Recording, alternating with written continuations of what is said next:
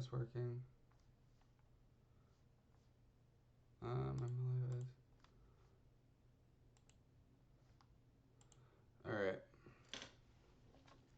Just test some stuff here.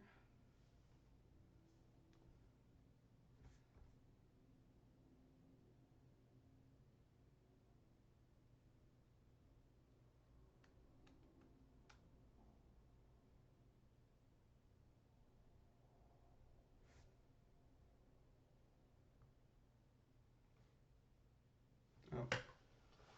Okay, so I need to change a couple things. Testing audio.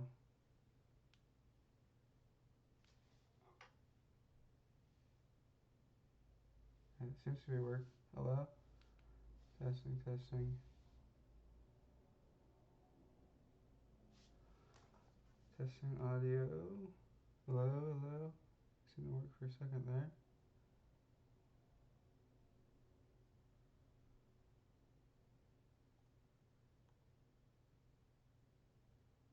Testing, testing audio.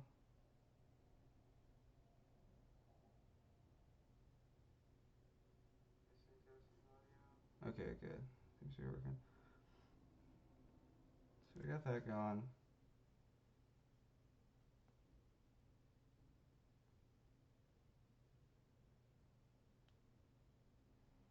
And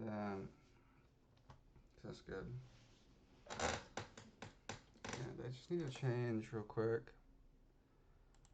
So let me turn this off for a moment. No, not that.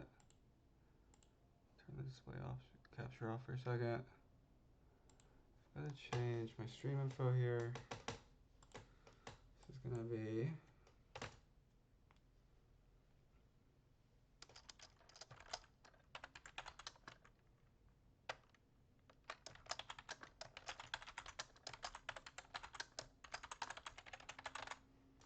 our program website development.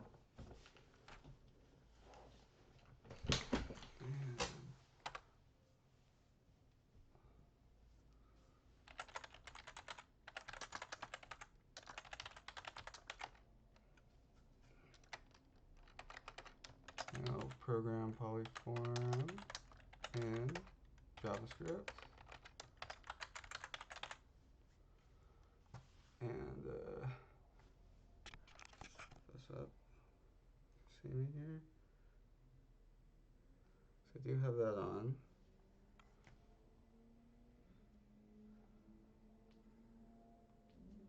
There you go.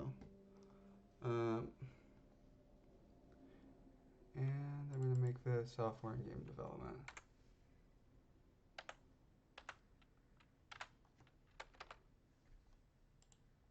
Good stuff.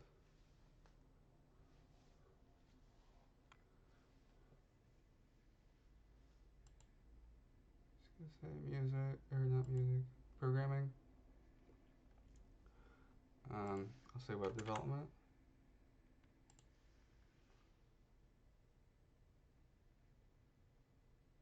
And cool. All right, so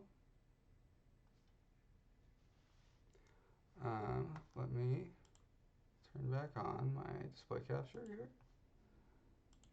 And so I've been working on this website for a while, past few days. And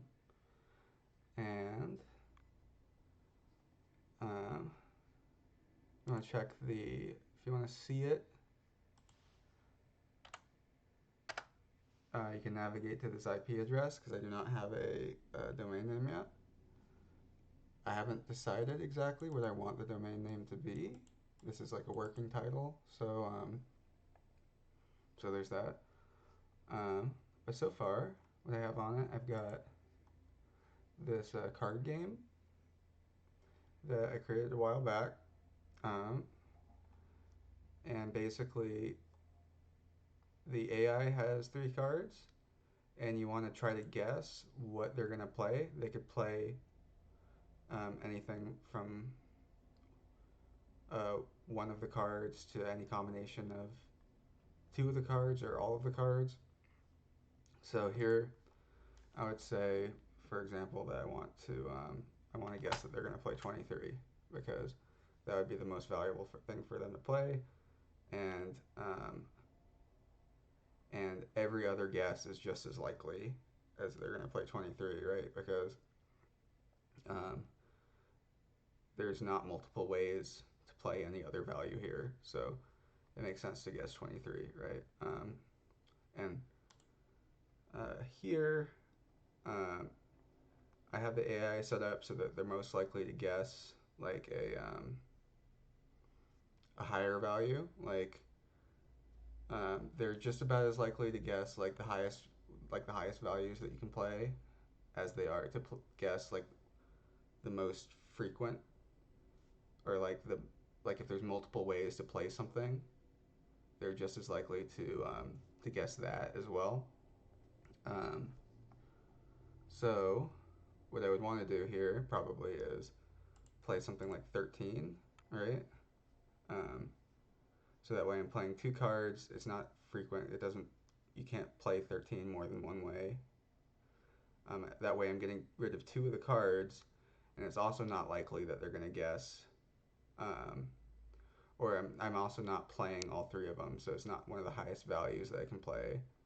So it's not likely that they're going to guess 13. It's still possible.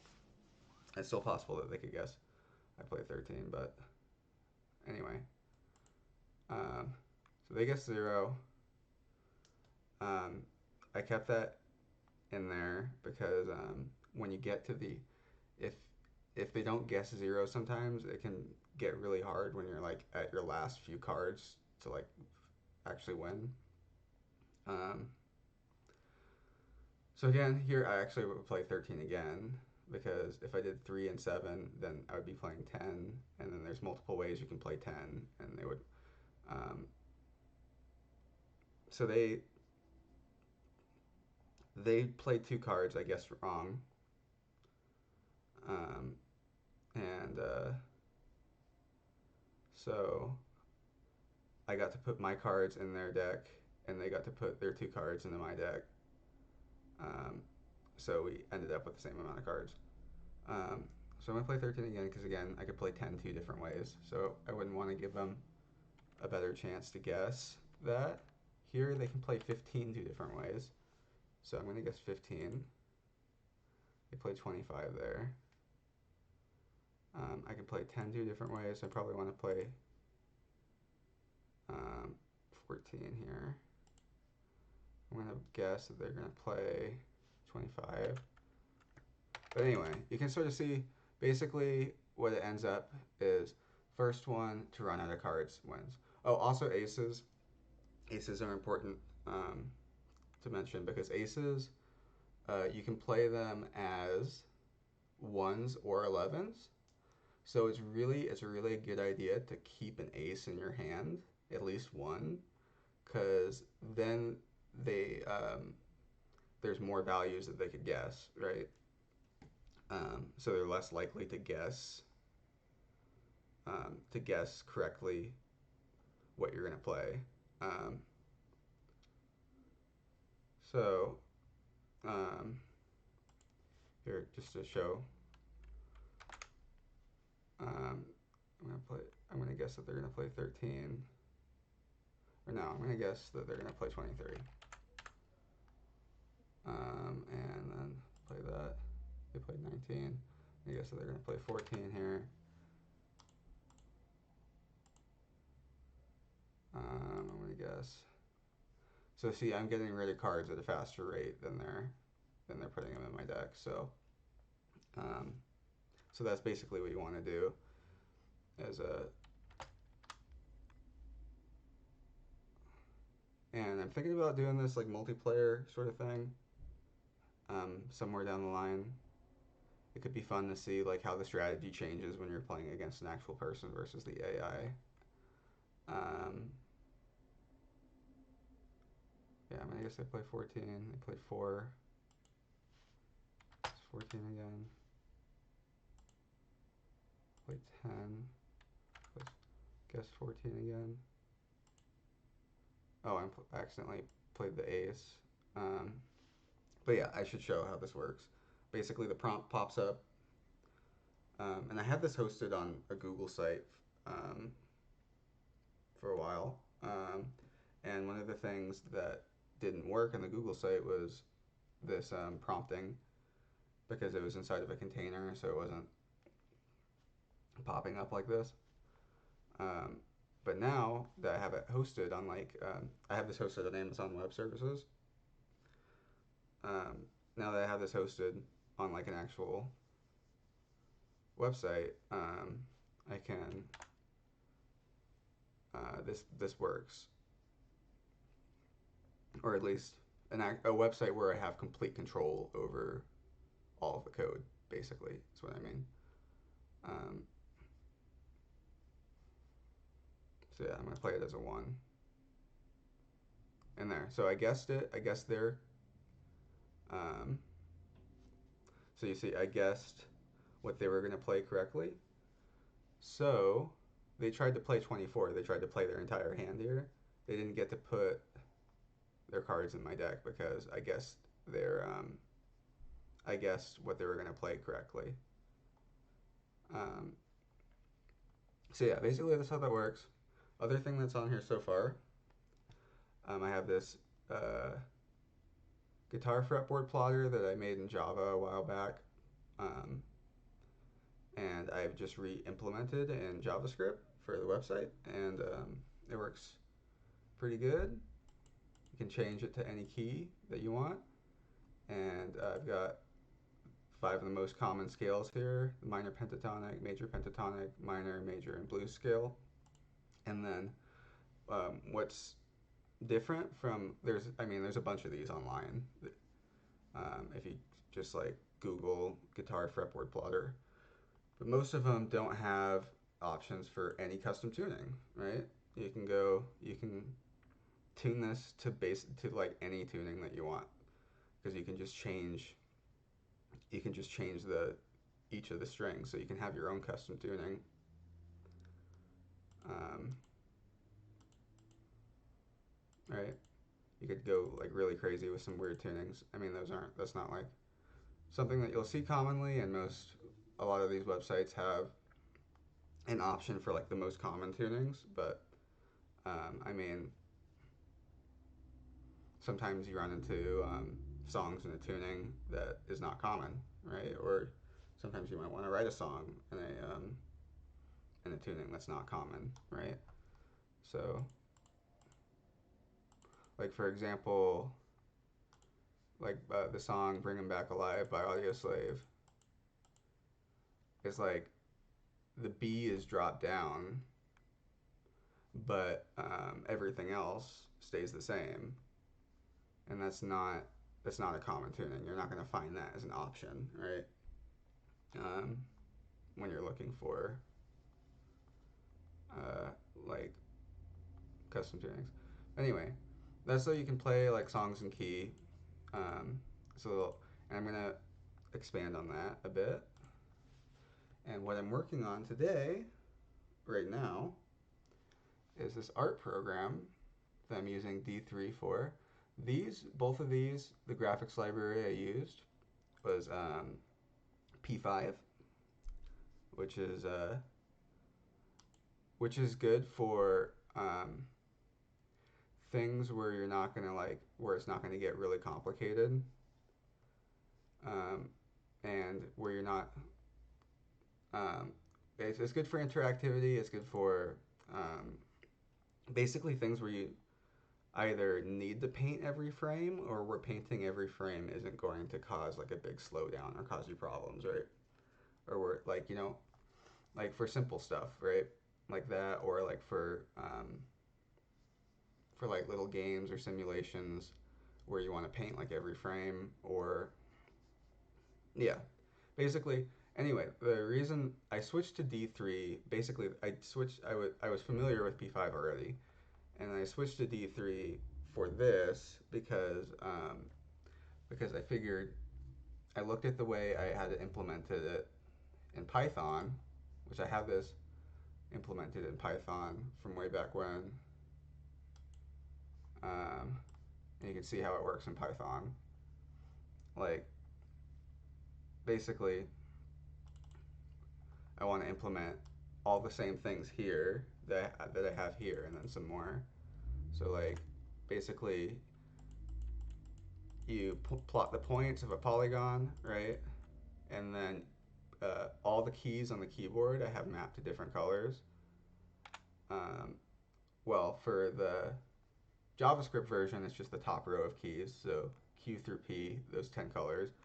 On In Python, I did the entire keyboard here, but I figured in JavaScript what I'm gonna do, instead of just using named colors, I'm gonna make it so you can pick your 10 colors and then change them when you want to. Like pull up like a color picker for the 10, and then I can use the other keys for other functionalities. Um, so that's basically what I want to do. And so here in Python, what I have implemented is taking the shapes, you can translate them with the arrow keys, the less than and the greater than keys will rotate them, and the plus and minus keys will scale them. So we've got translation, rotation, scaling, right? And then on top of that, I have functionality so that you can put a background image in here. Like you'll see, that's how I made. Oh, backspace also removes selected things, which I haven't implemented in JavaScript yet. The removing, which is probably going to be the first thing I do when we get to actually coding here. So yeah, I have that, and then I put here toggle select, so then you can use the plus and minus keys to blow it up if you need to, right? And so then I'll just hit toggle select again, so then it doesn't do that anymore. And so basically you can sort of trace the outline of like an image and make like a cool like polygon art thing from it. And that's how I made like if you see here, well, it's not showing up on here. Where is it? Oh, here, right? The icon, the little favicon thing, if that's how you pronounce it. Never heard it said out loud before. Basically the little anyway, you see the picture there. I made that with this, and like everything that you paint, right? You can go export and then export as a PNG. One of the things that is really cool about using D3 for this also is this is another advantage to D3, which is why I'm using D3 instead of P5 for this, is that D3, you're working directly with SVG elements in the HTML document, which means it's not that hard of an extra step to export what you make as an SVG as well. So basically, I'm going to add functionality not only to export as a PNG or a JPEG or this, the standard image file types, but also as an SVG. So you can scale it as large or as small as you want without losing any resolution, right? And then also, I mean, this already actually does save with transparency.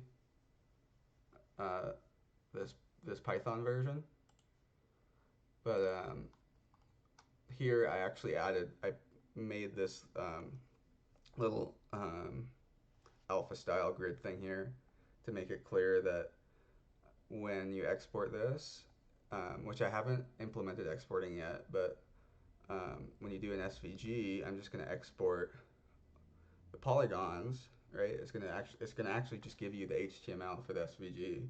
So so it will be um,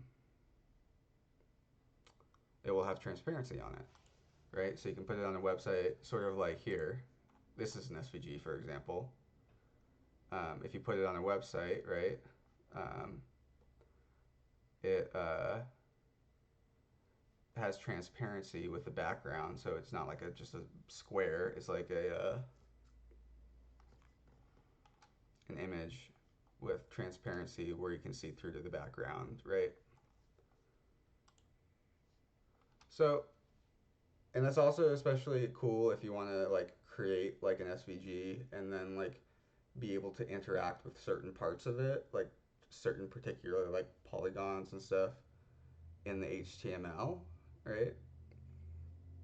Um, so there could be a lot of cool functionality for this. But anyway, so far I don't have that much implemented. I have creating the shapes, right? With the top row of letter keys, Q through P. So I've got black, what was it? Black, white, pink, red, um, orange, yellow, cyan, blue, and then something purple. Oh, orange. What, or no, what was O? No, O is blue. I've got it on here. It's black, white, pink, red, orange, yellow, green, cyan, blue, purple. Oh, it's missing green for some reason. Green. And then I have, so far, I have moving around the shapes. See, I can make any number of shapes here. And I can move them around with the arrow keys. And I can press enter to duplicate them.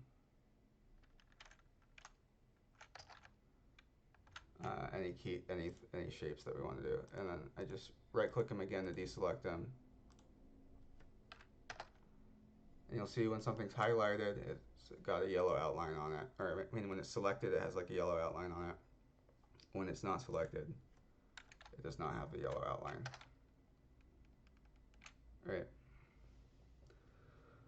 So that's what we have implemented so far. Next steps are to implement rotating and scaling and removing.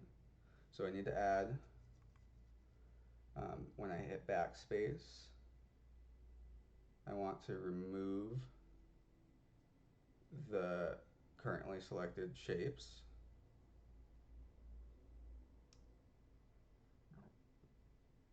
Which might end up being a little bit more complicated than Anyway, let's get started on it.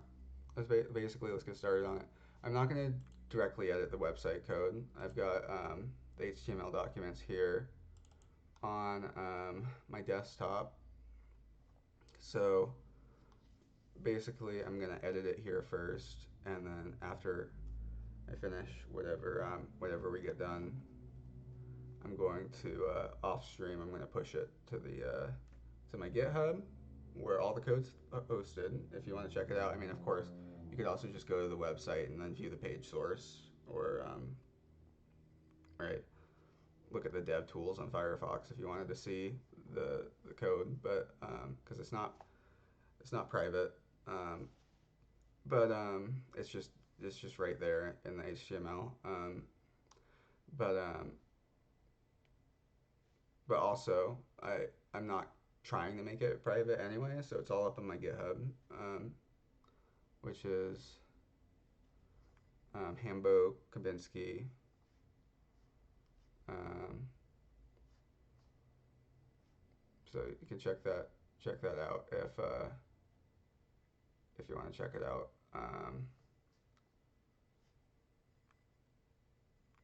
And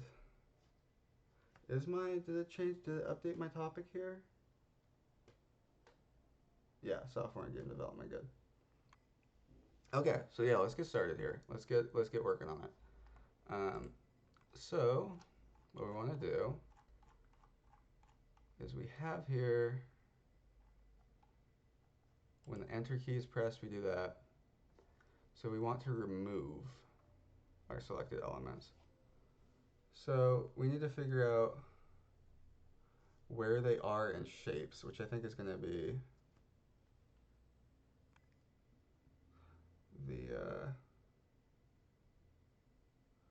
well, basically we just want to, so one of the things that's weird that was tripping me up when I was doing the duplicate thing a moment ago, um, was where we have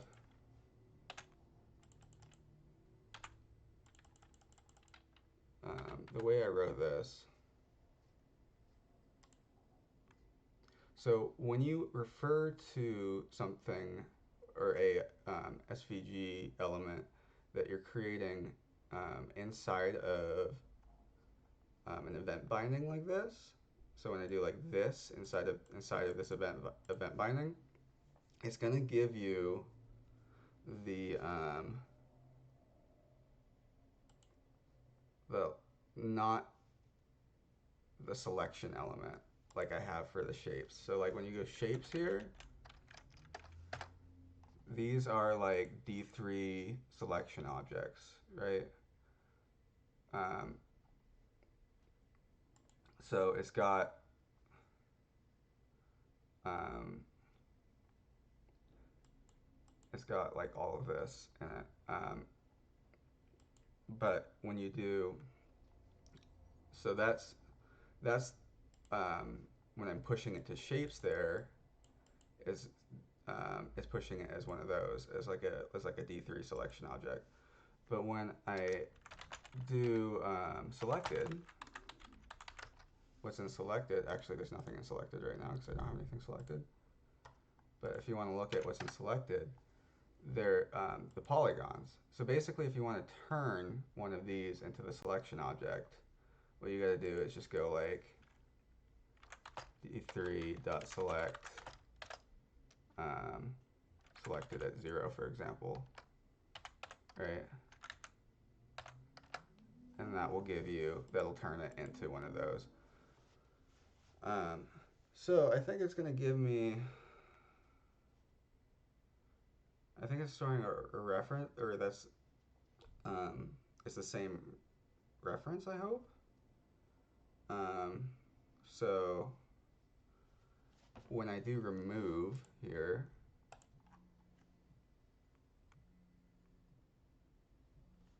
hold on one moment, I'm getting a call, so I'm going to turn off the audio here.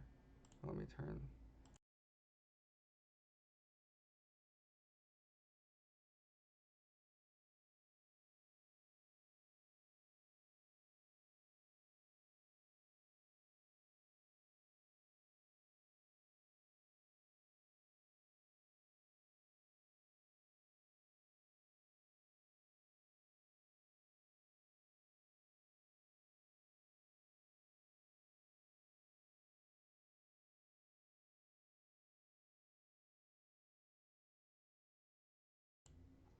All right, I'm back. So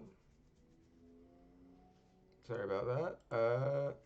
Let me make sure everything's going. Just getting a phone call. Testing audio real quick. Audio. Sorry about that. Good. Okay, so we're good.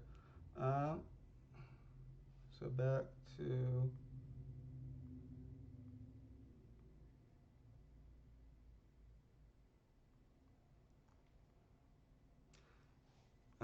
Looks like they left me a voicemail, but I'll check that in a minute. I'll try to remember to check that in a little bit, because I wanna get some progress here. Been talking about it for a long time without doing any of it. Um,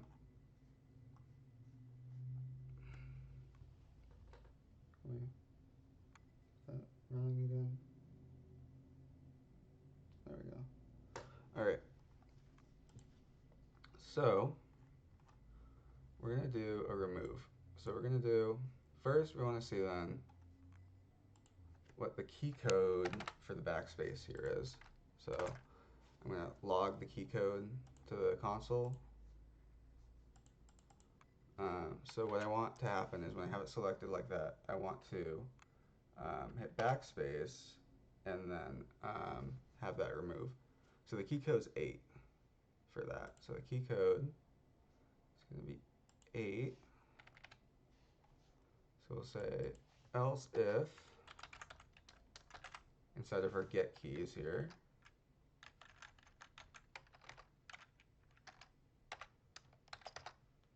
else if e.keycode is 8, then we want to remove the object. So we've removed stuff before because we've removed the points. So the way we did that was when I press one of these keys and then make a polygon, we first have to get rid of, or we have to get rid of the points, right? So we go for each point element, we're going to go point.remove. And our point elements, those are selection objects, right? Because we're adding those the same way that we're adding or those are added the same way we're adding the shapes, I believe. Yeah, so point elements, those are objects, or those are selection objects. So we're going to remove it. What am I doing? No,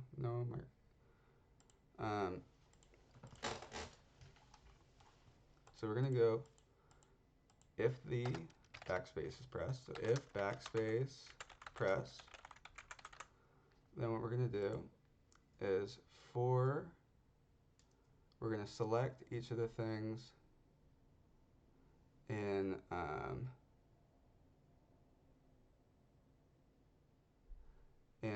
selected, and then we're going to find that in so actually let me test this real quick. I want to see, so we have those selected, right? I want to see then, or let me do it just with one shape right here first. I want to make sure that if I select the shape and compare it to like the shape and selected, so we'll go d3.select selected as 0, and I want to see, is this equal to shapes at 0? False, so that's a problem. That's a problem. So it's saying it's not the same selection object. So shapes at 0. What are we going to do here? We're going to say shapes at 0, groups,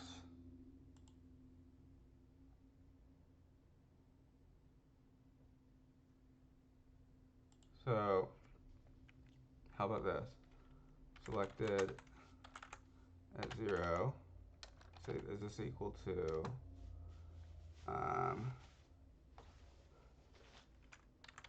shapes at 0 dot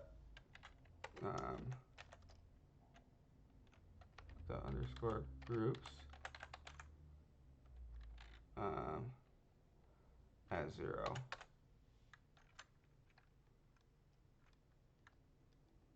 That's also false.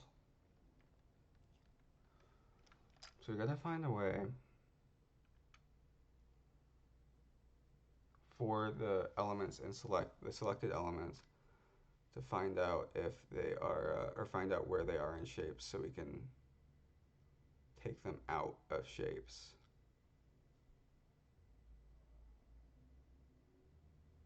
Right? Unless, I don't know, we're not really using shapes for anything yet. Are we? Do we even need to keep track of it that way?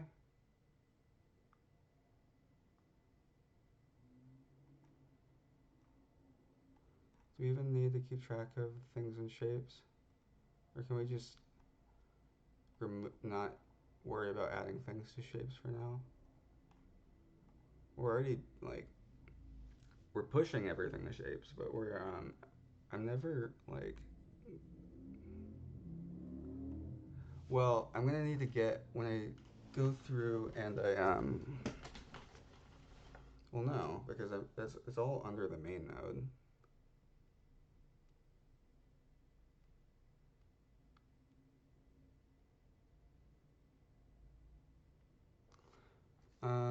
How about okay, so we'll go JavaScript deep compare object.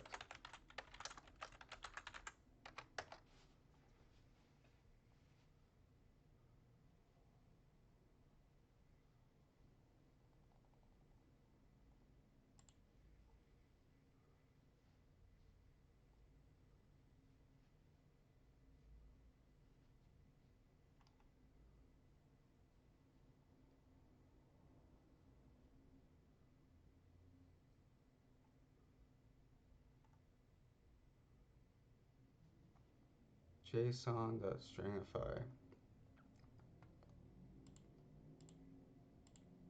So I could do that. JSON.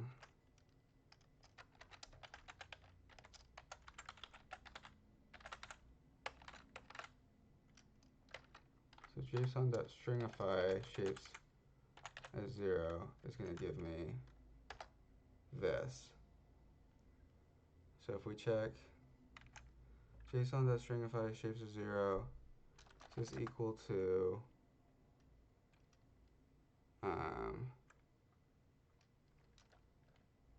d3.select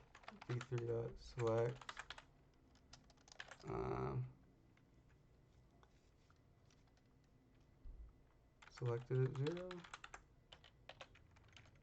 and then I gotta do the same thing here. JSON and stringify.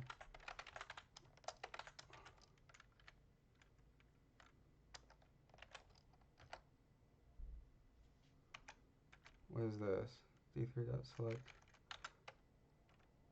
What is this gonna give me?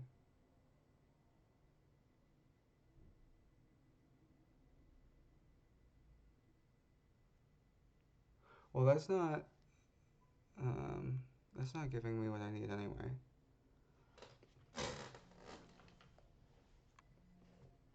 Sorry, one moment. Get another call.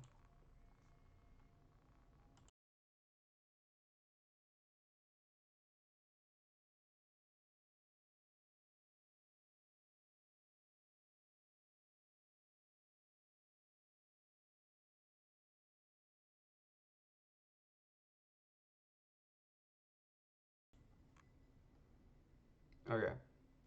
Well, I figured out that the phone call I got wasn't important anyway. So we're back. Okay, good. So let's do then.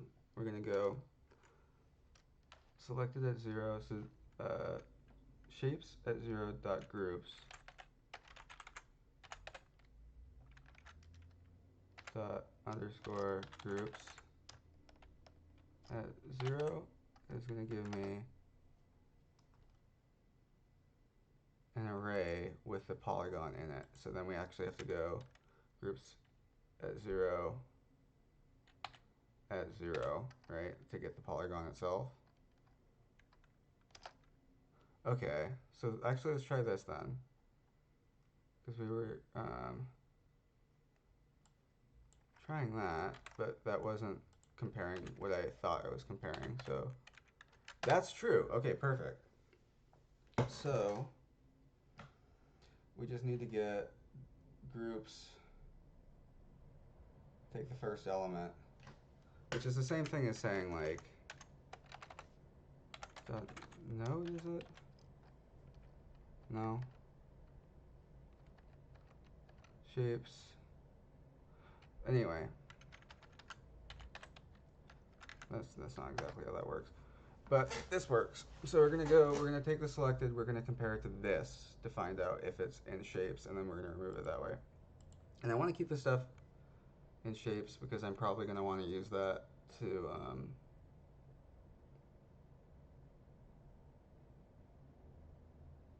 print everything. or export everything ultimately. So I'm gonna want to keep that. I'm not gonna want to remove that. We're gonna keep pushing stuff to shapes. But we need to remove it from shapes when we remove. So if backspace is pressed, not only do we want to take the selected shape. So we're gonna go d3.select. So we're gonna do it for every selected element. So let's actually just make a function to remove, just like we did for cloning here. So we're gonna go function remove element, and then we're gonna go element. I'll just say remove element. We don't need to do. I need to keep it that short. Remove element.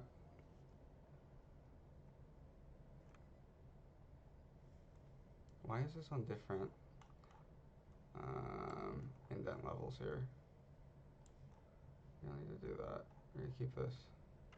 Put that here. That's good. So remove element, and what we're gonna do with the element is we're going to remove it. So we're gonna go D3, and the element is gonna be from selected. So I wonder, should we keep it?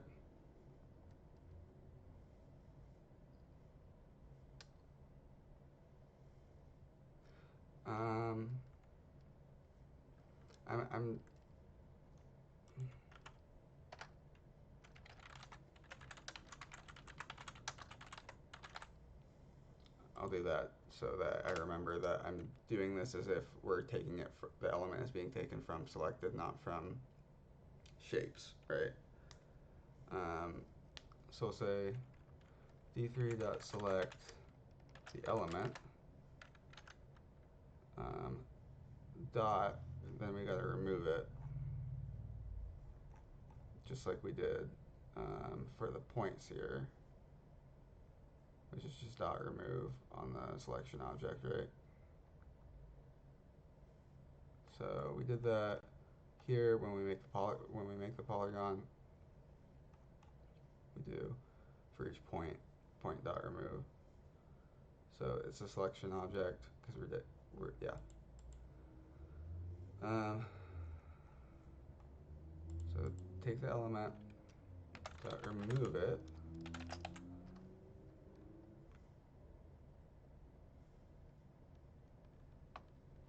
and then we need to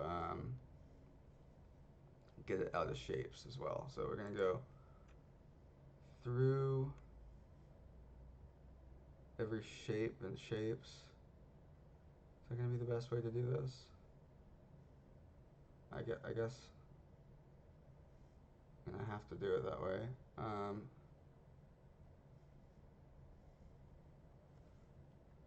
For let I equals 0, I is less than shapes dot length increment I, and then we're gonna go if element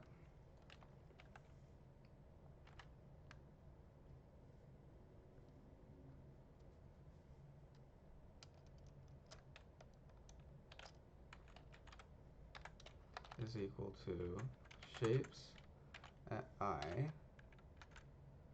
underscore groups 0, 0, then what we need to do is we need to go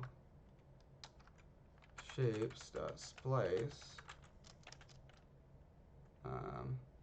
I and one element. Alright, to remove it from the array, and then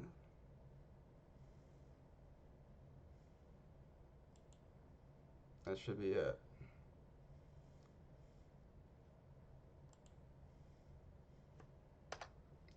say whether we removed it or not.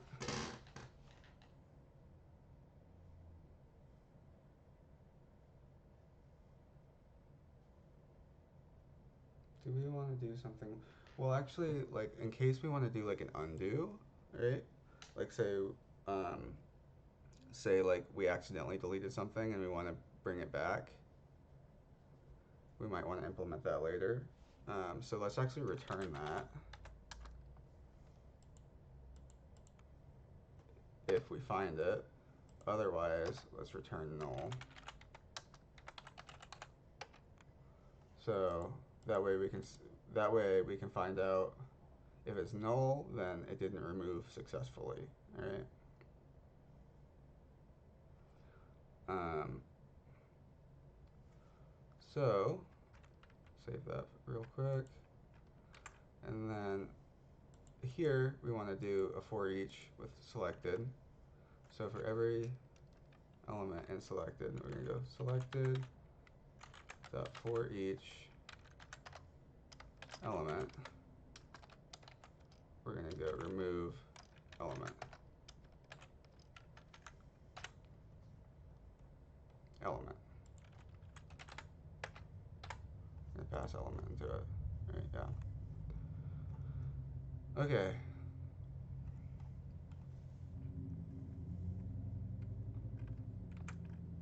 So let's see if that works. Missing after condition. I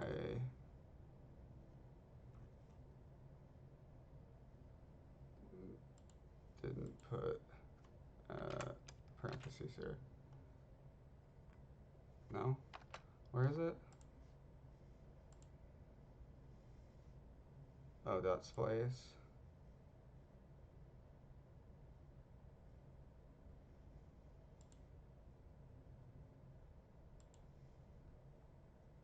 No. If element is equal to that, return. Where is the problem?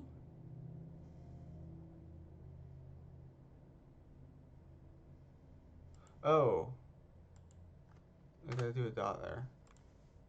Dot underscore groups, right?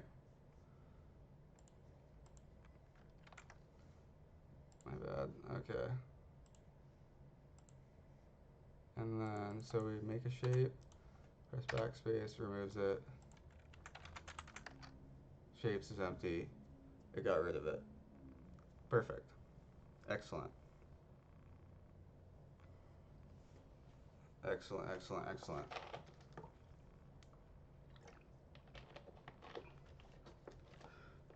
So we got backspace remove implemented.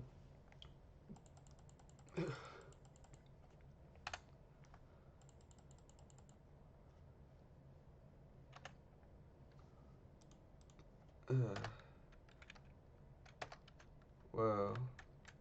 Why are we getting that now? When I'm trying to duplicate. It was working a moment ago. For enter.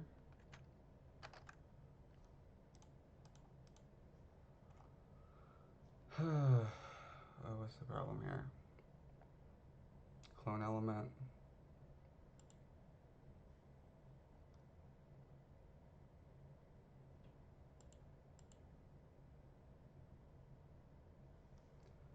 So that's weird because it worked before.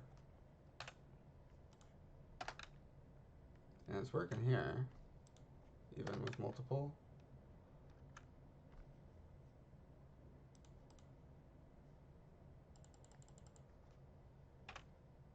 Oops.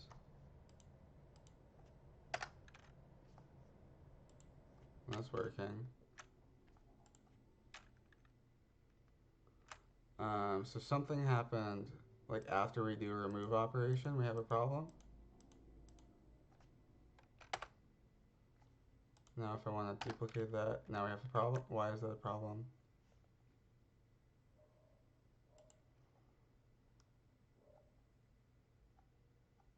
Oh. Well, no, because we're getting that from...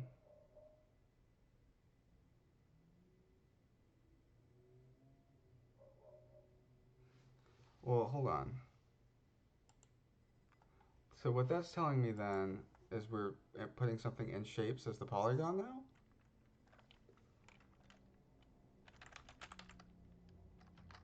No, that's there. When we select it, we're not getting a... Oh, we still got stuff in select. Oh, we forgot to remove stuff from selected. Yeah. We got, okay. Yeah, we got to do that. Um,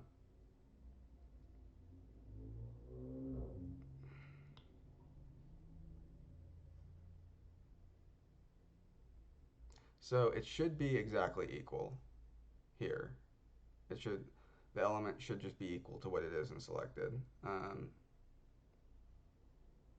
But actually,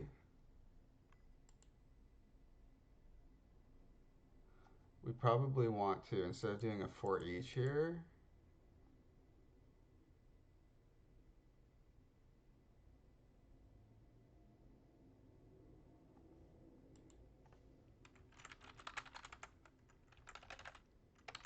this is going to return what I put in, right? So selected.splice, like say 3, 1.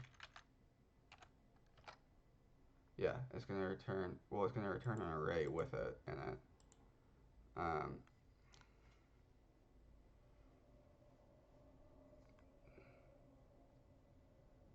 so everything in selected, well, we just want to remove everything in selected. So we'll just go after this. We'll just say selected is that. There's a new array. That should work. We don't need to worry about removing things like one at a time. That would be kind of dumb. So we'll just remove all of them from shapes and from the HTML document, and then we will set selected to a empty array so that we're basically clearing it out. Do that. Say we make a bunch of these, right? And then we want to remove some of these. So go remove that, remove that, remove that. Right. Now we duplicate that again. Now it all works. See, selected. It's empty. Shapes is going to have 4 selection objects in it. Perfect. Excellent. Okay. So yeah, you just have to do that. Clear out the selected as well when we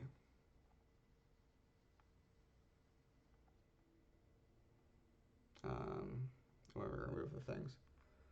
So now that we have that implemented, let's do rotating. Let's do rotating next. So I have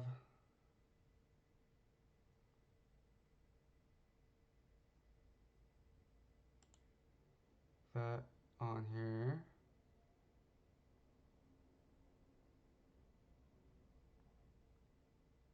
I have an example of that somewhere.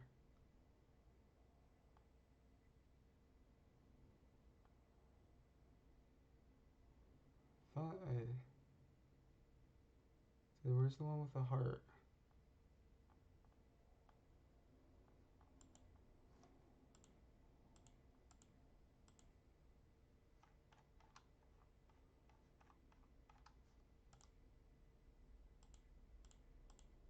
So I have this open so that I can export. I have exporting set up. Or that'll be what I look at for that. What is this for? This is a clone. I don't need clone anymore.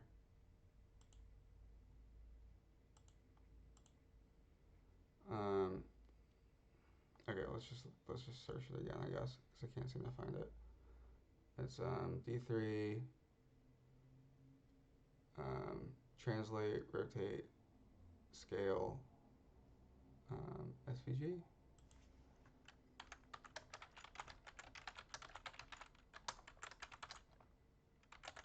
Skew SVG.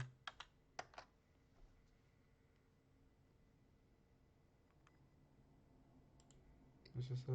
Yeah, here it is. This is the one I was looking at. So we did for translate already. We added that to transform. Um,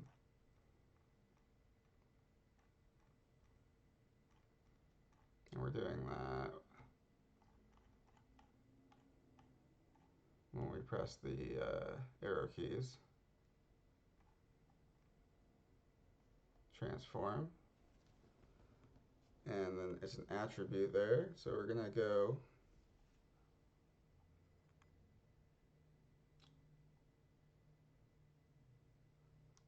we're going to need to append it to that.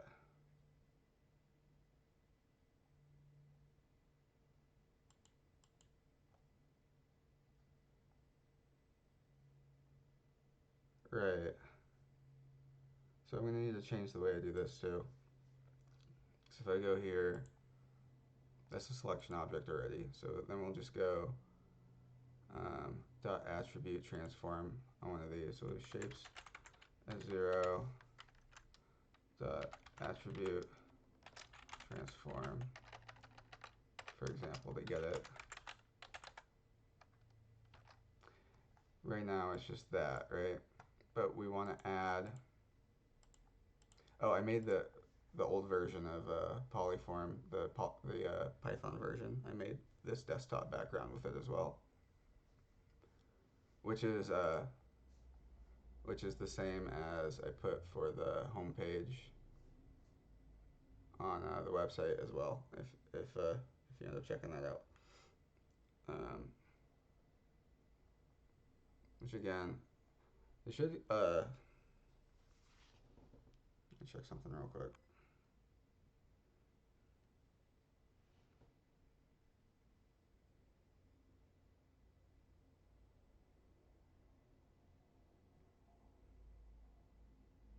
It's not good.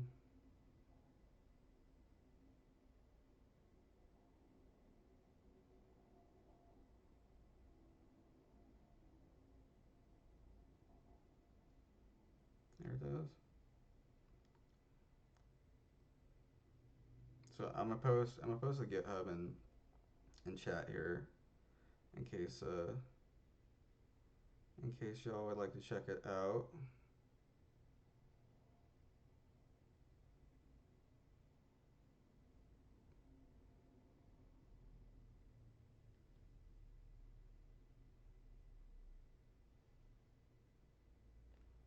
If you happen to be watching the VOD.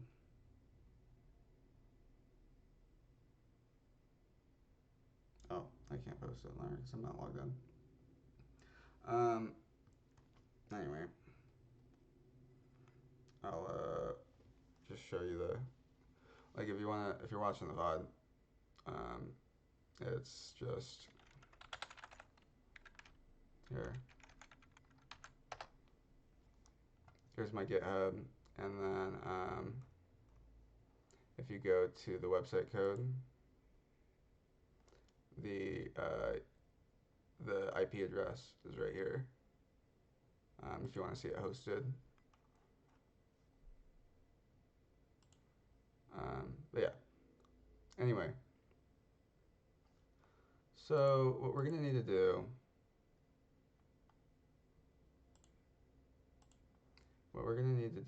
is something a little bit different here. Is we're going to, since we have that, if we have multiple things on there,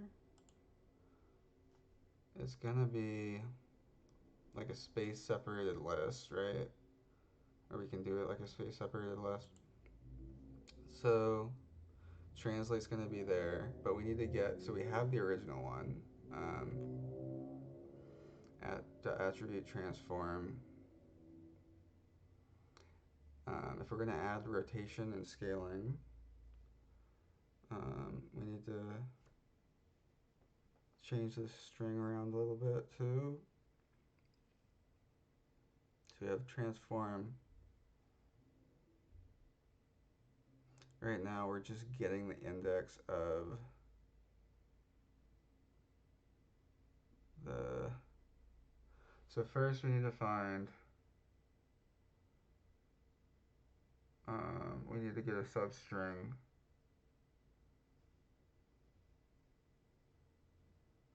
We need to get the substring starting at transform and then ending at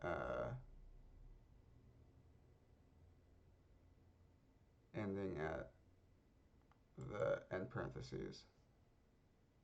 So if we do that, we got, so this is going to have a transform string, right? So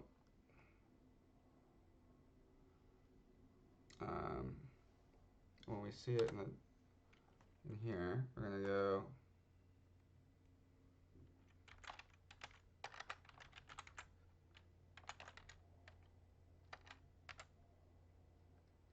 dot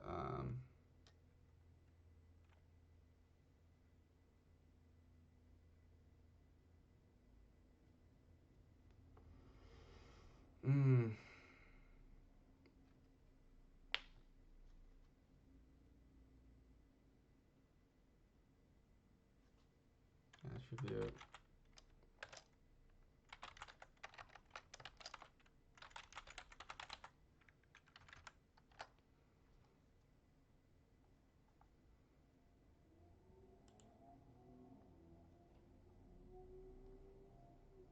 so we can, yeah, we can do that. We could go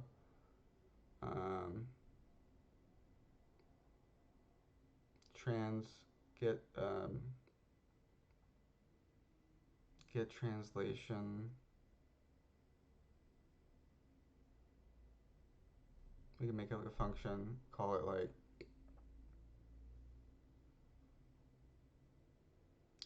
get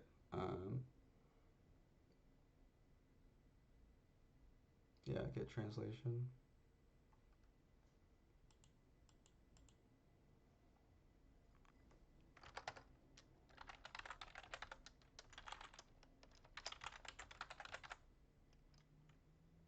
And we're going to do it for like a shape element.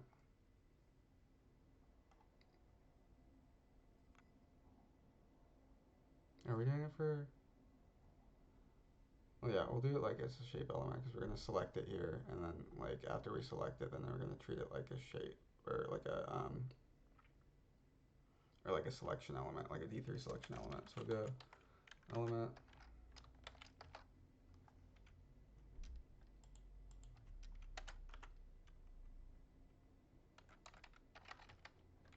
get translation x and y from a D3 selection element. All right. So we'll go like let the translation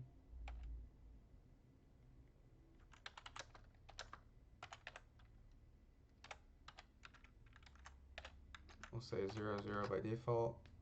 And so if, well actually, so we have this. So say that again, but actually go like let s equal that. And then we're gonna go s dot index of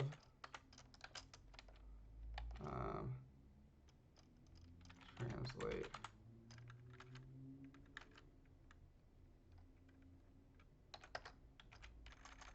Right, but if it was not in there, like that, it's negative. But it's going to say at 0. right? If we did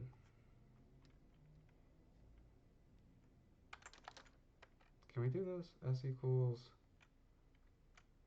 some string plus yeah s, right? That works. Then if we did dot index of, it's yeah, gonna tell you it starts there at the 6th index. So then we're gonna do, then when we do substring, or when we do index of again, right? So then we go index of with that.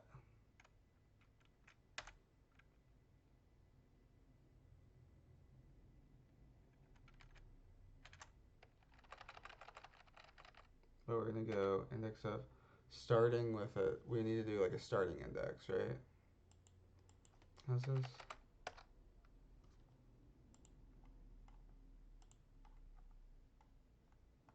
We go arguments.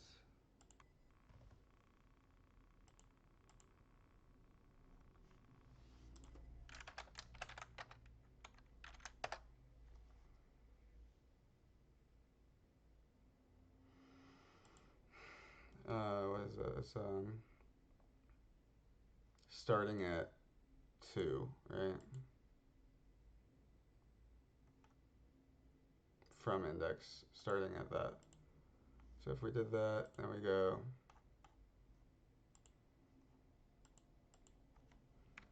index of translate, not translate. So we're looking for then left parenthesis, but we're going to start at where we said before, 6. It's going to give me still the hard index. So that's okay. So that's how we do that. So we go get translation element. So we're going to go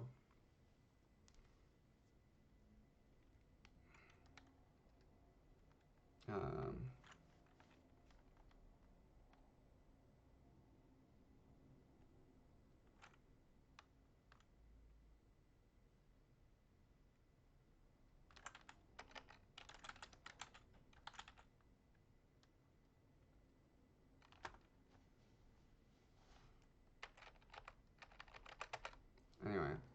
So if it's -1, we're going to say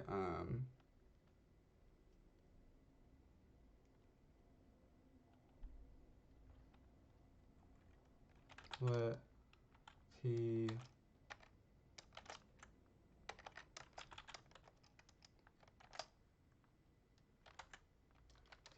string index is going to be equal to well, first let's get it as a string. So we're going to get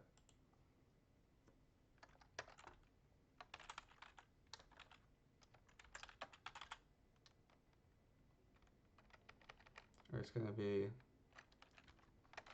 transform string. It's going to be element dot attribute transform, right?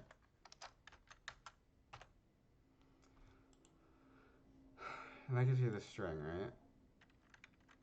That's what we did before. The attribute transform, it gives you the string.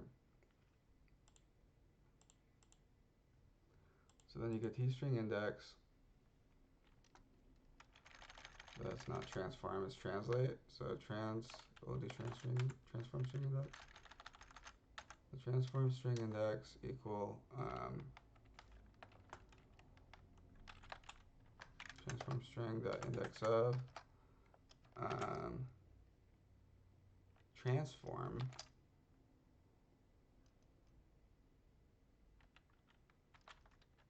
or no, we're not looking for a transform, we're looking for translate.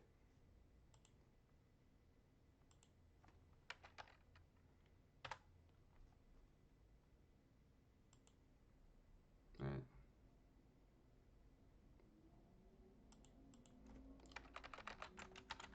Translate string.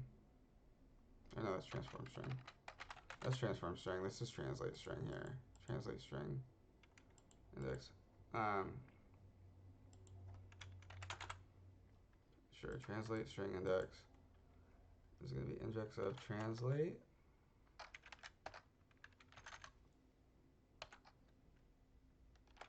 And then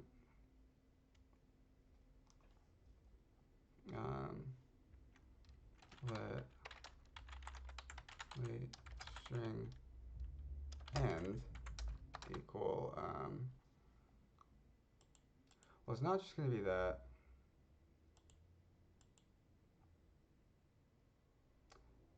The index of that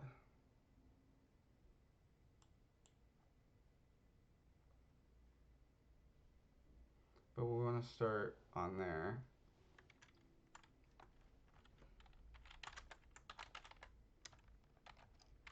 So we're going to do the transform string. We're going to be looking for the left parenthesis, and we're going to be starting with this index. So after where it says translate, where's the first left parentheses? And then for the end, we're going to go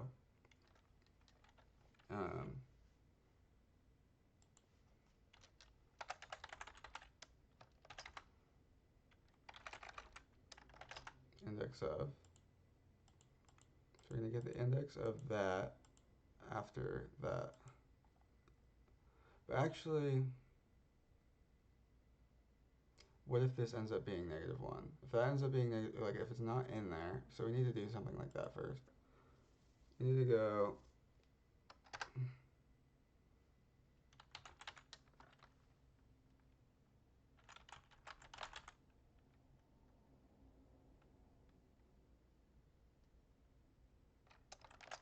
just say translate index. And no, translate string index minus, no. How do we want to do this? We want to do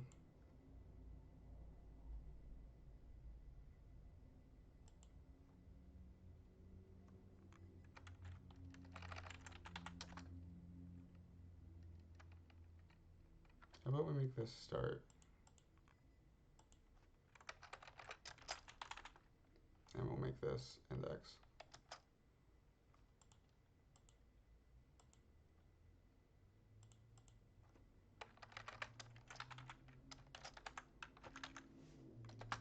So we're going to do this.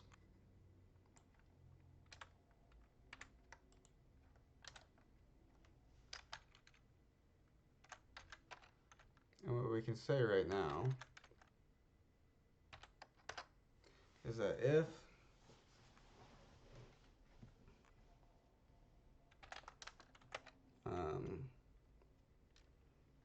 this is -1,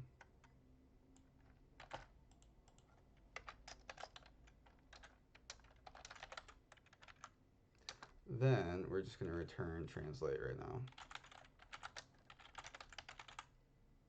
Because it's 0, 0. Like if it's not, if it hasn't been translated at all, then the amount that's translated is none. It's 0. Right? But if it does exist, then we need to get the numbers. So it's going to be index of, and then translate string index. And then the end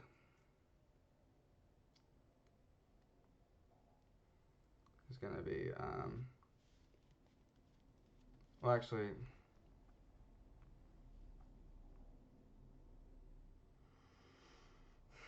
we don't really need this, I don't think.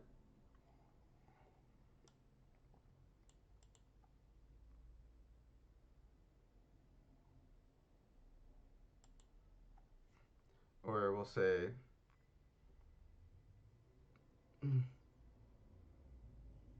num2.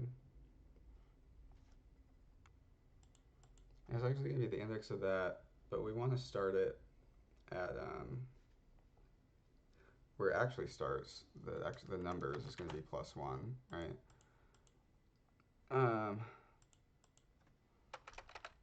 and we'll say y, where the y value, the y translate value is going to be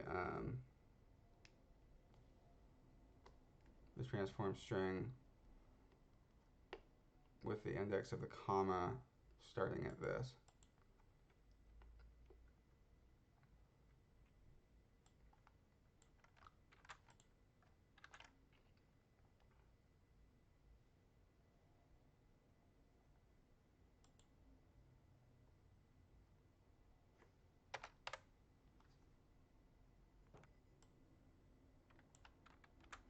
Alright, so you can take that. Which I mean, doesn't really, we don't necessarily need to do that. I mean, we could just use the same thing here because it's going to be the same, but I mean, if we're going to do it again, we might as well start a little bit later just because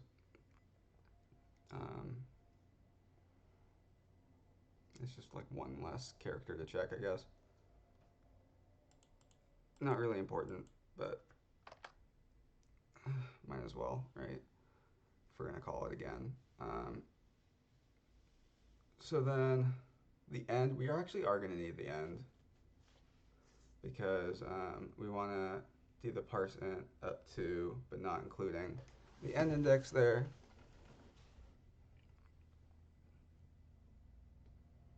So we'll actually keep it, we're not going to do +1 on it, or -1, because it's going to be exclusive anyway when we use it. So when we do substring, so we'll do let translate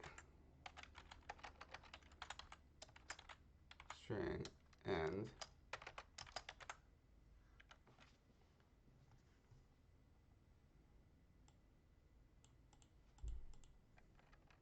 I'm just going to say TSL to make this a little, because we're going to have to write this a couple times. TSL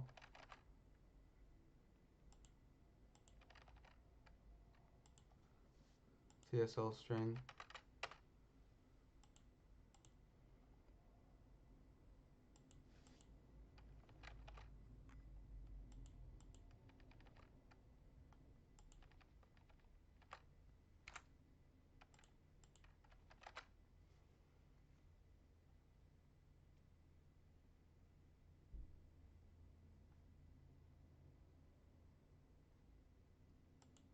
Or we don't need to do this. Do it here though. We'll keep this.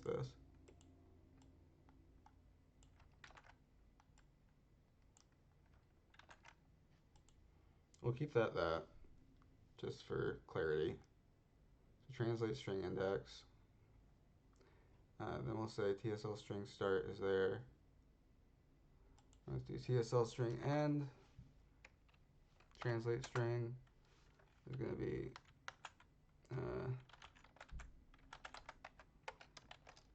string the index of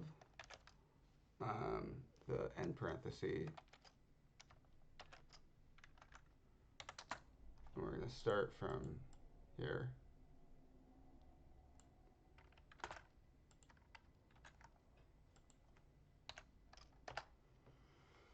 And that could be in like a few characters away. So anyway, so there's that, and that. So as far as getting the integers, then we're going to do translate at 0. So the x value is going to be parse int,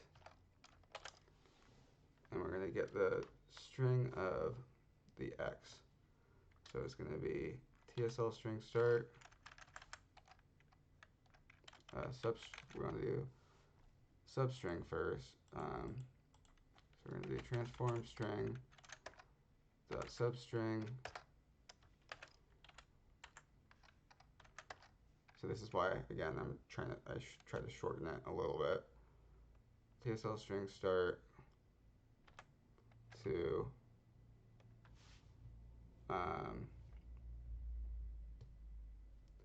and it's going to be TSL string y minus, or actually -1, right? Just -1 because the index is exclusive.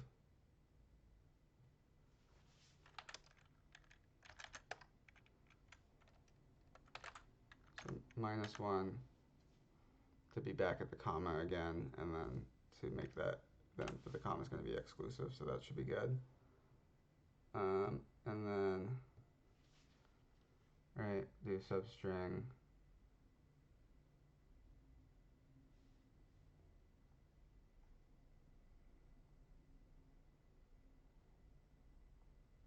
Say we wanted to get there to there, right? But we just wanted to say, we just want translate, that's it. So we're going to go s.substring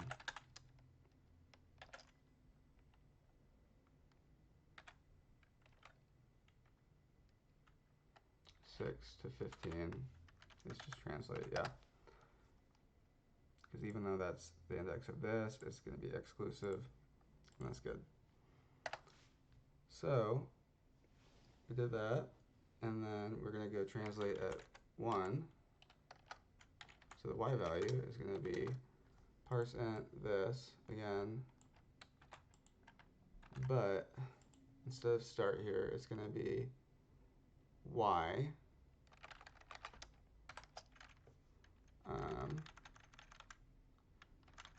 So it's going to go, yeah, from the first index of the first number there after the comma, and then we're going to go up to, but not including, TSL string n. That should be good. And then we're going to return translate.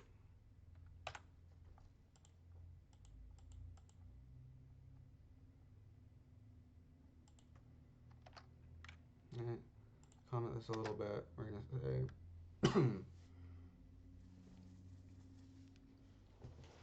that that we did this because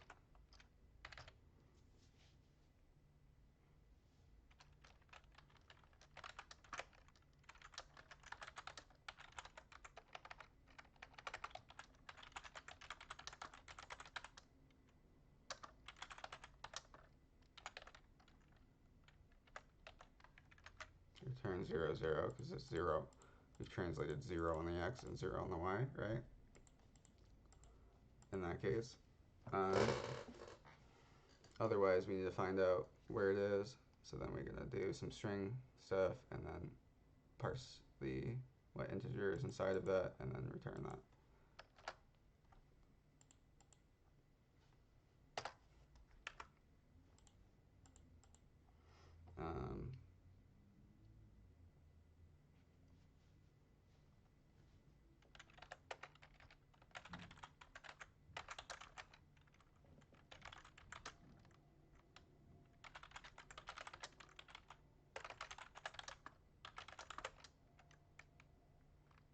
Otherwise, parse the transform string for translation x and y values. Good stuff. Okay, so we got that. So we're going to return translate there. And then the next thing that we can do is fix the way we did this. So tx is going to be, so we're going to get, t is not going to be that anymore. It's going to be get translation of the element.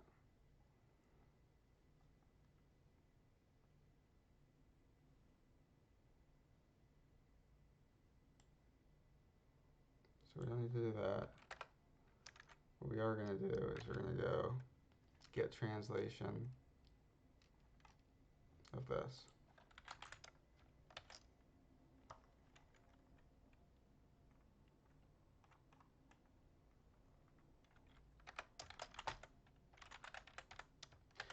And I'm aware I'm sort of mixing up camel case and underscores just kind of randomly, not for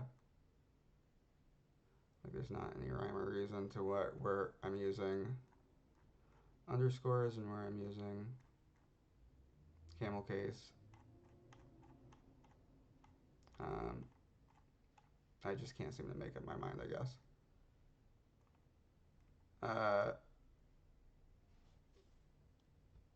So it is what it is.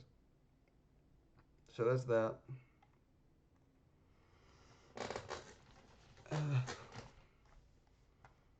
So we're going to get that there, and then we're going to get,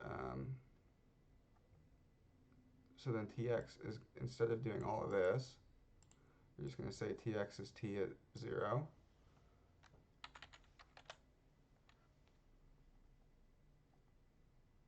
And then ty is t at 1.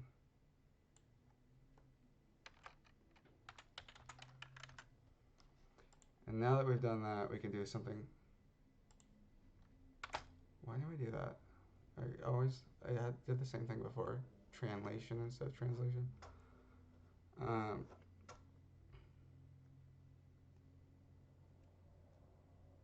Yeah, plus tx plus ty. Get translation there. Selected that. And then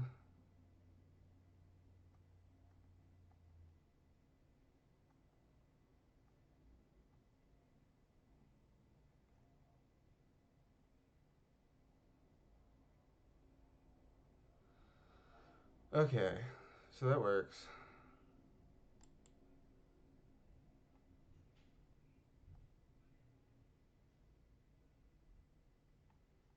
We could just do here instead of that. Let's just make this simpler. We're going to just go plus equals t at 0 plus equals t at 1. We don't need to make variables here. We don't need tx, we don't need ty. Let's just get rid of that. And get rid of that. So I've simplified this function by abstracting this out, which we actually needed to make more complicated, because now we're going to change this transform. We're going to treat this attribute differently because we're going to be using multiple things in it.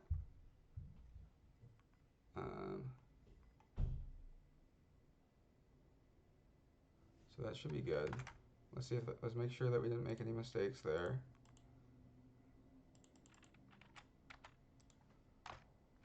Okay, so we did. Transform string is not defined.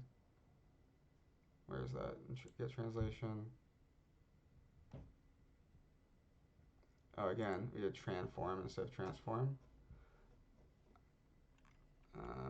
It's not the first time I've made that mistake. I don't know why I seem to make that so much.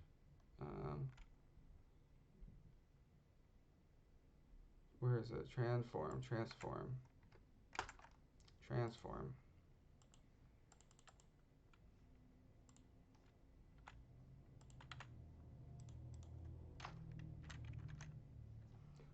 Transform string is not. Transform string is null.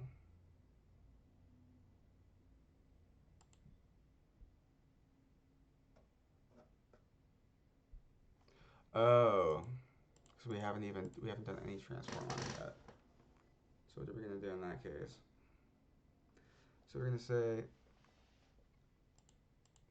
well, then just say if transform string is null,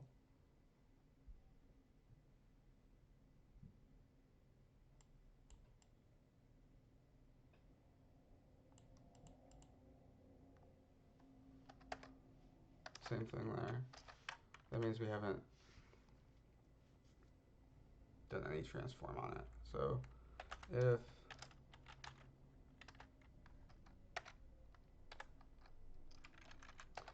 transform string is null, then we want to return translate.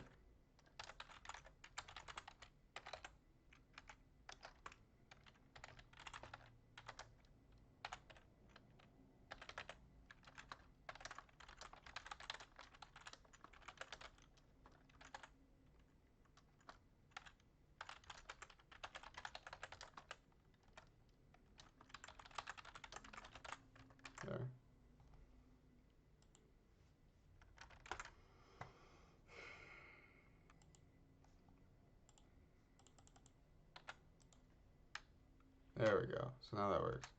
Good stuff. Excellent. So we're good on that. And then we just need to do, now that we've done that, it should be the same sort of deal for rotating and scaling, right? So we're gonna do, so I wanna see, okay, so rotate, that takes an X, a Y, and a Z. So we can do it in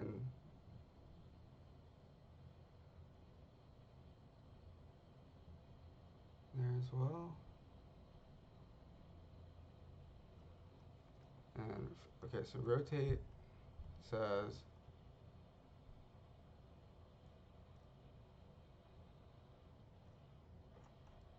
where does it say rotate? Oh no, degrees. Okay, at a given point, and then X and Y if we wanted to rotate about a specific point. Otherwise, it's going to be the origin of the user coordinate system. Origin of the current user coordinate system. Around the point 0, 0. So we don't want that. We want to do it, we basically want to average all the points.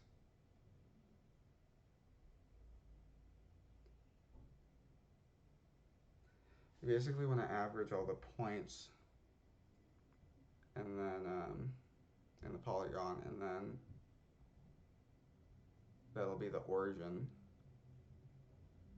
So when we get the points,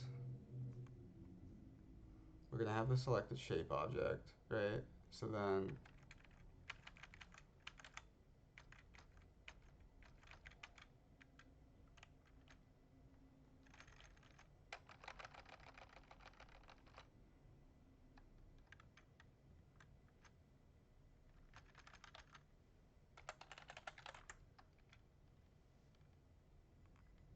SVG pointless.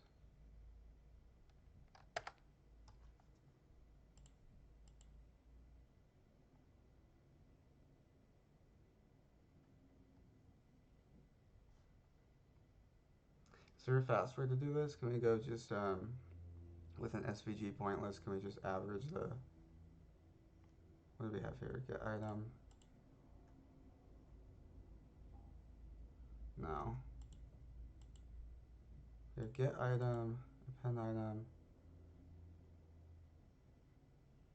initialize. That's good to know. Like if we want to edit a polygon to add more points, we can just add it that way. We can just go, like say, dot points dot append item.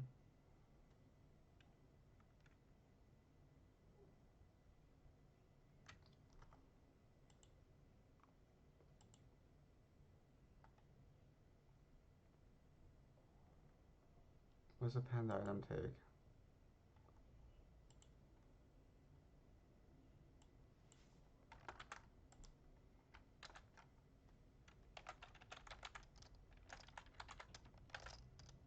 Can I just go like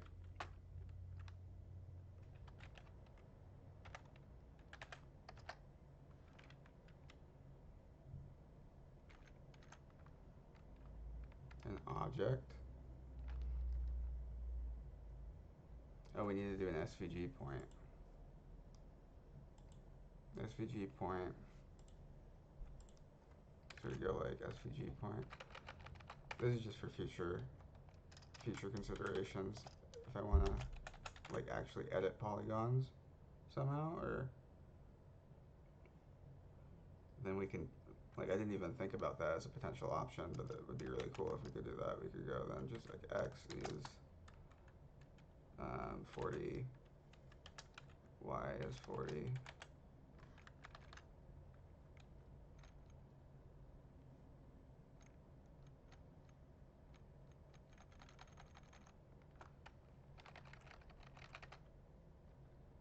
Can we just do that? does not implement interface SVG point.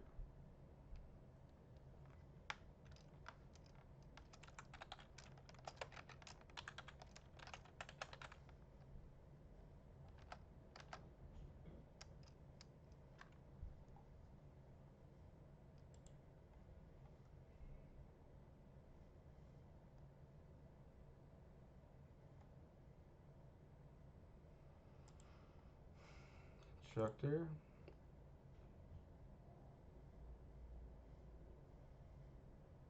Matrix transform XY.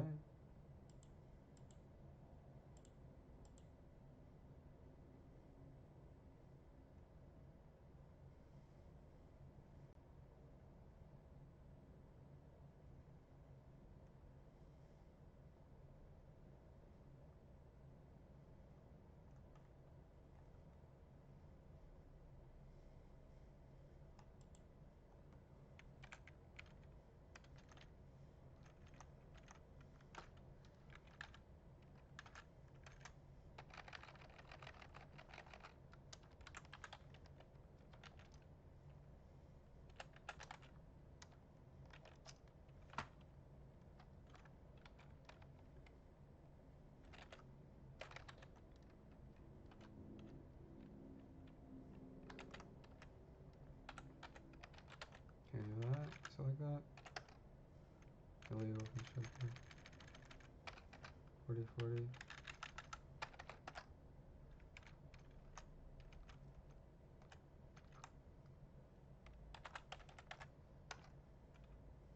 Okay.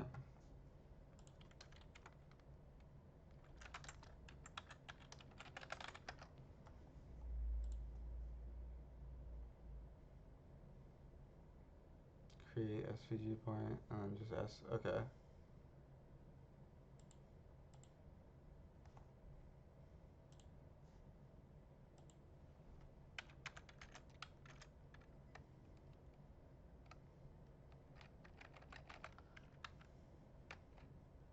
Anyway, so I'll go S equals create SVG point. Is that right? Create SVG point.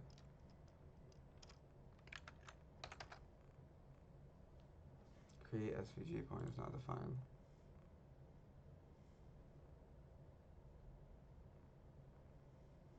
Deprecated. No longer recommended.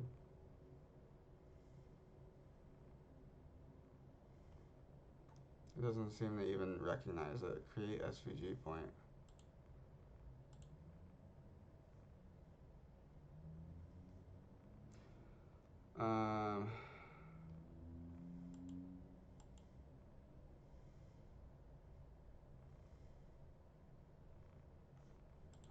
What does it say to use instead? Use DOM point.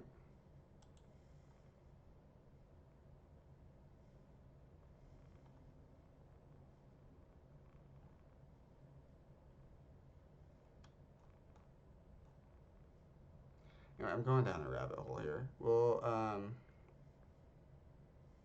but it would be cool to do though in the future. So I kind of like.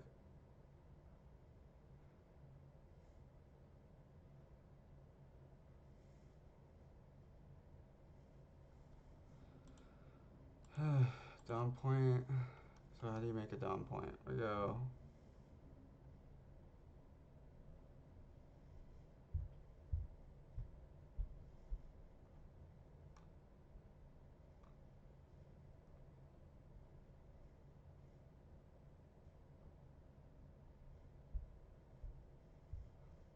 From point. DOM point from point. Source point. What's the source point? A DOM point or okay. Anyway, I thought there would be an easy way to do that based off of what I was looking at, but maybe not. Unless there's SVG point list. Is there something for the point list? That I can just add one?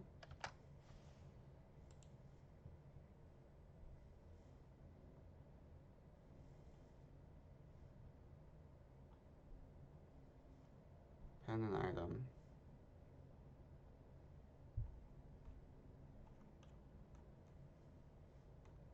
I mean, I could just set points to something new, right? Or can I do that? Can I just go points as if I wanted to just I could just get the string and then add another thing to the string? Would that work? If I wanted to do that?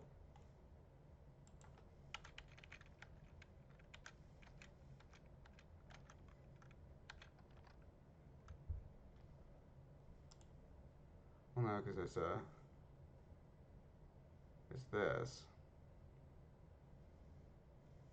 But anyway, so what I was trying to do, what I need to do is I need to go as the points at 0, for example, dot x is going to give me that. So I need to go through all of the points and then average the x's and average the y's. Alright?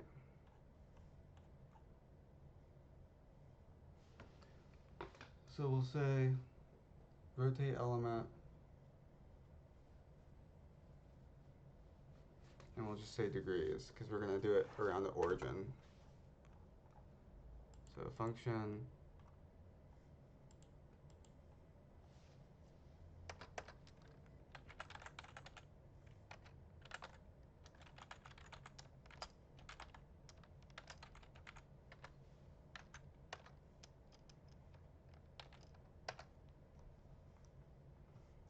and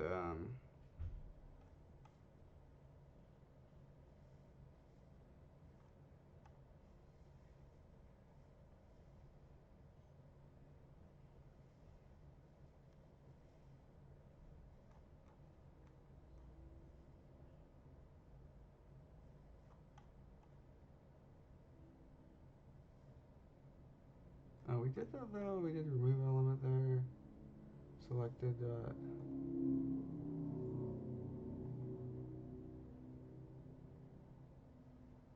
So we're using in selected actually there, but we're not. I never actually selected it in here. So like.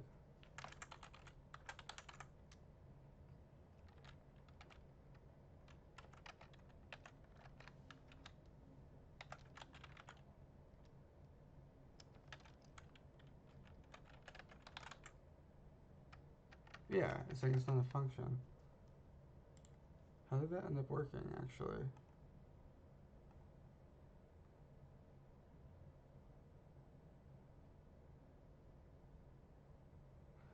Oh, because I'm passing it in that way. I'm selecting it when I'm passing it in.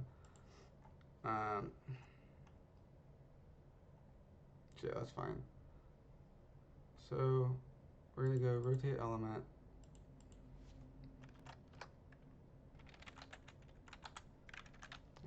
and then degrees.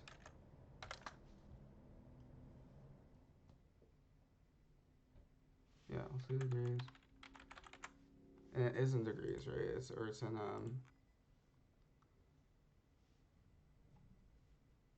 I believe it's in degrees, not radians. Yeah, degrees. So we're gonna go degrees.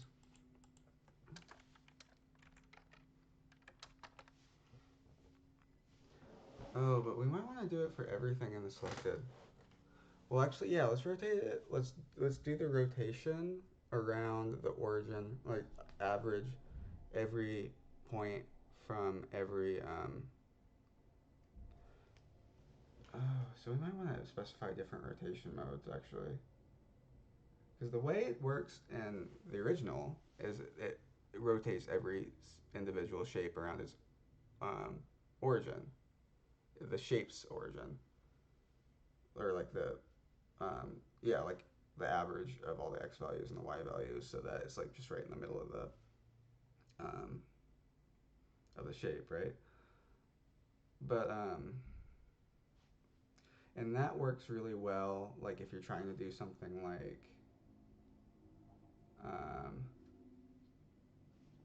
like a fractal sort of thing, right?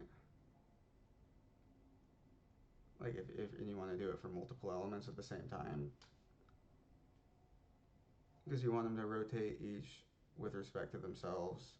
And then, but I think most of the time what you want to do, and you'll see that work, like if you don't know what I mean by that, oh, no, that's not the right one. That's a module, so that doesn't even have like a thing to run. Um, you'll see what I mean by that. Like if I make a few things here, right? If I take these and I rotate, then it rotates each of them with respect to itself, right? What I think I want to do by default is have it rotate with respect to like the middle point of all of these, right? I think that would be cool to do it that way. So we'll say, oh, but no, then we'd have to do it all at once.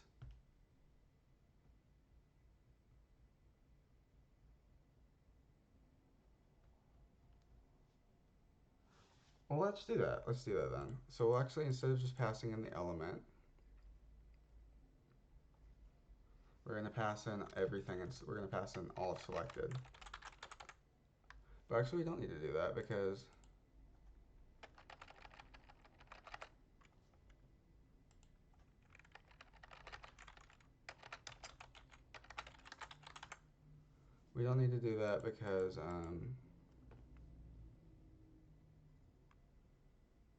selected is in like the max scope here. It's like it's basically like almost like a global thing. So we're gonna say rotate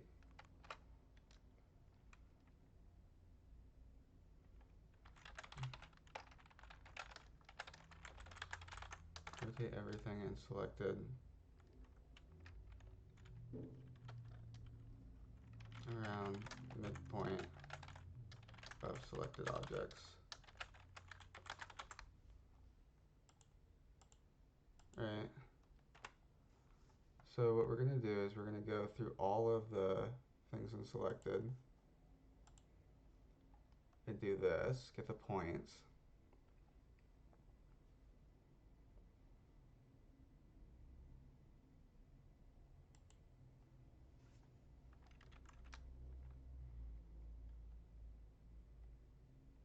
So we'll say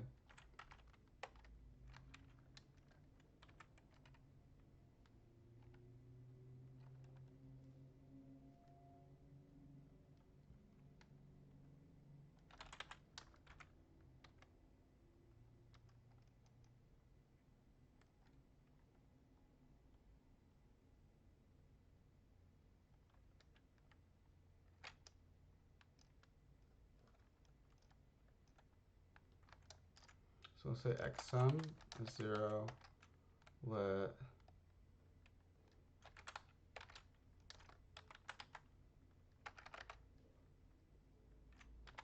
num x values 0, let y sum equals 0,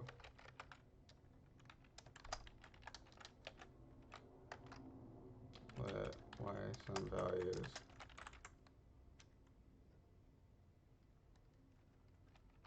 or not y sum values, num y values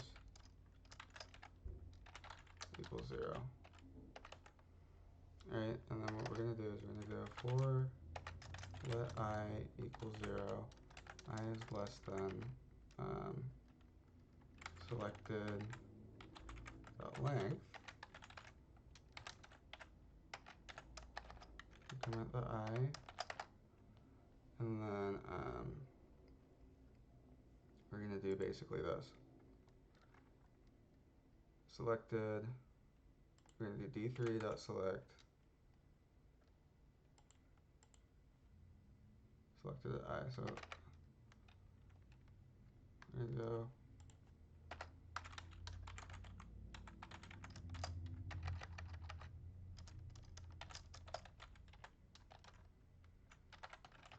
let's say selected element is null.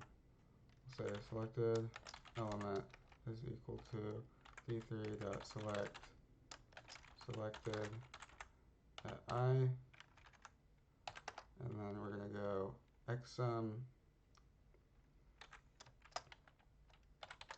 plus equals selected element and just basically this groups group 0, 0.0 dot x.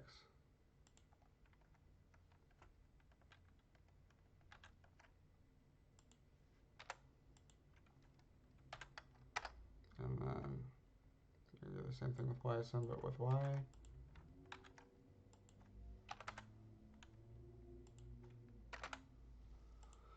That's good. And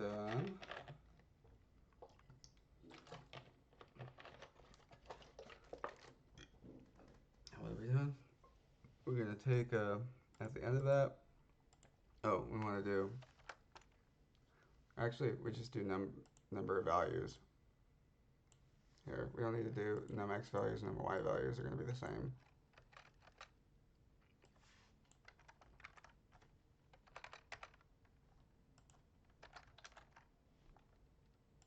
In this case, say num values. And then, which is actually just going to be selected dot length minus 1. So we don't even need that.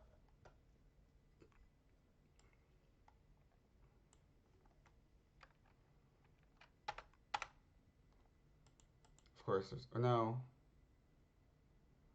no, that's not right. We actually do need number of values because it's going to be, and we also need to loop through the list here, the SVG point list. Right? And we can do that, right? We can go like,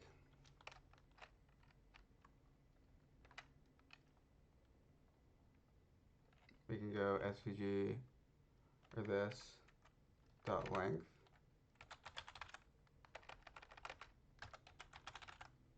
Can we do that? Undefined? How do we do how many elements? No, length is there. No, not points to 0 dot length. There's points. Okay, dot length.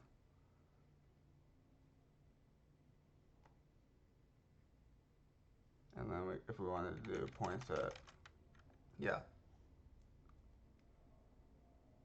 Okay, so we can do that. So then we go, actually here, not points at 0. We want to do for every point in points, right?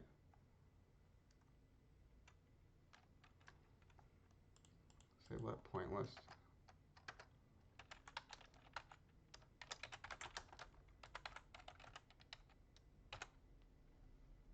Say let point list equal this.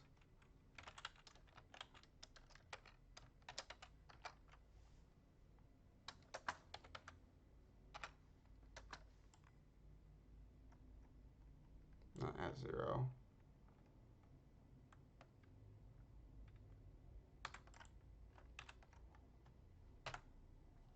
And then we're going to do, well, we don't want to do let. That's a redeclaration. We don't need to do that. And so here we want to go for let j equals 0. J is less than point list dot length j plus plus.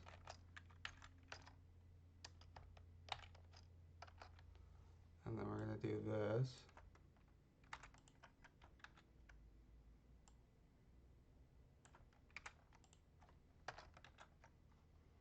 But points at j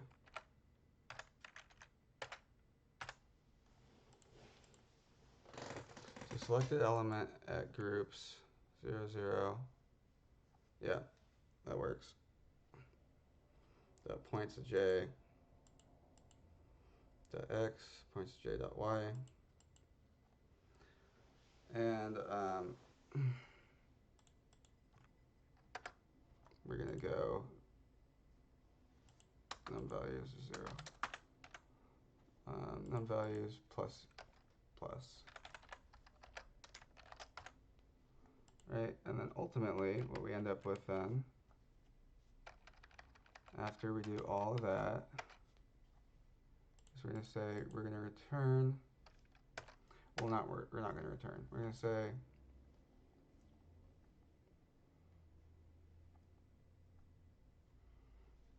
let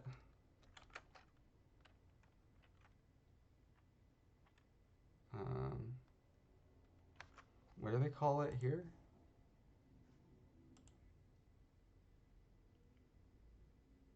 Around a given point.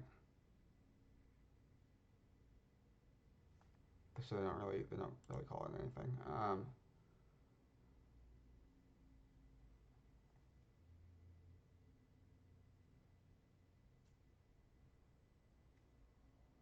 I'm just gonna say origin. Let origin equal x sum divided by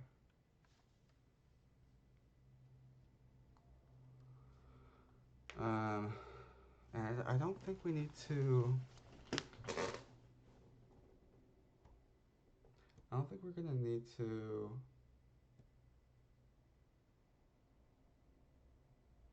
make it an integer, right? It should still work with like floating point numbers, I think.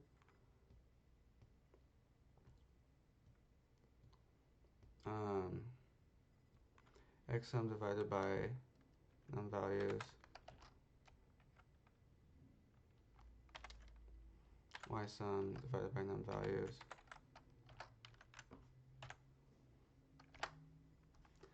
and then we're going to rotate everything around it. But before that, let's make sure this is working. So before we do all that, let's go return origin.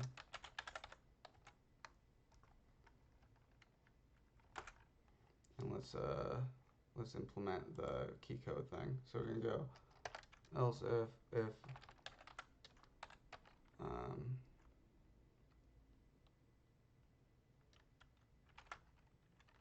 so it's gonna be these two keys, but I need to find out what those are. So we're gonna have to log it in the console.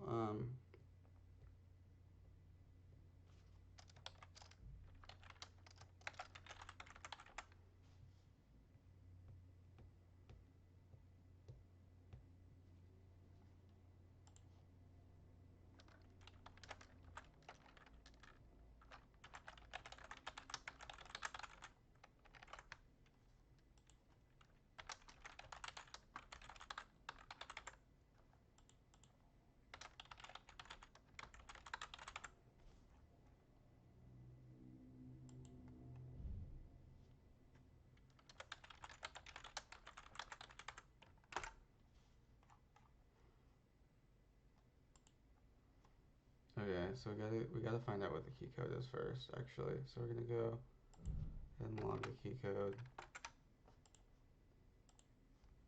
Leave that open.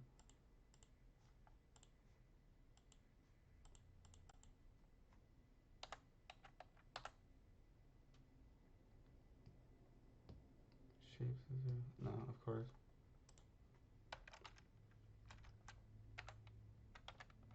Okay, so we got 188 and 190. 188 is the left one, right?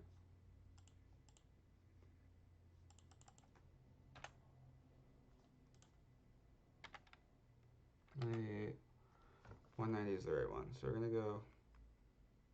What's one? I wonder what 189 is then.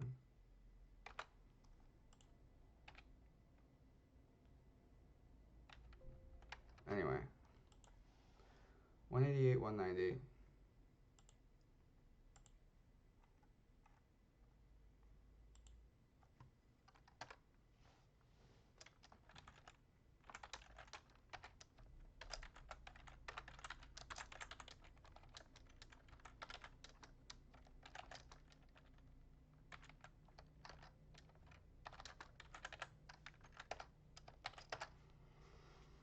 Then we're gonna go ahead and do rotate selected.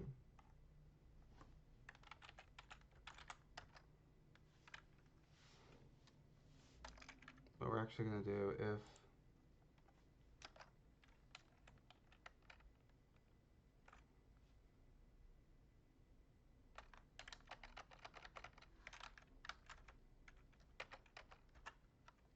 we want to do it by like,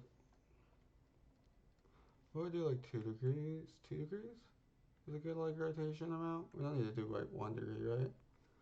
We'll see. We'll see how it ends up working. We'll also go if rotate selected. No, if e.key code is equal to 188, rotate selected -1. So we're gonna go left. No, it's gonna be a positive, or a rotation left would be a positive angle, right? Or positive degrees, because that would be like that. So we want to do 1 actually, or 2. Else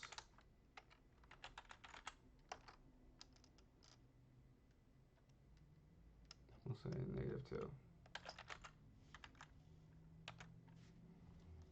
So let's make sure that we're getting our origin point correct.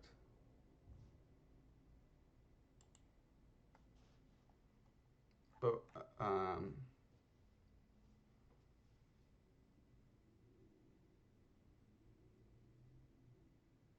I'm going to say if selected dot length is equal to, if there's nothing selected, then we just want to return, right? We don't want to, because we get to divide by 0 there. So we go if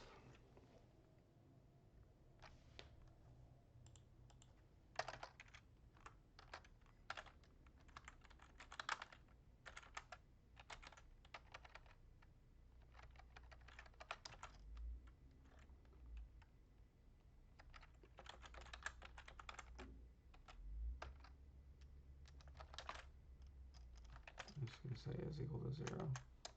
Selected dot length is equal to 0. Then return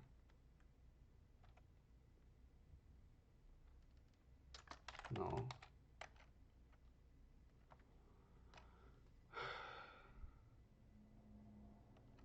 For now.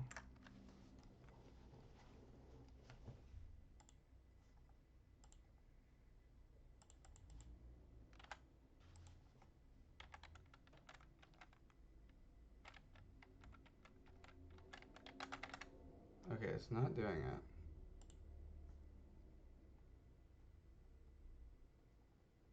It's not. Oh wait, we don't want to just return origin. How about we do return, because we're not going to have this return anything, I don't think, unless we want to do like method chaining or something, which I don't think we need to do for this. Or actually, what if we do?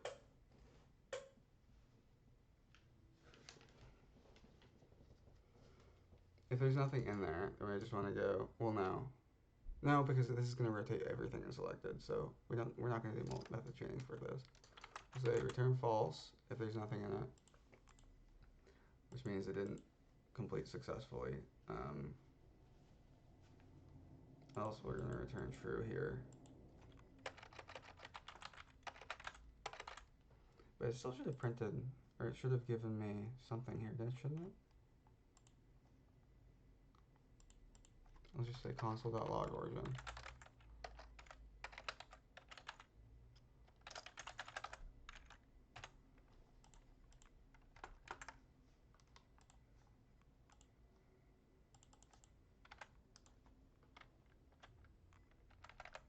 Okay. Good stuff. 190 and 270, right? So we're going to give it that rotate around a point, the number of degrees. So we're going to go, so that's working. And then so we're gonna go selected dot for each element. We're gonna go, oh, you know what? Probably don't want to do it that way. So we gotta do the whole transform. We gotta do the whole like,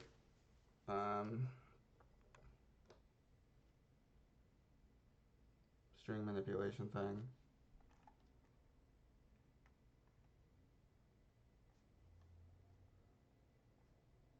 Which is just gonna be this again. So we should actually, if we do get,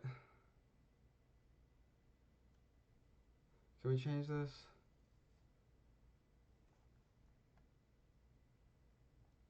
Yeah. What if we just do this like, instead of this,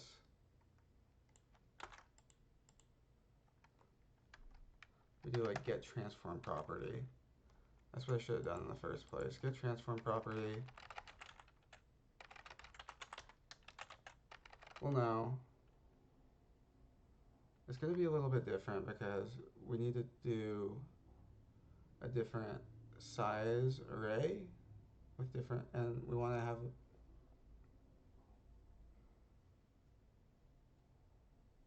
but we could just push it to whatever we need, and depending on what we pass in.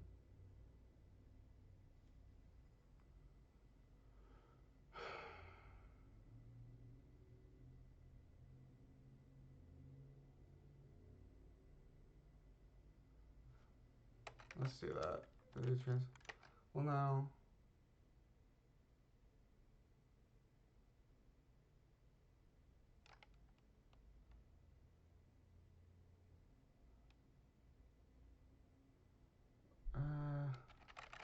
Let's, for now, let's just do this. We're gonna go get rotation.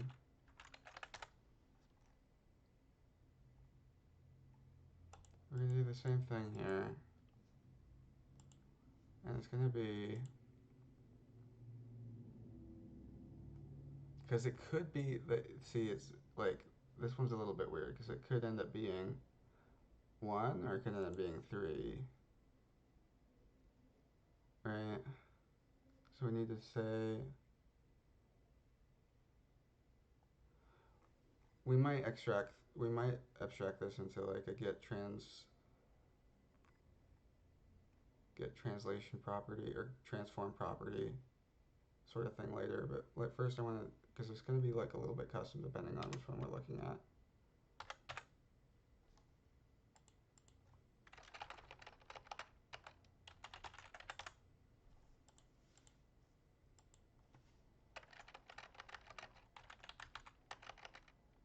No, that's going to be that still. Transform string still going to be that. Return, rotation, index of,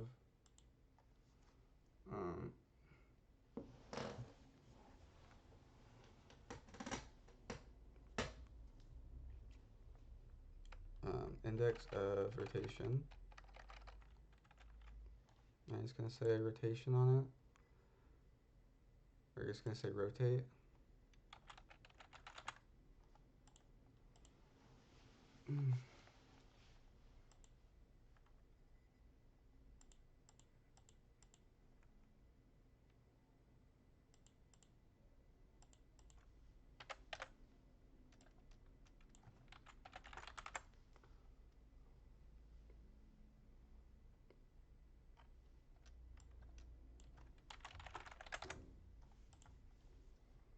Alright. And then this is going to be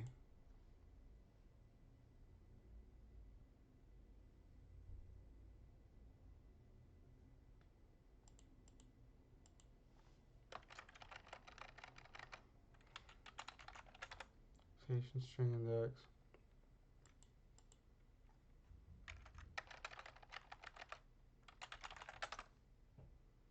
Rotation string index.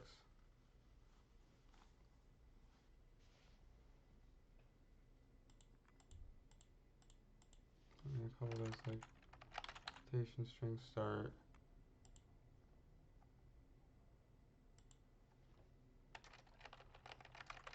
Starting at rotation string index.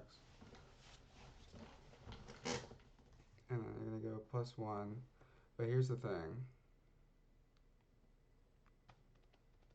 Is we're gonna, when we do this, and this is gonna be x now.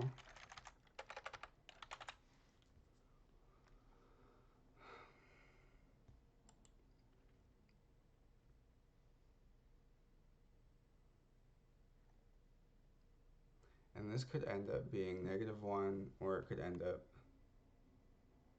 being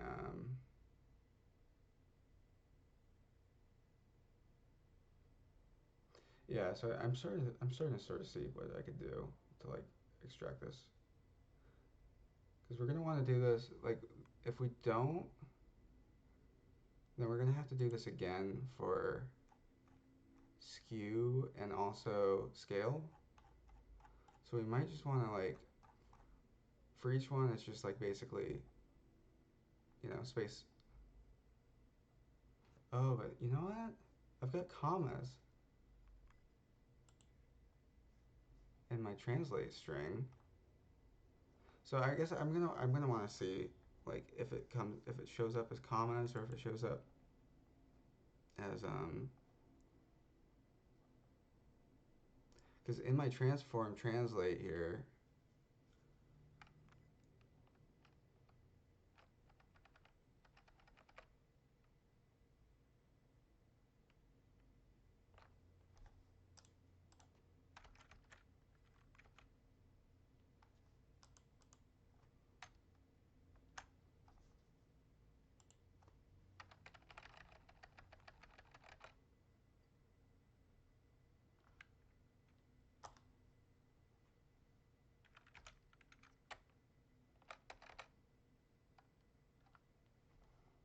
here we've got a comma in there.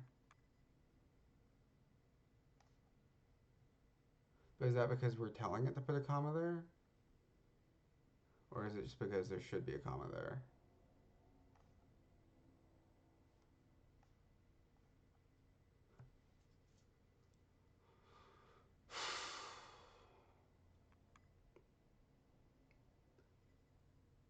Hey, what's up in class?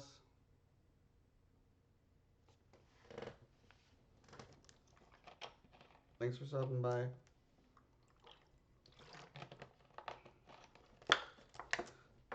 Because we don't need to do that, right? We could go. We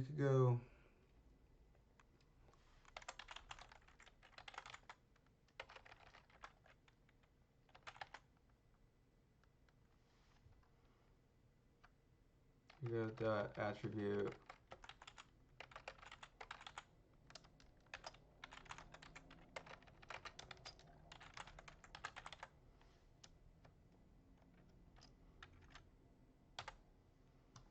But we could do it without a comma, right? We could just do a space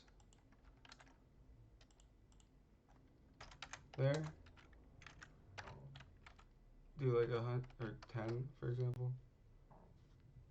All right.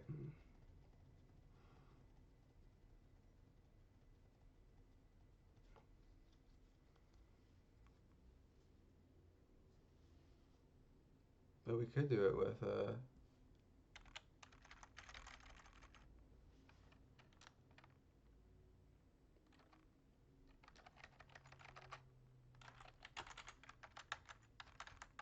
but we could do a comma, right? If we do like, say, 5 degrees, and it's gonna do it around here, so it should go like, if it's positive, if positive goes left, which is what I think is gonna be the case, it should go like up a little bit, like that, right? Oh no. Okay. So a positive rotation is going to be actually, right? It's going to be going down. Right now, it says it was at the point it's at. is like 0.80, right?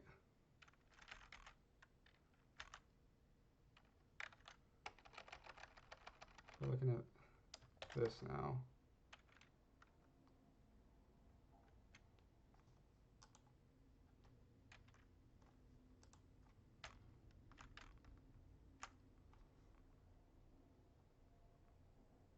Oh, but okay, interesting.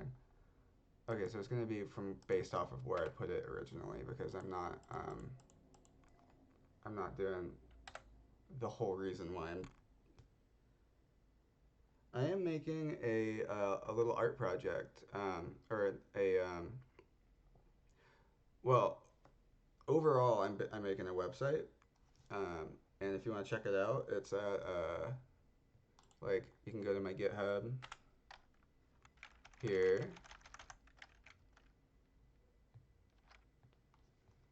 and then I have it hosted. You go to website code, and then I have it hosted right here.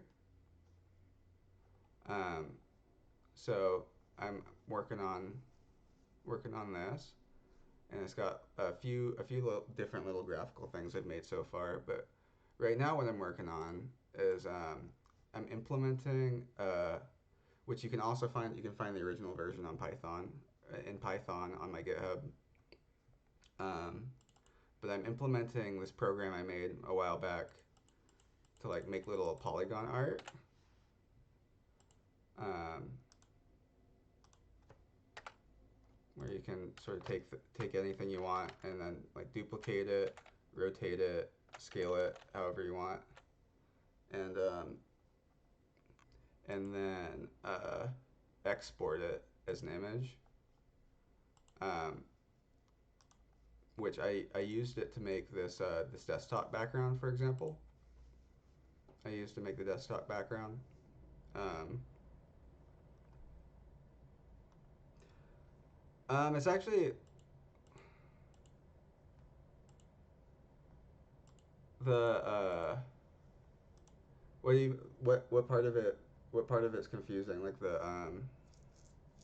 the control scheme, or like I haven't it's probably it's like probably a little bit confusing like to look at to begin with.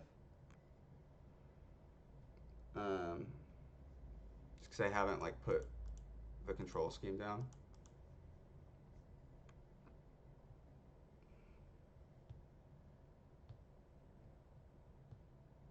Well, if there's any way that I can like if as you're watching, if you can think of any way where I can make it a little bit more um, user friendly or like comprehensible, like I'm totally open to suggestions. So like like definitely hit me with all your suggestions. Like I want to hear them. Um, but yeah, basically like I made this for example, like if you want to see what it can do, like I made this desktop background with it, for example, which I think came out kind of cool. Um, but like the advantage of um, doing it with D3 on in JavaScript the way I'm doing it right now is like we can export as an SVG pretty easily because it's already creating the SVG. That's like how we're making it in the first place. Um, so it makes it good for things that you need to be able to scale um, without losing resolution, like web stuff, or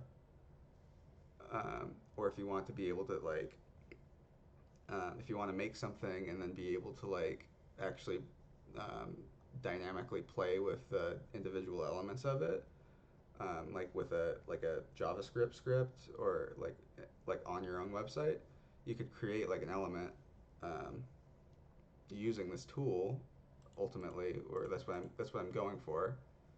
I haven't implemented exporting yet, but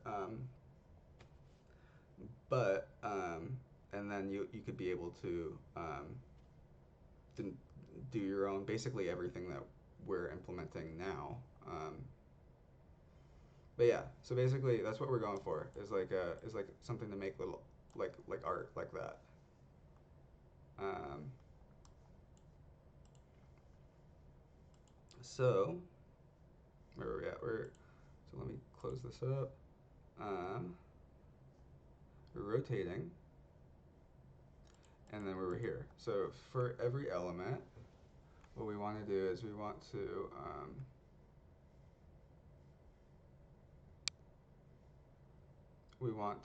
rotate the element.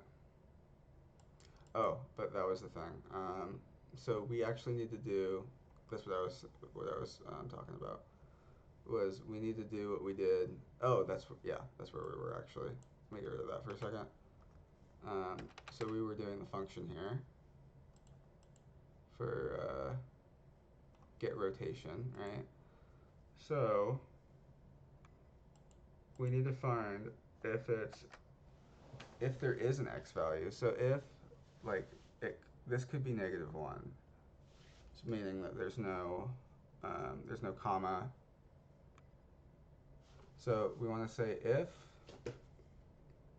it's -1 or um, if it's -1 or if it's greater than the this the end, right? Like if there's no comma until after the the end parentheses. So we can say so this is going to be with respect to rotation string index, or actually we could say rotation string start here, right? So we're looking for that with respect to that.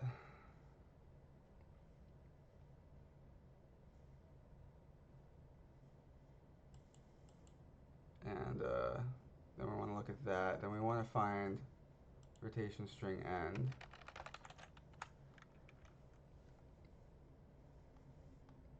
Starting from, this might not exist, so we don't want to go from there.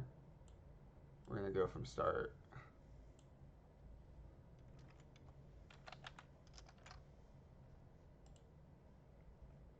So then what we want to do is we want to find if the rotation string x index is -1 or if it's greater than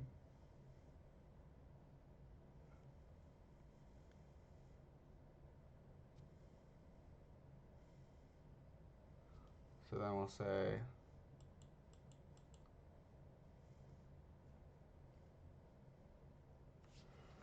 then we just want to return the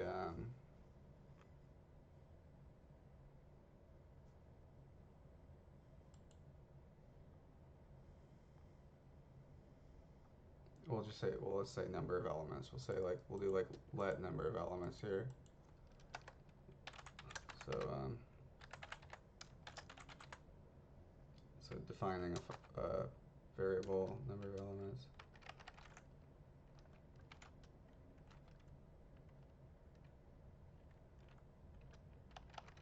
All right, we'll do that, and then so we're gonna say if rotation string x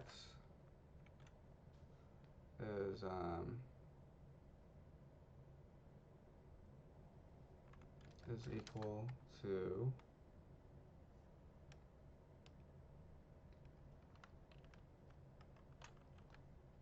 -1 or rotation string x is greater than rotation string n.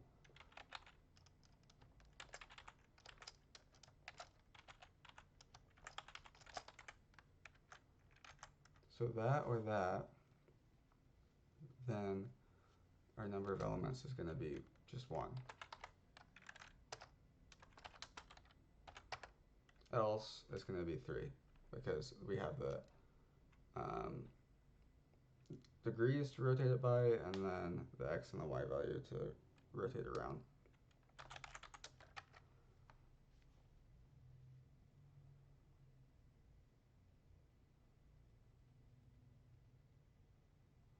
But actually it's always going to be 3 because we're never going to define it. We're never going to rotate it without... I don't know. I'll keep it this way just in case.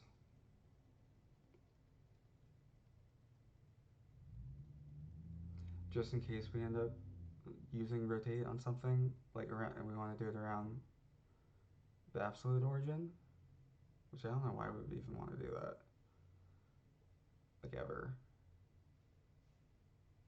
I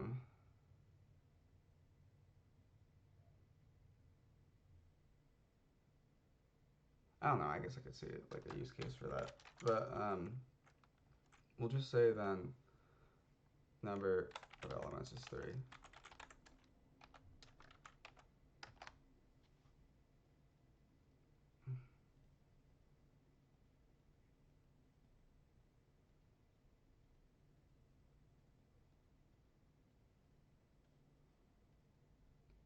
So then we're going to want to say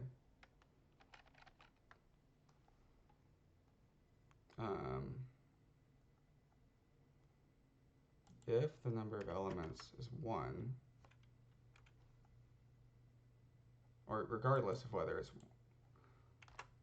well, no, because we're going to define our end depending on our, so if it's 1,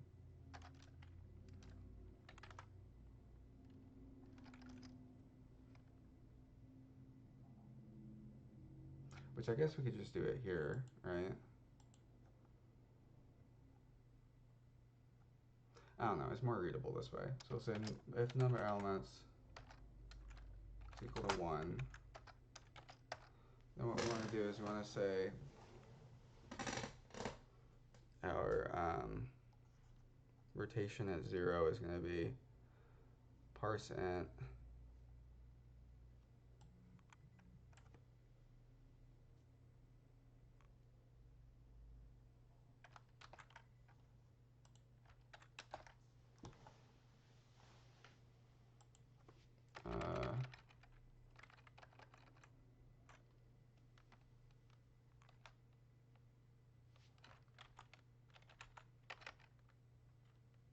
or no, it's still going to be transform string.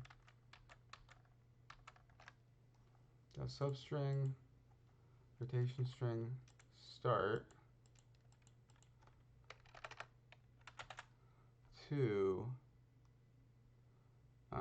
rotation string end.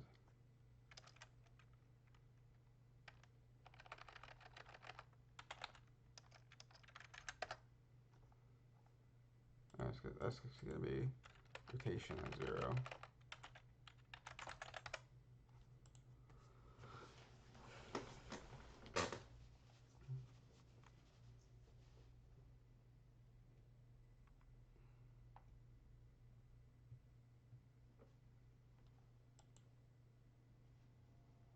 Otherwise, we need to get all 3, right? In which case, the way we're going to do that is by going this, but we're going to go to rotation string x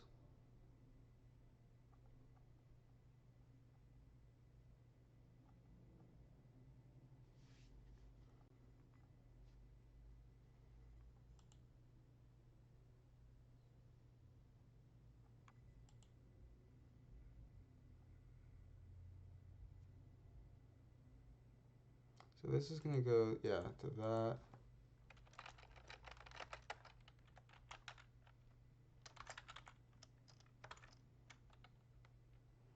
That's going to be the index of that.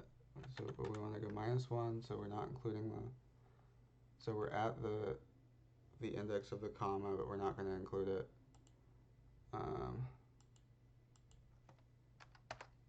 And then if we want to do rotation at the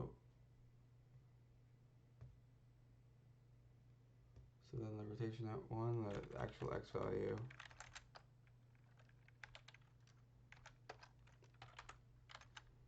We're going to parse the integer.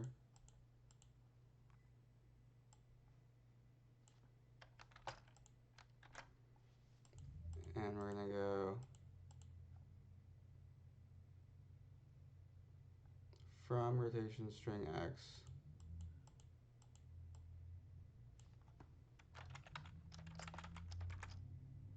to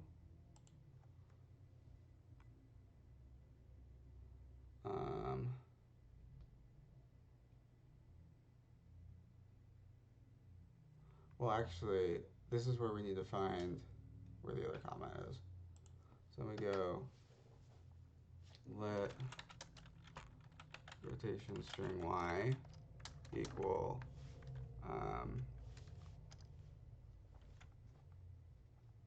this, but we're going to start from not here, but rotation string x. All right. And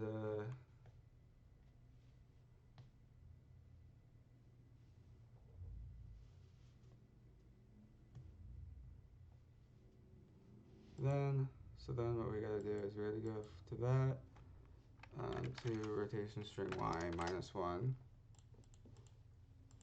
So again, the end index is going to be on the comma, but it's going to be not inclusive, it's exclusive. So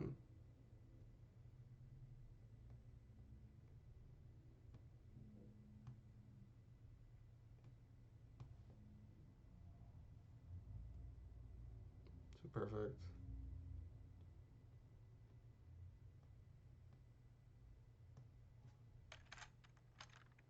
And then rotation at the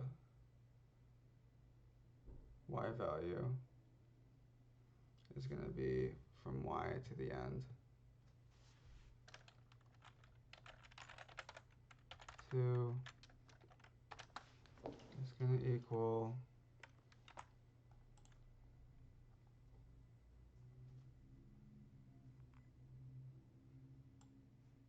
something like this.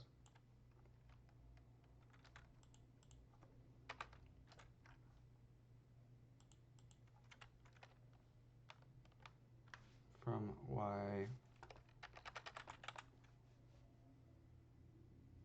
to the end.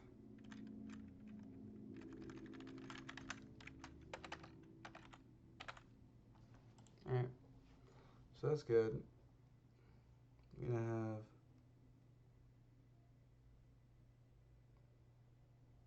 the degrees.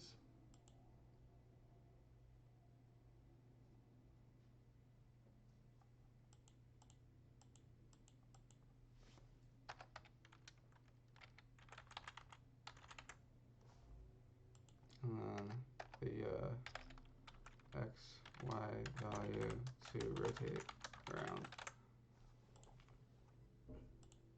So we got that.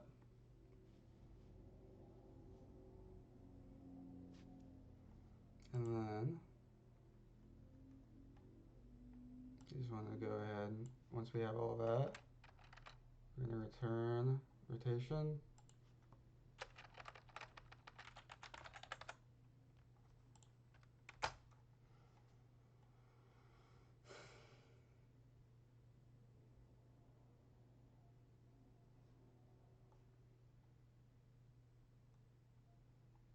And then we can use that in rotate selected. So we want to go for each element and selected. You want to rotate it, given amount around.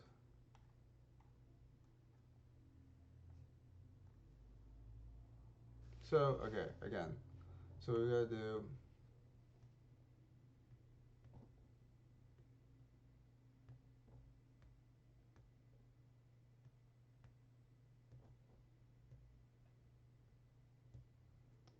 now is what we did. We did that for transform, right?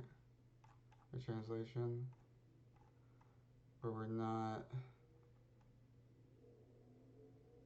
or no, we're still doing this. Or we're setting that transform to that, but we actually need to go, we need to get the attribute, and we need to,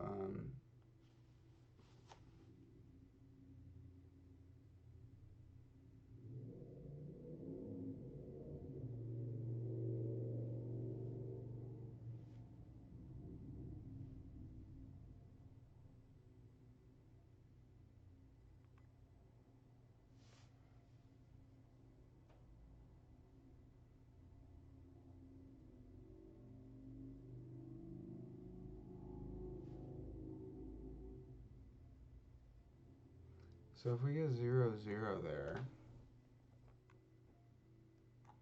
actually we should do, like just in case, let's do null. Because it could end up being 0, 0, but it could be 0, 0 because we set it to that because we translated back to 0, 0. So like, if the transform string, or if this is null, let's just, instead of doing that, let's just go, let's just return null.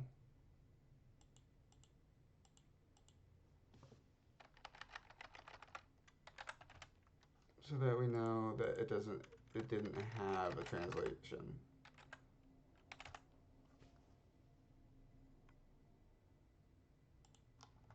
So if it's null,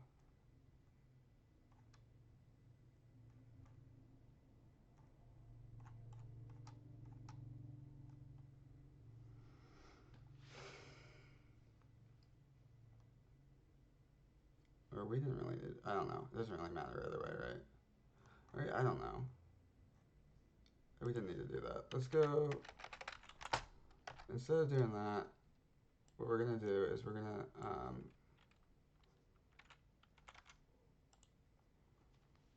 after we get the translation, we're going to splice out, we're just going to splice out the,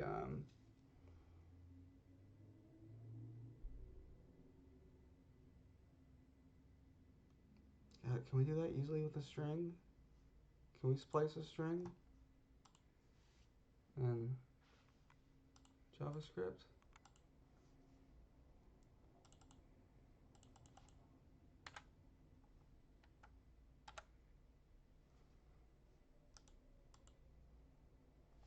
Let's see, we'll go.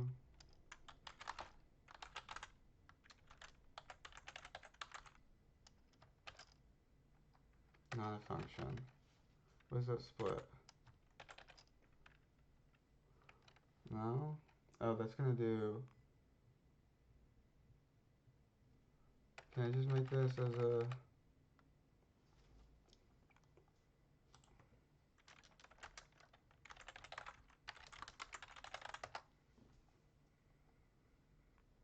Slice.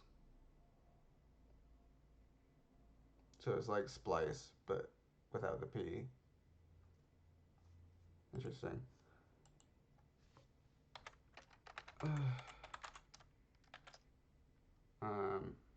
So from, so then we say like index 1 and then, or yeah, 1 and then length 3. Or no, okay, so this is different. It's gonna go from index, starting index up to, but not including that.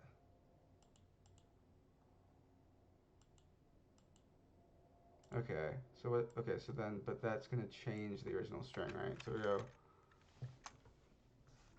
right, slice is gonna be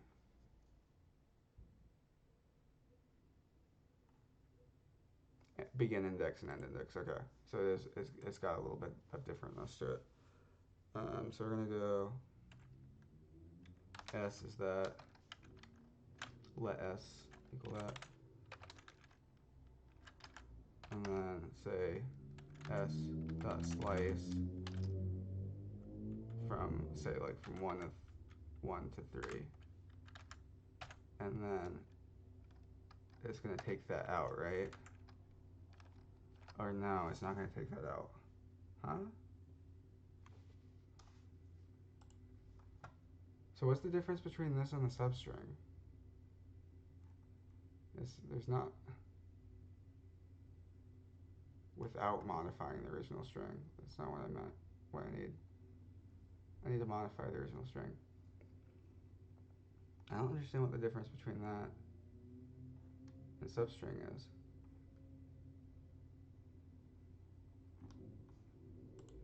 So I could just use that.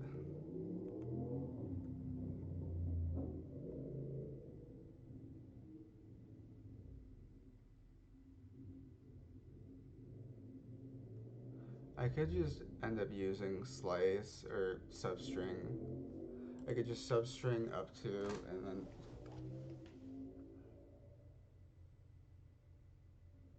So I'm just going to substring everything up to the index translate starts at, and then insert it in there, the new translate string, and then append the rest of it to it.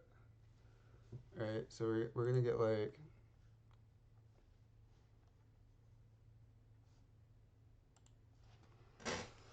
okay.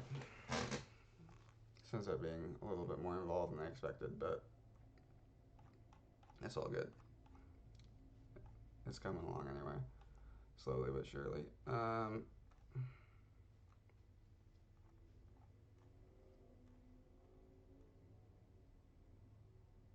So what we're going to do, instead of doing this here, that's not going to go in there.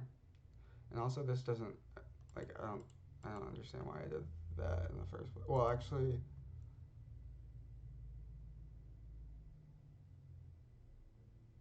yeah, we didn't need to do this.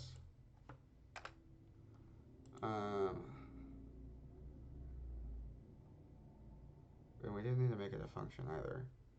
But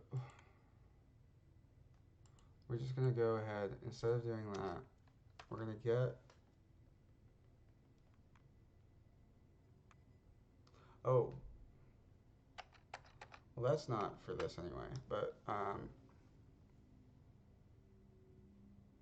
still applies. Let's just fix this while we notice that this is a thing.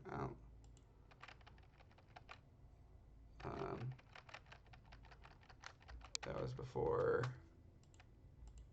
I had a better understanding of how this all works here. So we don't need to do that.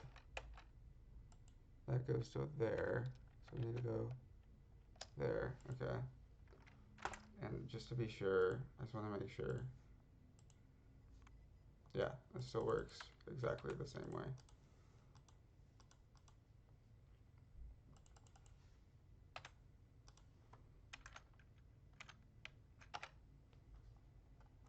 All right.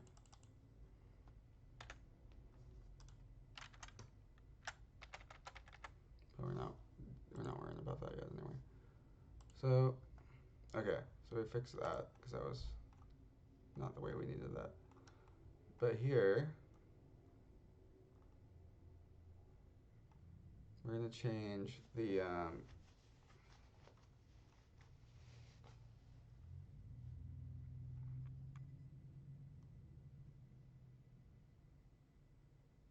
when we do this, rather than,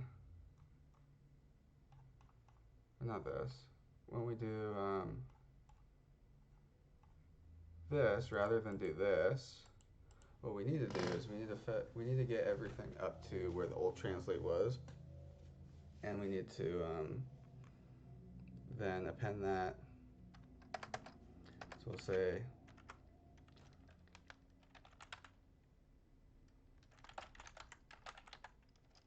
a transform string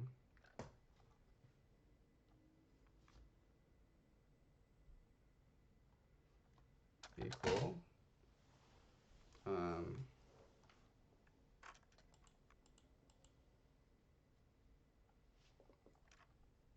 d3.selected at I.attribute.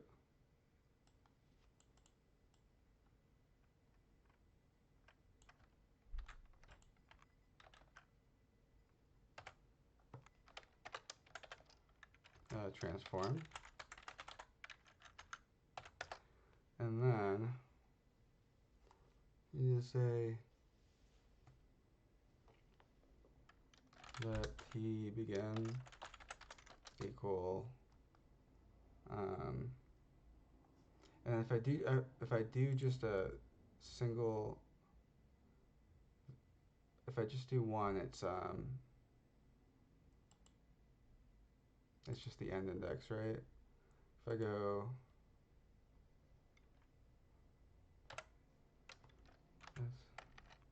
s equal, right, and then s dot substring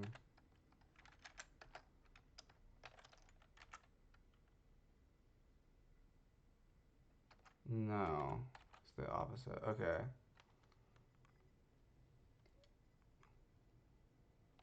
Well, actually, then we could just go the end. Well,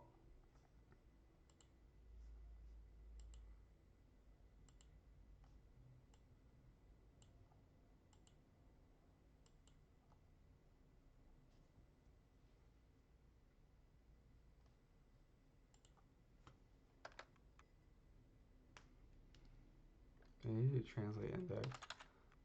Translate index equal transform string dot index of translate.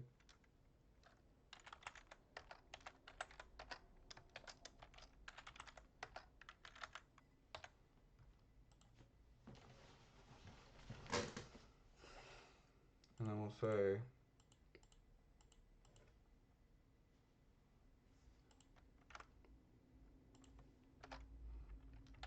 if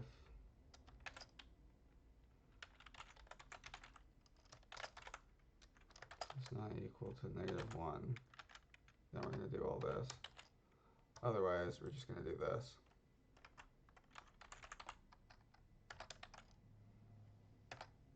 All right, we're gonna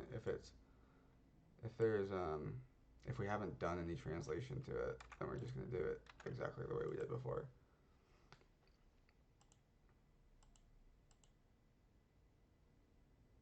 Or no, that's not accurate, because we could have rotated it already.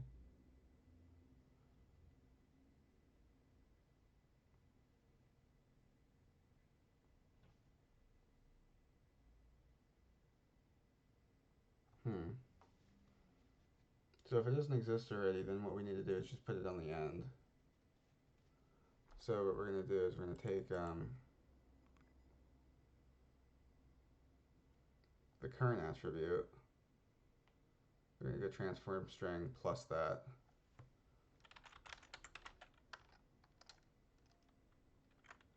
So just go dot concat, right?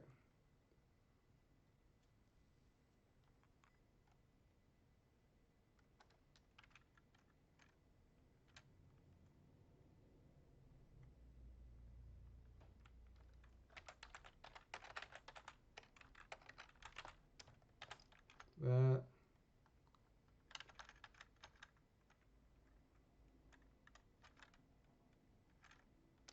That.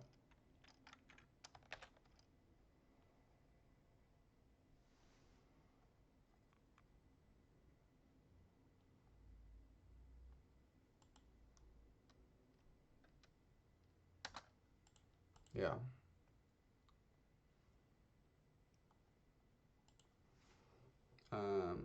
If there is no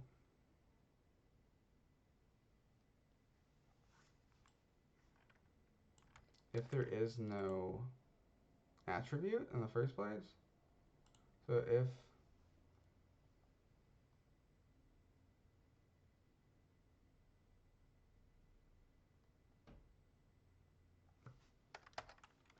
that would be null, right?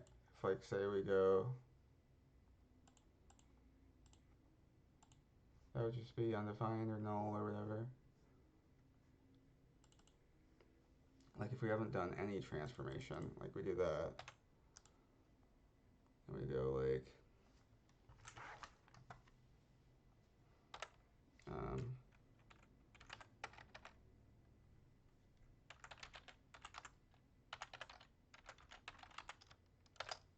attribute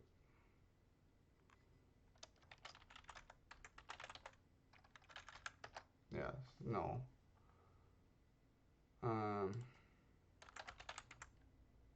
But then if I move it, that stops being the case. Then that becomes, yeah, that.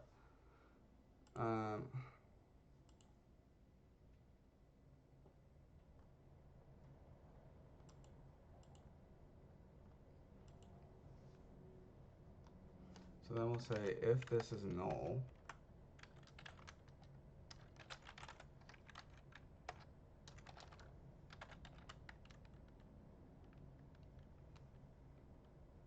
or yeah, that's fine. And then what we want to do is do what we did before.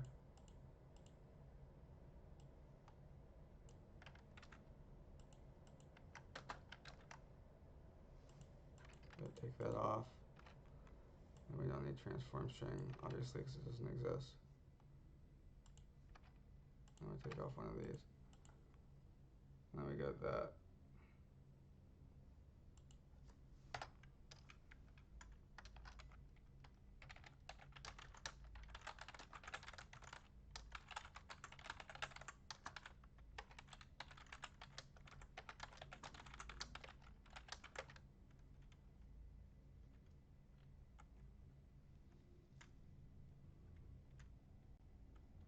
No need to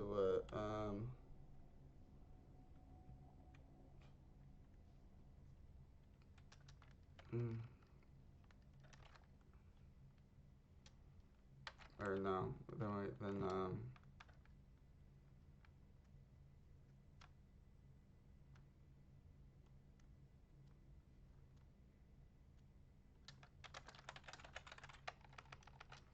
no other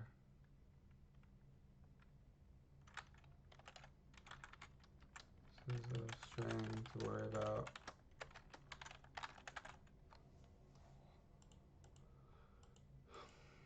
If we haven't done any translations yet, no other pieces of the string to worry about. If then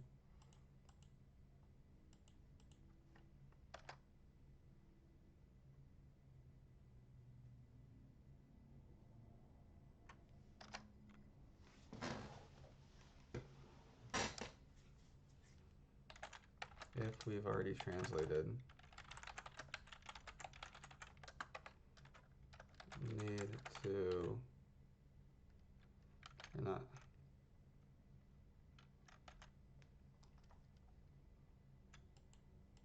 not translations, transformations.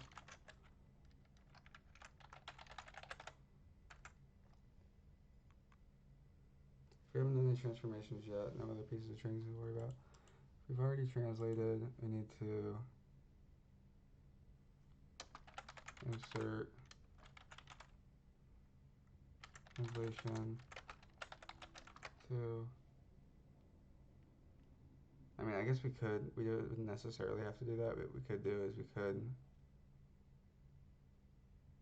just remove it and then add it to the, but I mean, it's probably better just not to make everything move around constantly in case, like, you know, it's just going to make it easier to code things in the future if we do this like this, I think.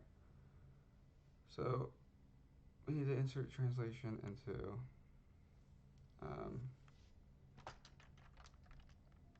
proper place, or where,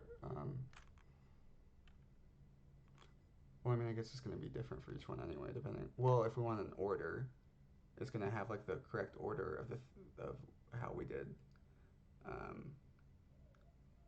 of how we applied each of our translations this way, right? Which might be important for something maybe. So if we've already translated, we need to insert translation into proper place and string. So we're going to go T to begin. It's going to be the index of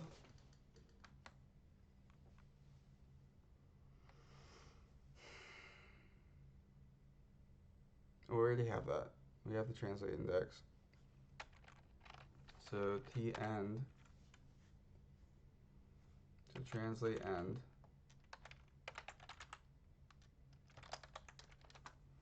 is going to be wherever we find the end parenthesis after that. So we go transform string dot index dot, and we done that. We did this. Is the second argument? Yeah, it has to be the second argument.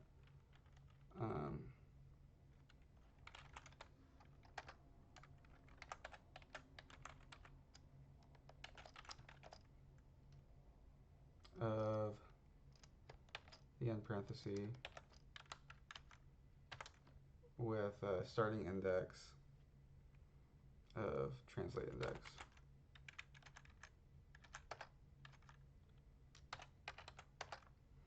All right, and so what we're going to do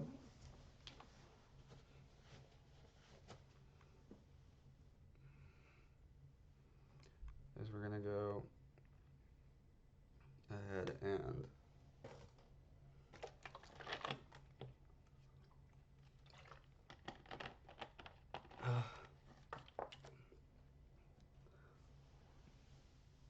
go up to but not including, we start with translate, so then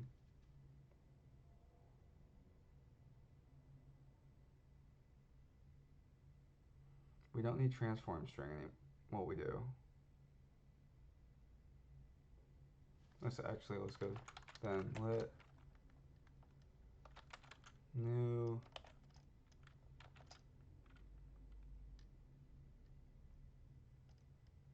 transform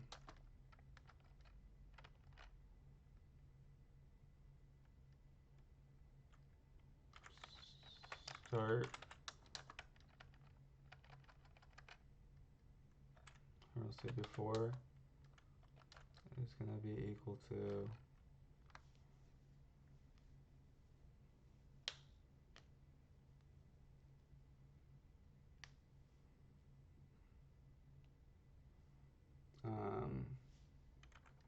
transform string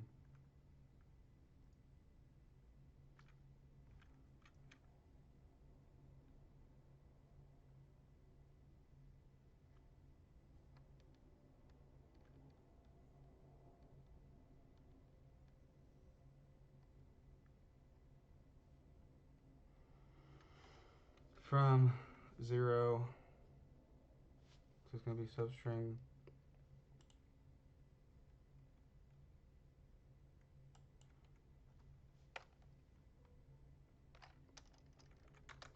didn't I just check this?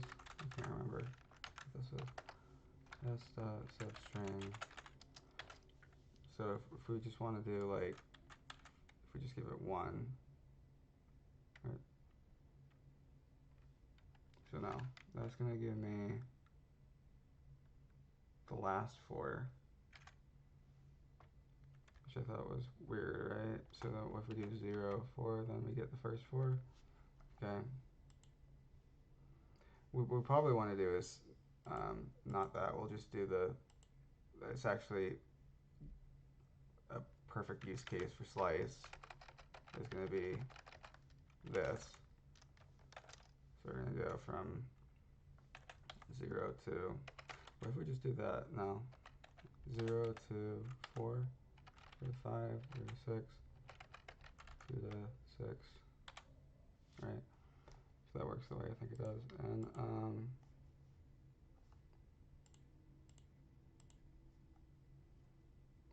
transform saying that slice from 0 to transform or translate index.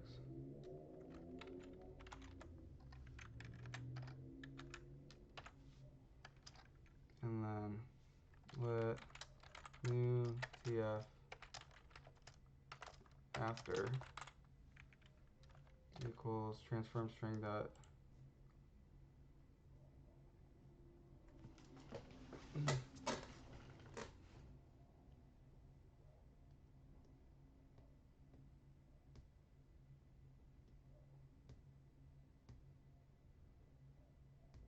Is there a length?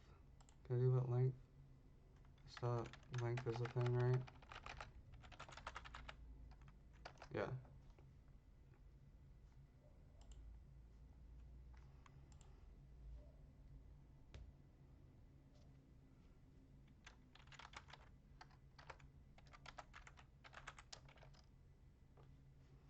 So from translate end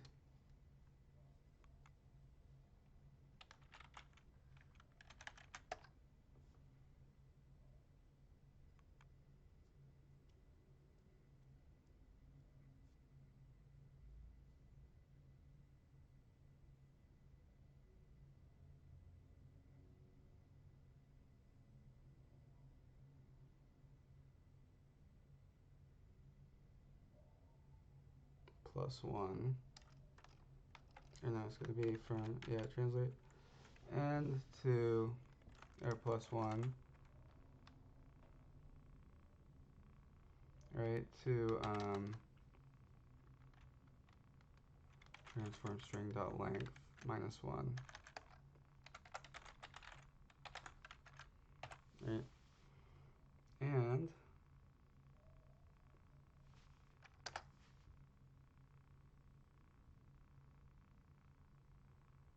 ultimately then what we're going to end up doing is we're going to have our transform string. We're going to, well, actually what we're going to do is we're just going to go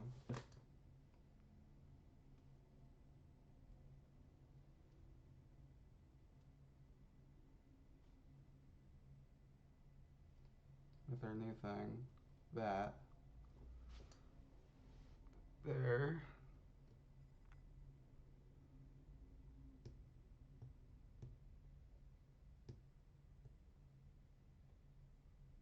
so we'll say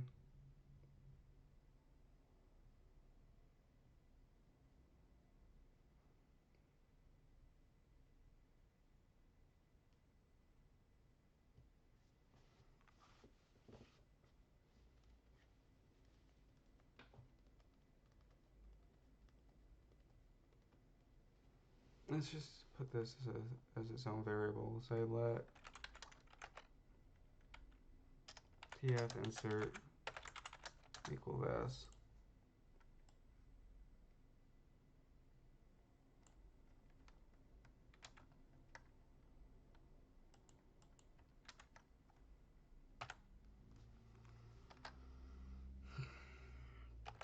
And then we're going to have,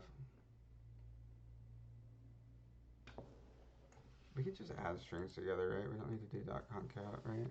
S plus, yeah. Yeah, as long as it's just strings, we can just add them together.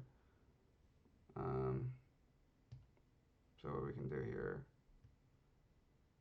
is we can go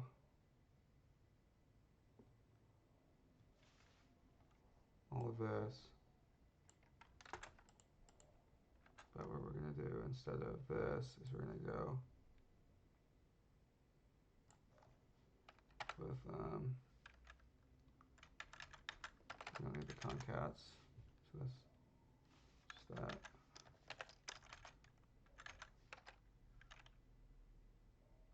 No, that's it. Okay, and then we go,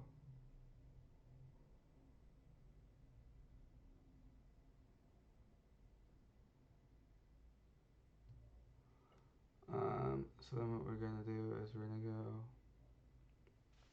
new tf before plus tf insert plus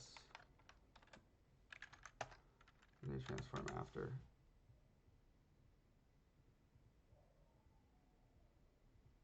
Okay, so we're going to need to end up doing the same thing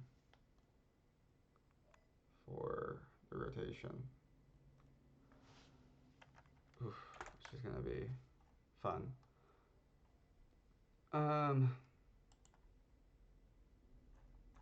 So when we do rotate selected,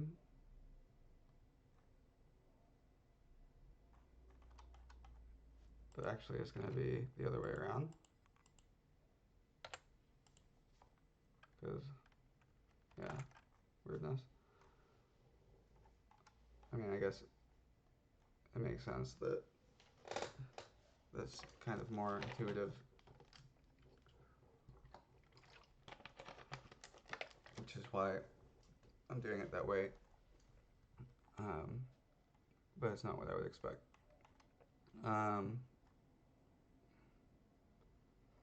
What we're gonna do for rotate selected is exactly the same thing.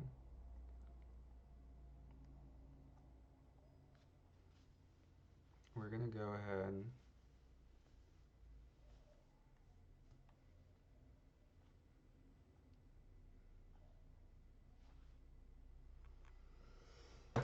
now this actually we could actually, I should have thought about that also, is that I could make this, I could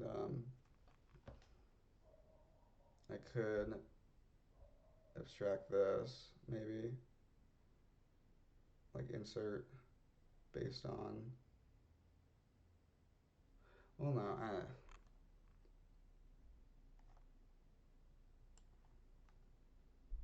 what, yeah, I guess, I don't know, I'm not worrying about that yet. We'll, I might, off stream, I might just, I might think about that a little bit and then potentially, like refactor that a little bit.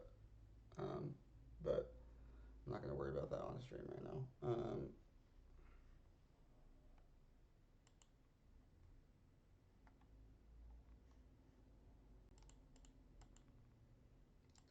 This doesn't tell us where the begin bracket is.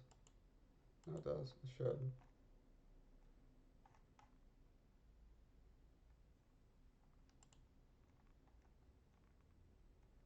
It should tell me where the begin bracket is. Right?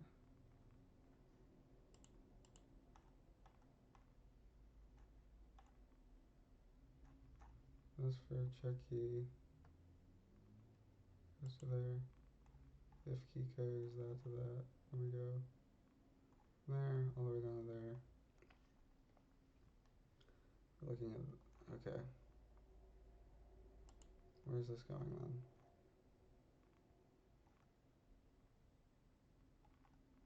This is going to be after the else.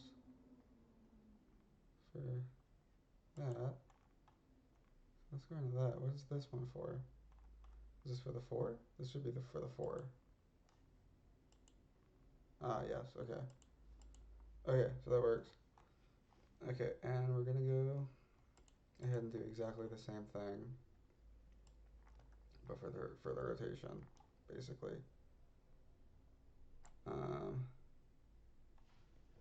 It's gonna be the same sort of deal. It's gonna be inside the 4 there.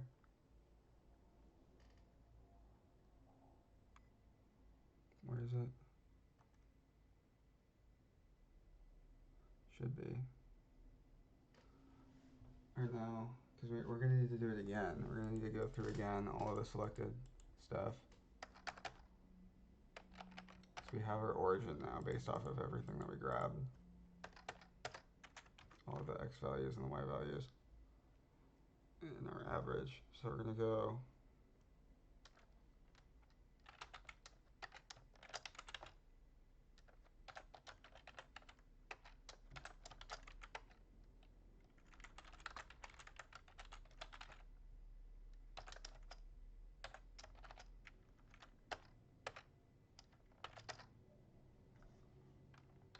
do all that. Got the transform string.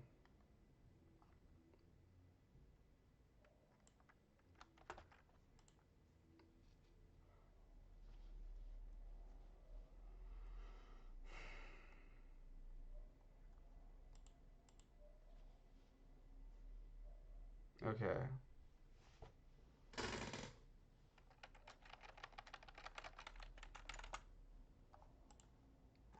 Rotate.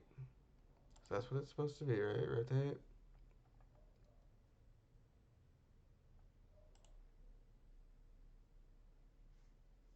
Rotate, yes.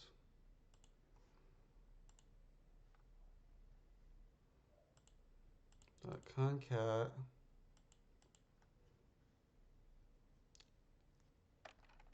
And we're going to go here. It's going to be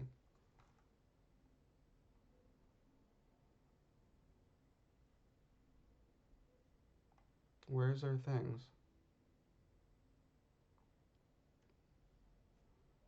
Oh, yeah.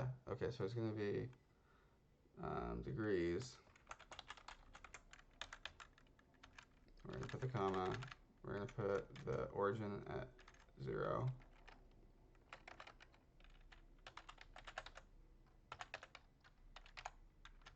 Comma.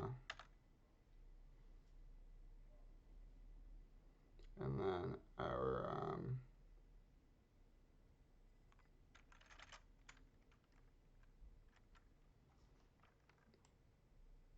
origin at 1.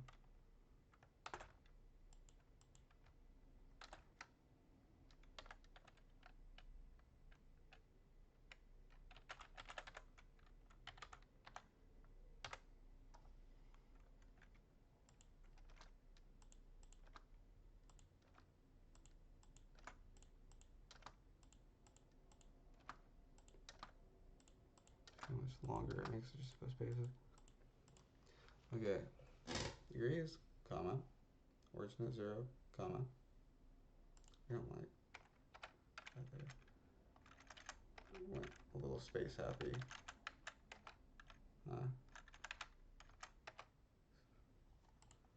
Degrees, comma, origin at 0, comma, origin at 1, and parentheses.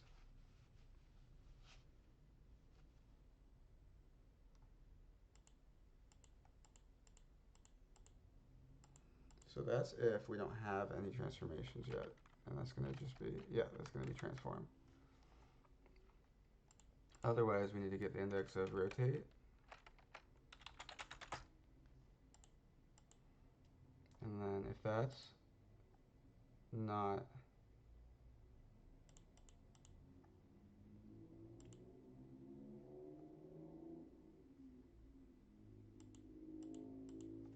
it's going to be rotate index.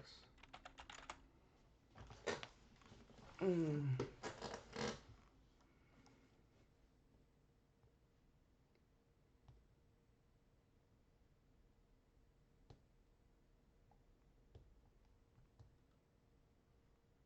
going to be the index of rotate if it's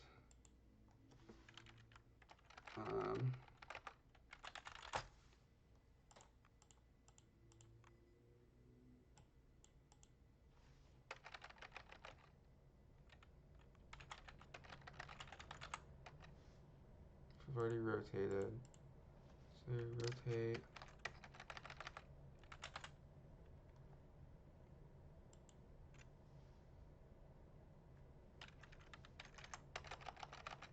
rotate index.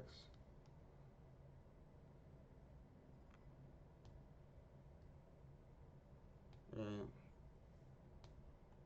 New transform before. Insert from rotate index. New transfer form string after. We're going to go to rotate n plus 1 here. Transform string to length minus 1. Insert.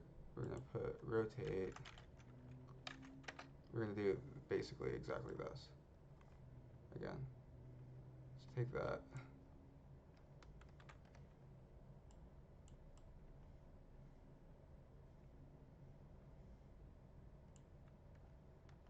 Or insert is going to be this.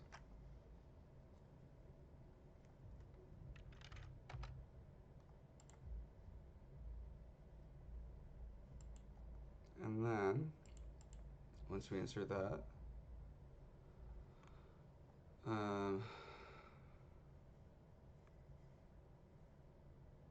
we're going to set that to be our new transform. Other thing we need to do is if there's no rotation yet, then we're just going to put it on the end.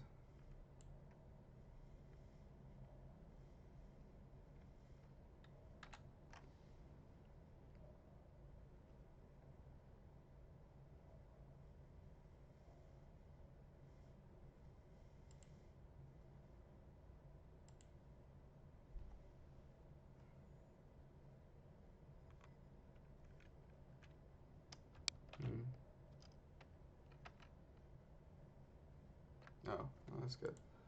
Okay. Whew.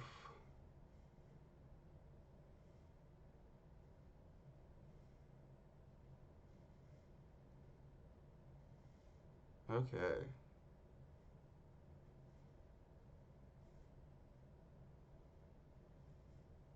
So that should be everything. We made a lot of changes, so I'm not going to be surprised if, yeah, missing after argument list.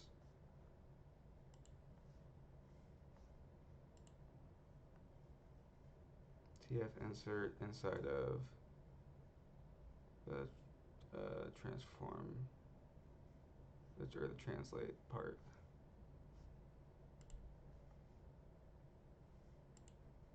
This TF, yeah. So the translate part, we're missing, oh, yes. That makes sense. Okay. Try this again. Boop, boop. Transform string is null.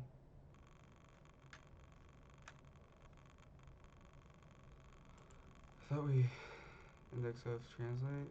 Oh.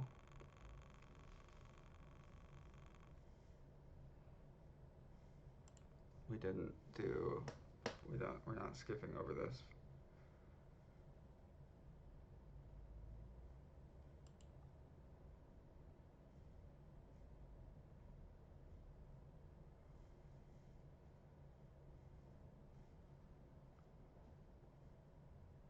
We need to skip over this. So we're just gonna continue. Alright, we can do that, right? JS, continue. No loop. Yeah.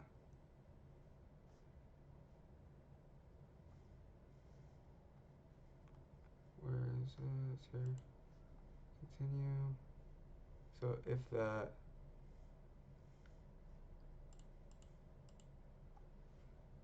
then we need to also continue here.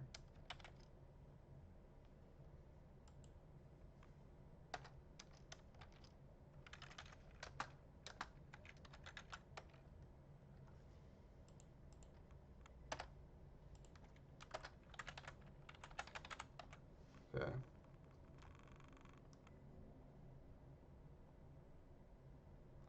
Or not. Well, yes. Because we're inside of this loop. It goes from there to there. So we're going to continue.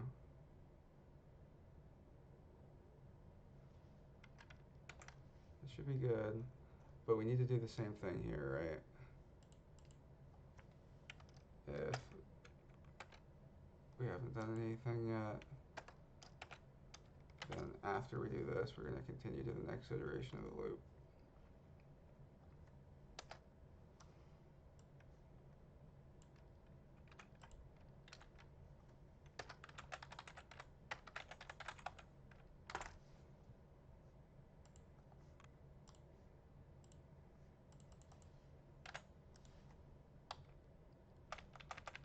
Only works once. Why is that? Oh, because we need to add it to what was on there. Exactly like we did with the translate.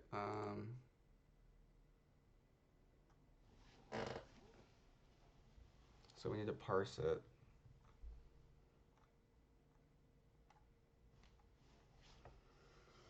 Okay, we need to parse it. And we need to, should we already start to do that?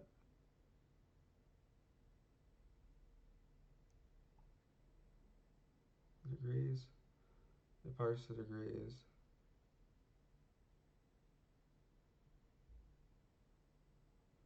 Oh, but what if we've already rotated it? Oh, that's gonna be weird. Yeah, it's gonna be really weird. We really shouldn't, we probably really shouldn't do it this way. Oh yeah, that's gonna create some weird bugs.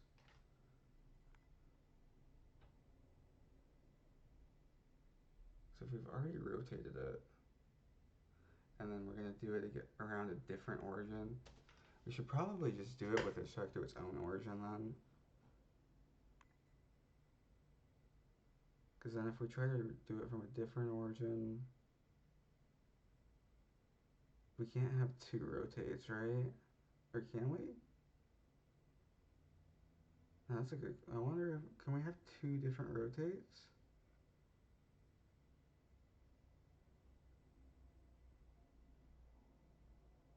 I'll have to test that. I'm already seeing where this is gonna like make a weird bug here. But we did get rotate, didn't we? Didn't we do get rotation? Yeah, we did get rotation. So we need to get rotation on it. So we're gonna go let rotation equal get rotation for the selected.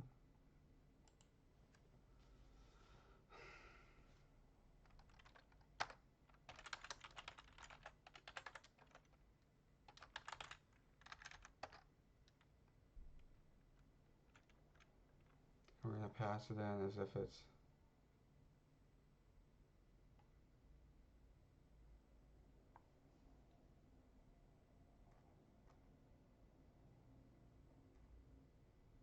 a selection element, right? Yeah.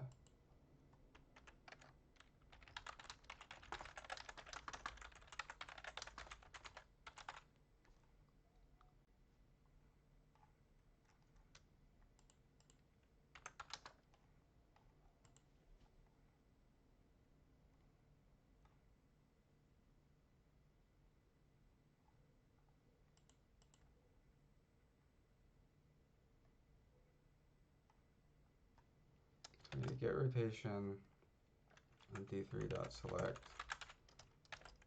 selected at I.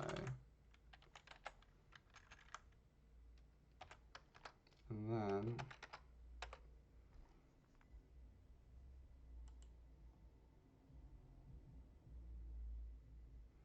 we're going to do rotation at 0 plus degrees.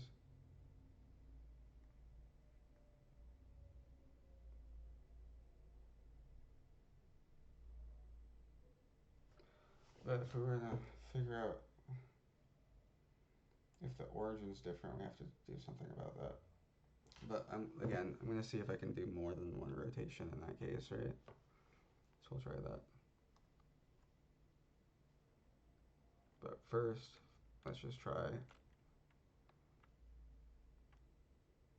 rotation at 0 plus degrees.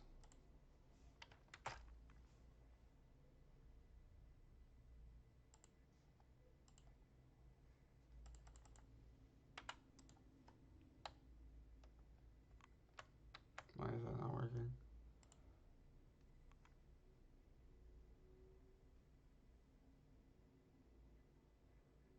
Plus degrees.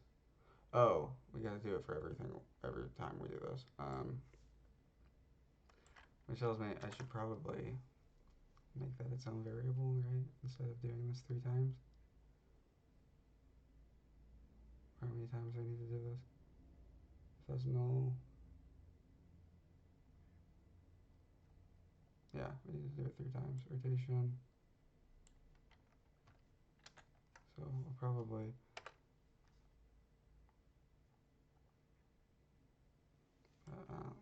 we'll see. What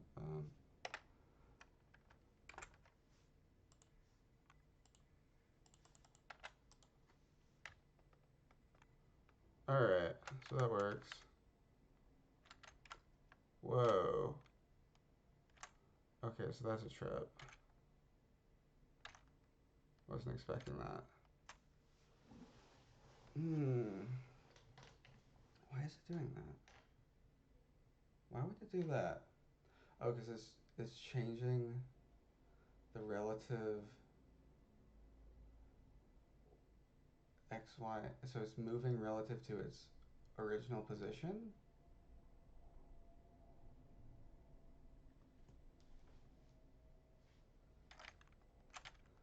Okay. So what we might need to do.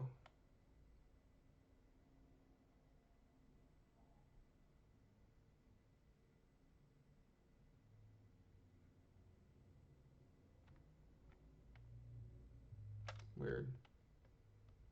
What we might need to do is just.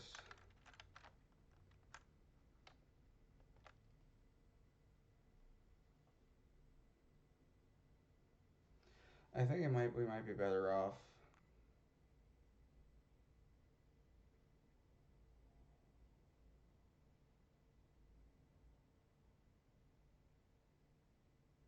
What we might be better off doing. So why is it? So when I go now.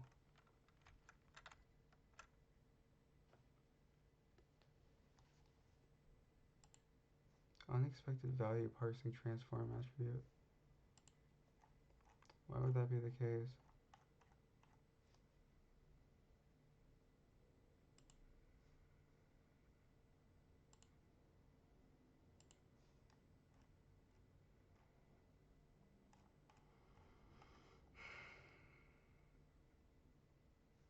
Rotate that.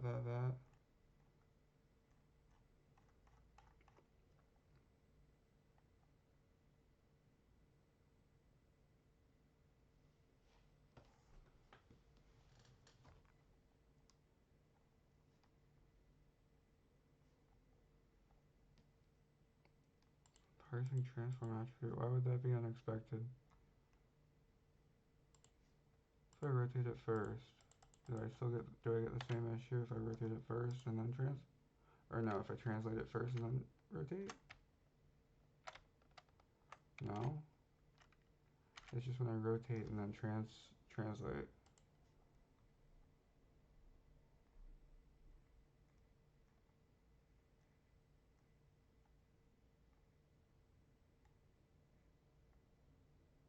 The attribute transform.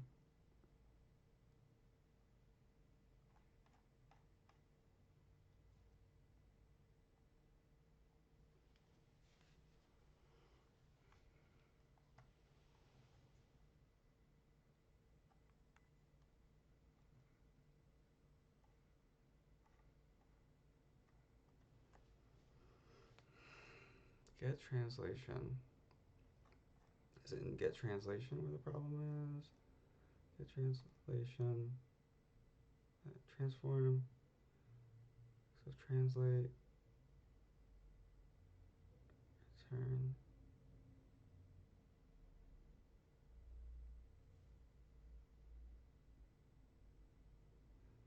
Translate, otherwise we're gonna get that.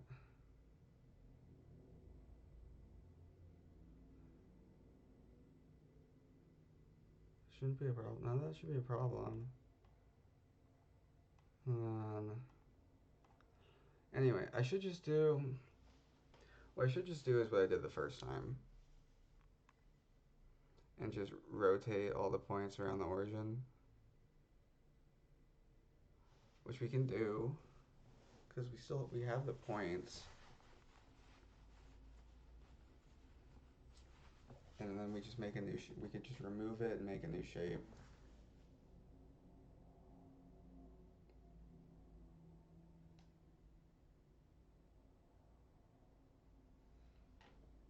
So we can do that. Just because if it's gonna do that weird thing where it's going to move relative to its, so that would be good. That would actually be good if you were like making like a little rocket ship game or something or like a tank controls, right? Because that's basically what it is, right? It's like tank controls. Is what we're getting now.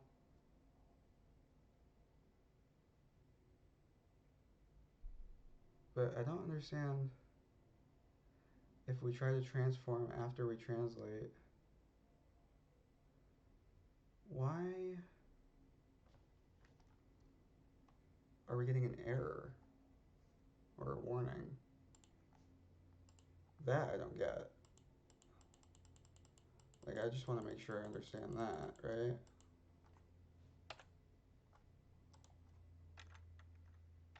We get that, and we try to move up.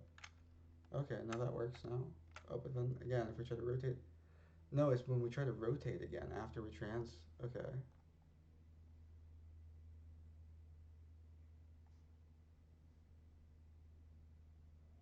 Oh, hold on. Okay, that's weird.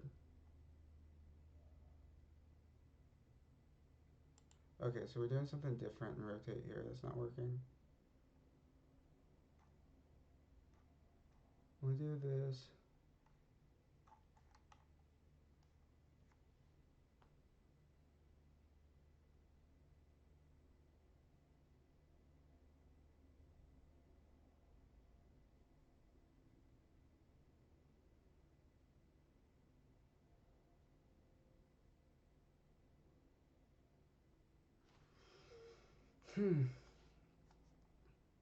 So what's happening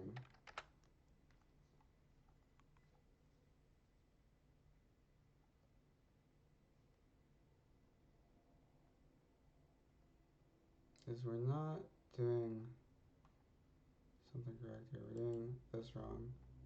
Rotate end.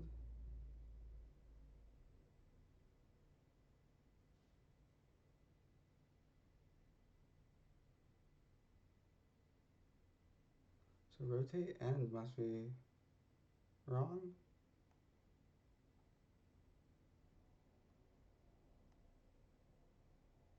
Starting from rotate index.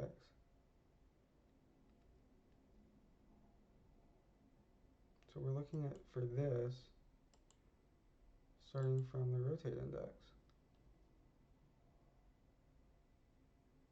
That should work. It should be like that. Right? Move that around, rotate it, so we move it again, and then we get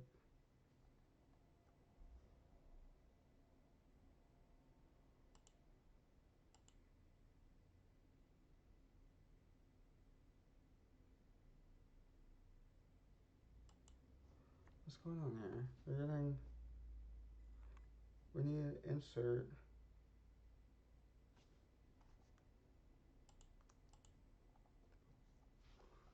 We're not putting this in right, apparently. We're going,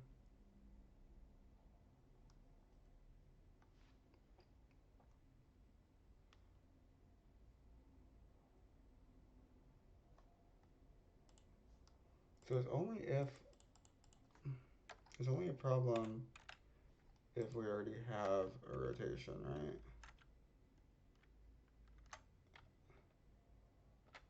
And then we try to translate.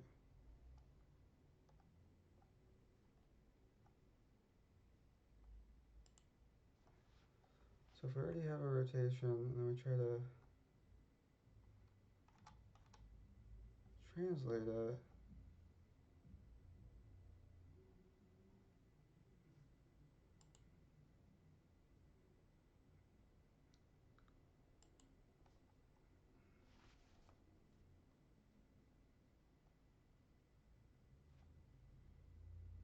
we're looking for the first index of that from where we have where we start with translate.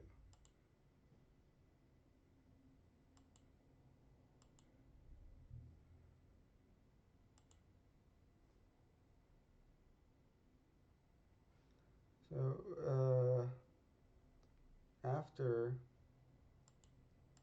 oh, no, that makes sense. Slice is it's exclusive, isn't it? So we actually do want that, right? We do want that index included, right? That makes sense. Okay. Okay, okay, okay.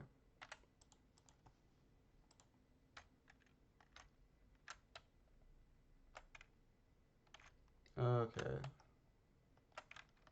There we go. Oh, weird. Now it's not doing the tank controls thing.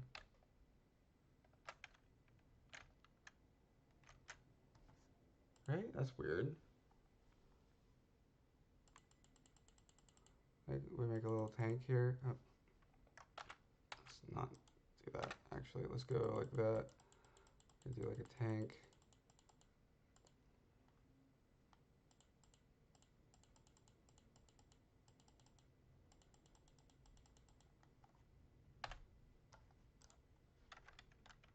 Put it around. Interesting. It's not doing that anymore. We're not running into the same problem anymore.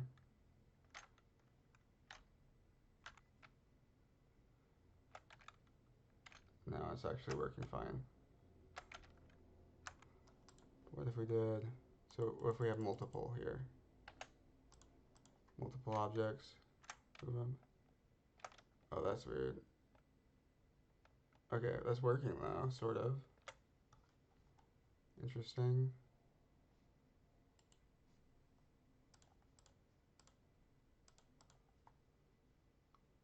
So like the reason I would want to do that is like, what if I made like something here, right?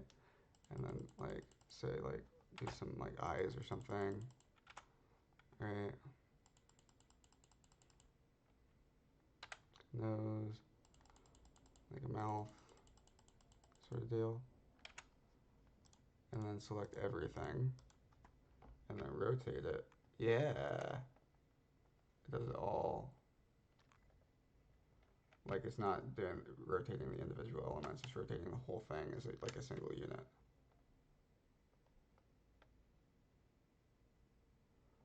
But now it's, so that's getting weird though.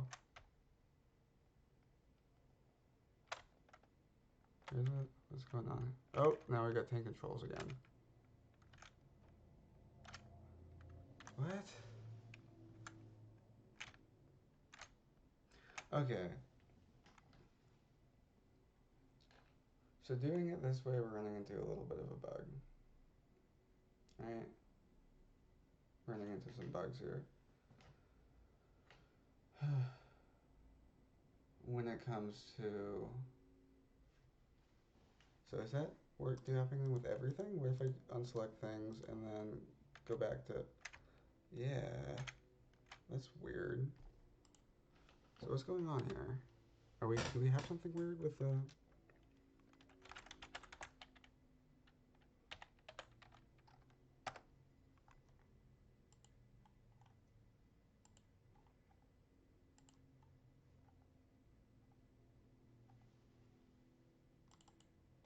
what happened there?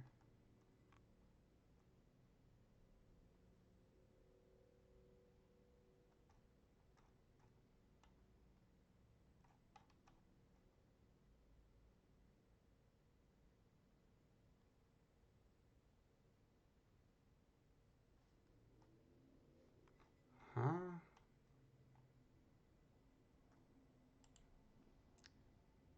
Why is there an underscore there?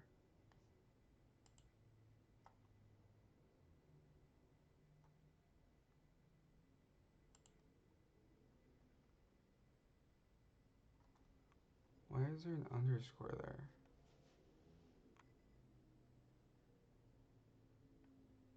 Rotate that and that.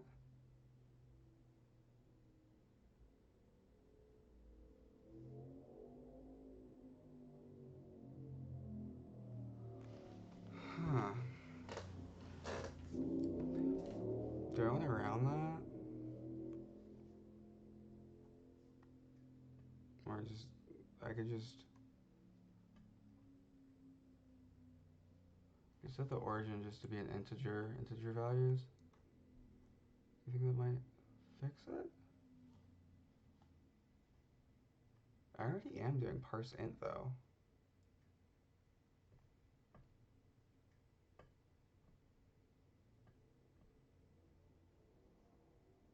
Oh, is that, you think that might be what it is? Is trying to parse it as an,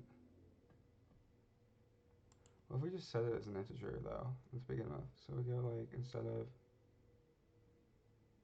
um, instead of getting this as, instead of getting these origin pieces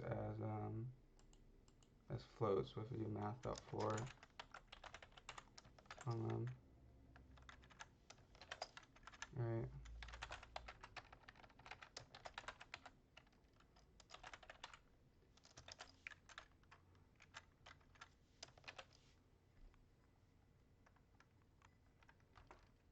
might end up looking a little weird, but we'll see. Let's see if that makes a like difference here.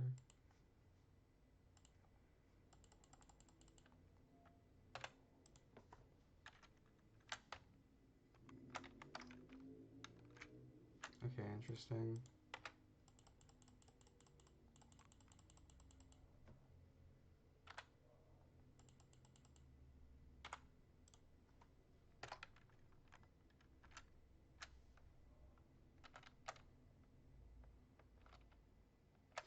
Another thing we might want to do is, rather than just rotate, we might want to like mirror on the X as well, like do something for that.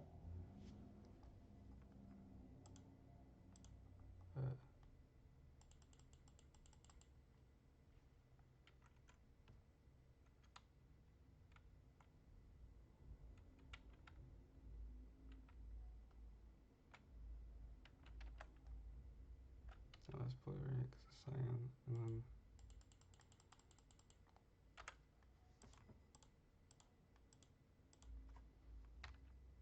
whoa.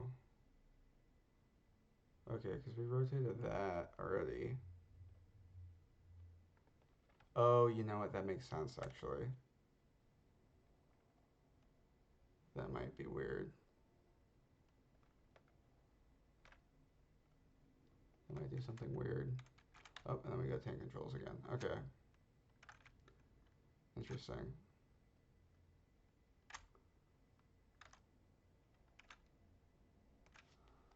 Interesting, interesting, interesting, interesting. But if we do it with one shape... Oh, no, it's doing that pretty consistently. Okay.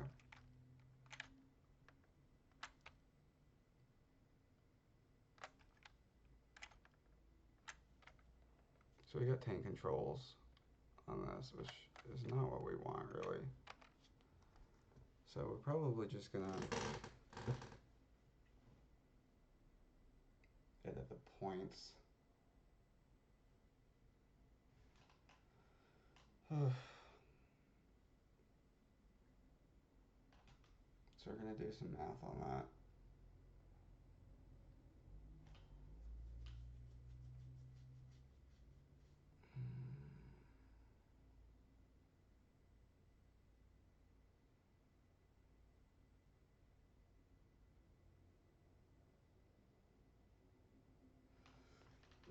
Okay.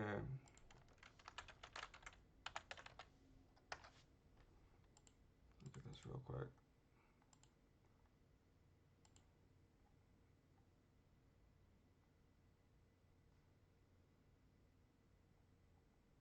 Got integer values for our rotate.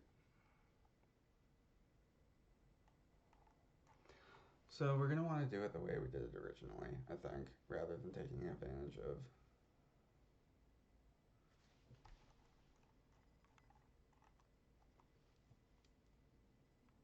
Because it's gonna do it with respect to its original origin. It's good to know that it works that way in case we wanted to do like a little tank game or something, or like a little rocket ship or something like that. But as far as what we're trying to do, that's not helpful, right?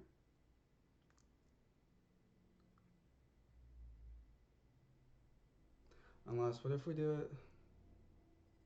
So that's saying rotate then translate.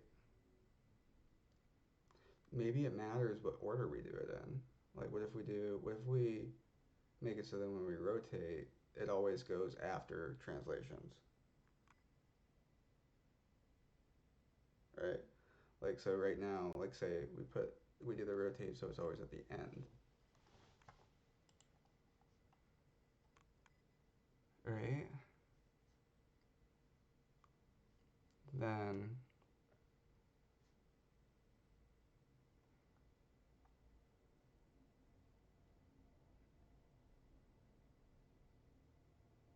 what we need to do is just, instead of inserting it there,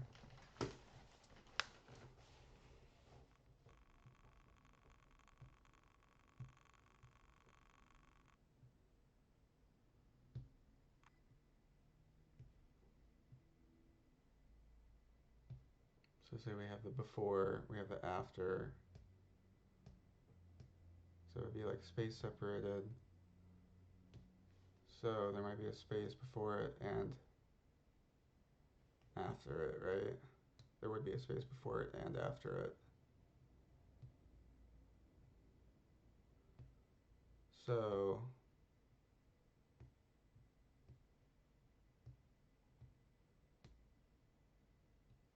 well, before goes up to, no, after is going to end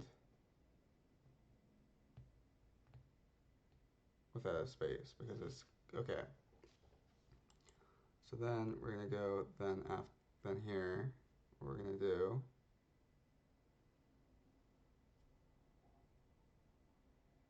before is going to have the space on it. After,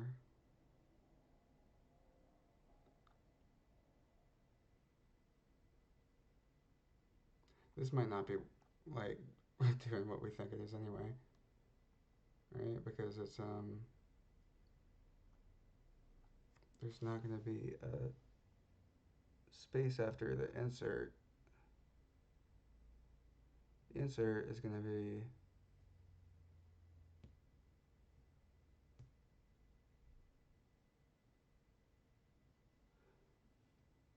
um,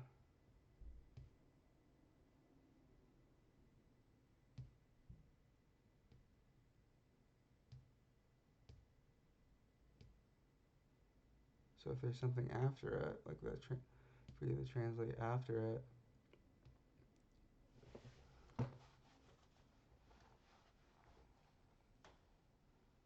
then we're not going to have, but the way we're doing it is if we do,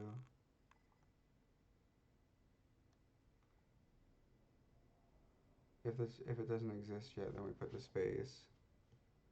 So then we would have a space after the um,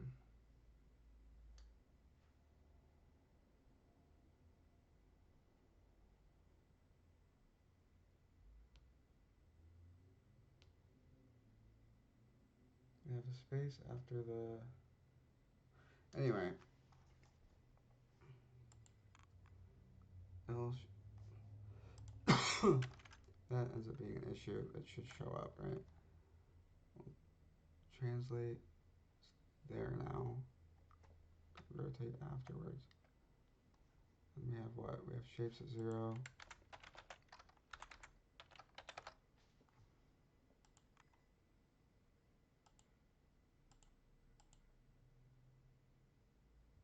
We have a space there.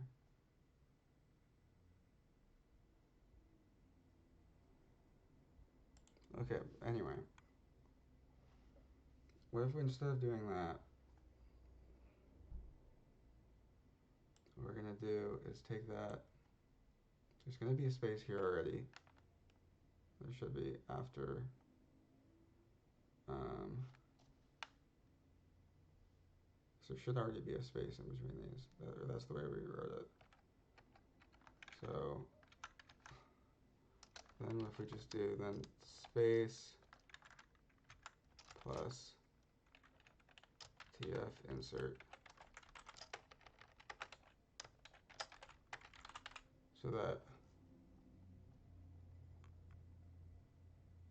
we're always putting rotate at the end. Then do we fix the tank controls problem? Yes. Okay, so that explains why that was happening, because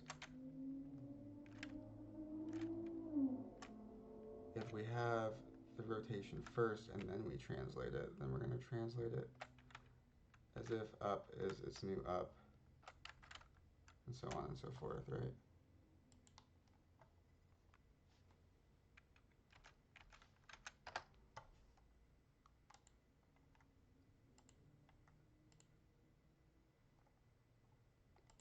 Whoa. so now we're adding a bunch of spaces. Now that shouldn't be the case. We don't need to put a new space every time.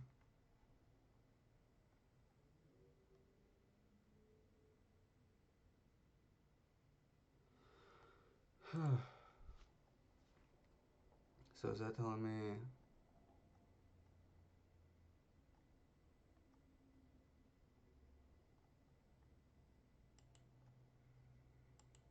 that there should already be a space there? We're adding an extra one? Or is that the case, or what?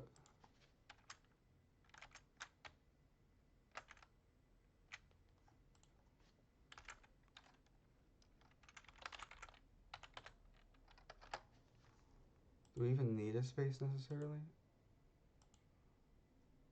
We should have a space there. Anyway. So yeah, that works now.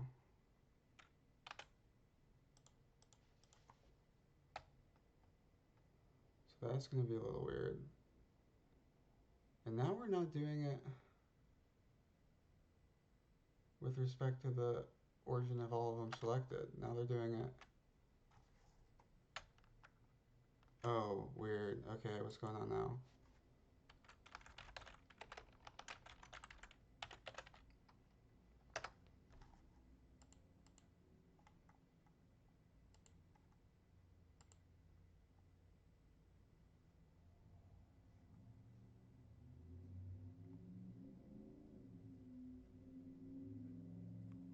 That's weird.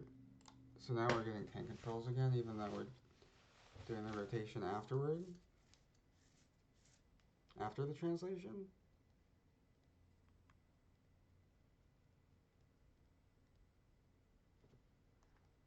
So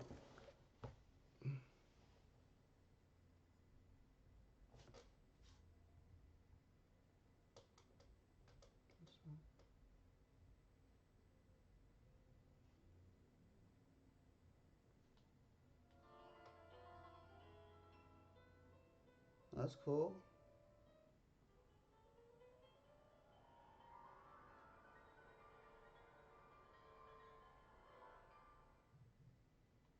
I like that.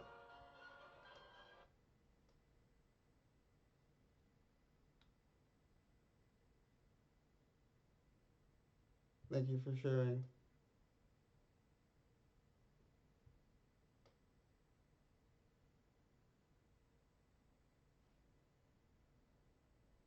Thank you for sharing that. That was cool. Anyway.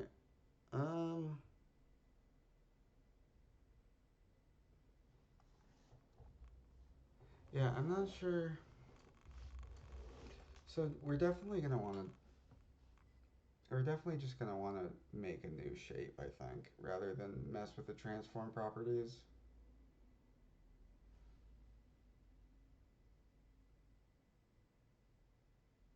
Like for sure, right? Because if it's not even giving us consistent behavior, then that's like a huge problem, right? If the behavior isn't even consistent.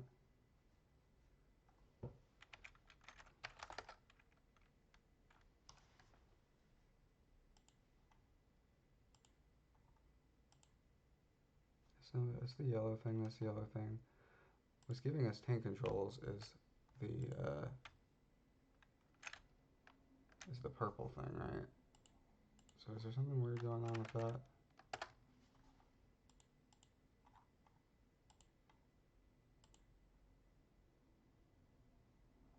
No. We're rotating and then we're translating.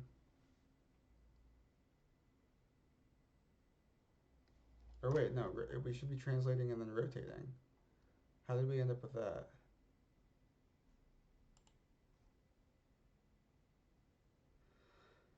How did we end up with that? That doesn't make...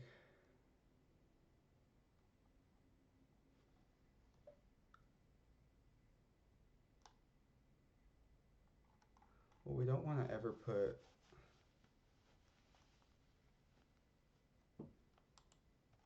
Okay, we always want to do the translation first, actually. So no, it is consistent behavior. We're just messing this up.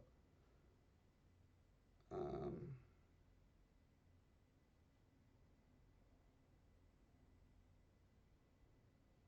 what we need to do is make this translation before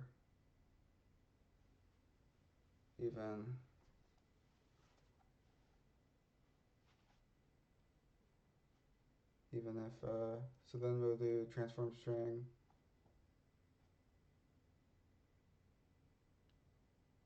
So actually we want to do this dot concat the transform string, just the opposite, right?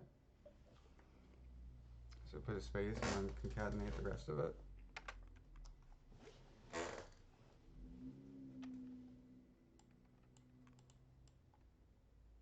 we'll take that.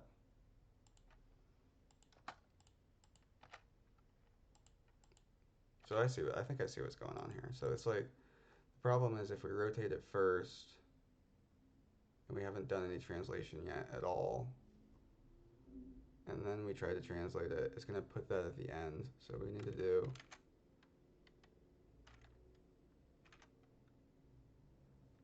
dot concat. We'll want the space here, and we do dot concat transform string.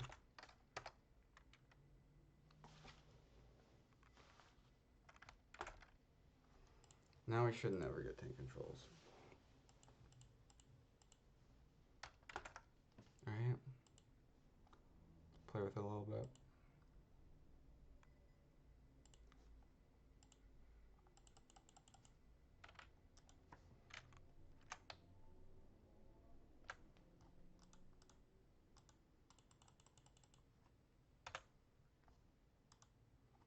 So again, let's do exactly what that would be. So if we did the rotation first, and then that, and then rotate it again, and try to move around. Yeah, it's all good now. Everything's good. Alright. And if we do that, the thing is it's going to move it a little bit just because of the integer thing. Which, do we need to do that then? Do we actually need to do the integer thing? Or can we avoid that?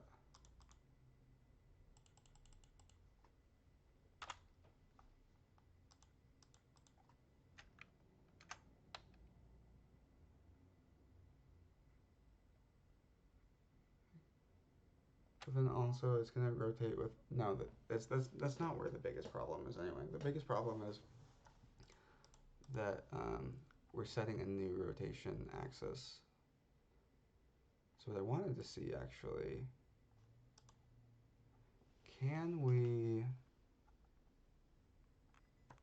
like if we rotate that now, right? So we have that. Can we add another rotate on top of the transform?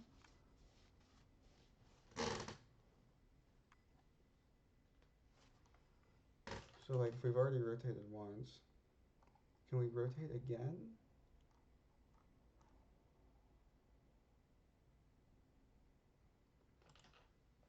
Can we just add rotations? Like if the origin, we have more than one rotation with like another,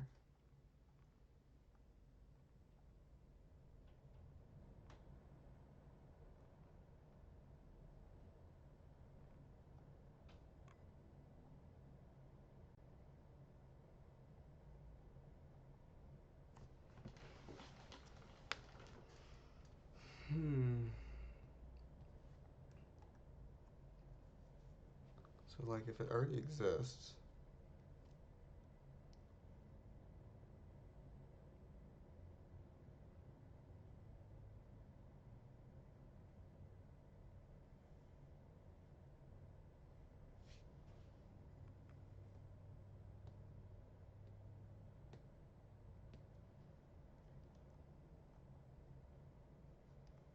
So basically, if it's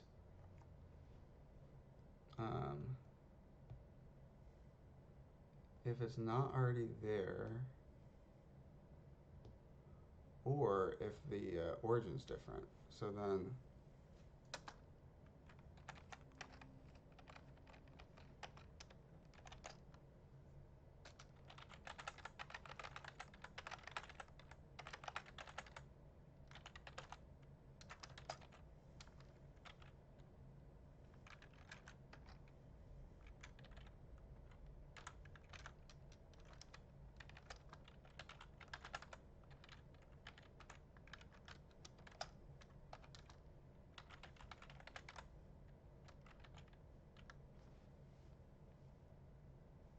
or no, if it's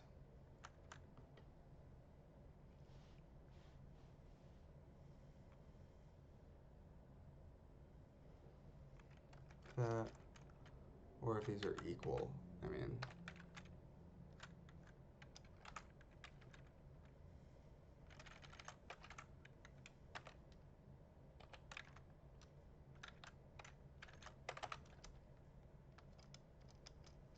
in which case we're gonna need to do this like or that and this.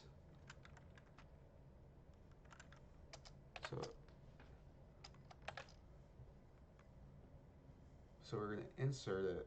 We're gonna like replace it if the origin's the same. Otherwise, we're gonna wanna put a new one. We're gonna add another rotation. Right? Let's see if that works. Does that work?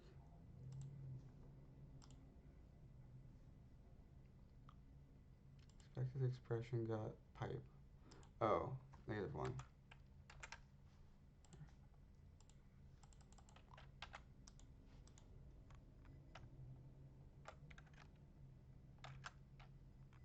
Okay, so that's gonna be the same. So if we do that, and then move this, rotate it. No, that gave me something that moved it.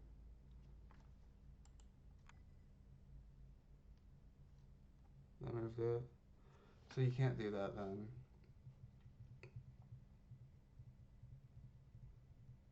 If you can't do that, then we're gonna have a little bit of an issue.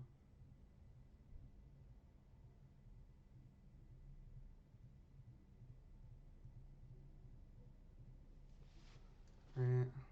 So that's telling me then for sure, like you can't. Like shapes at, what is it, shapes at 1?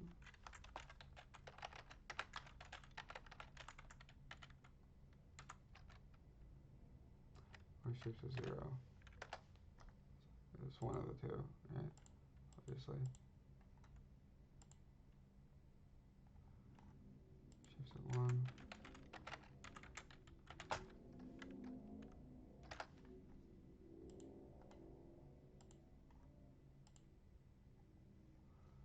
So it's not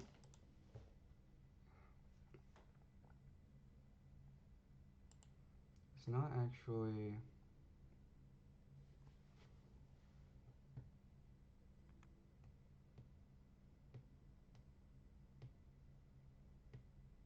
giving us a new, it's not putting it at the end of that string there.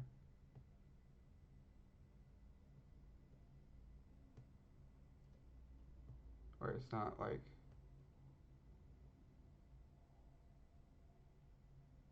saving that like that.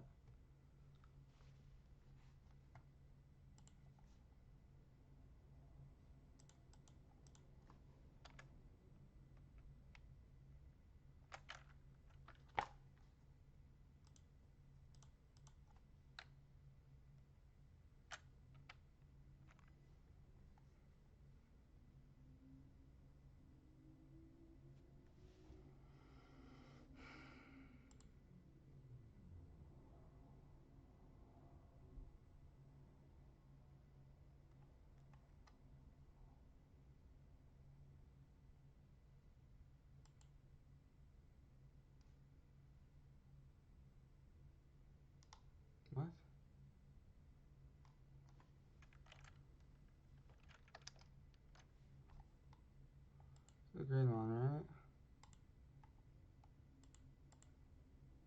That's the blue one. Green one's the first one.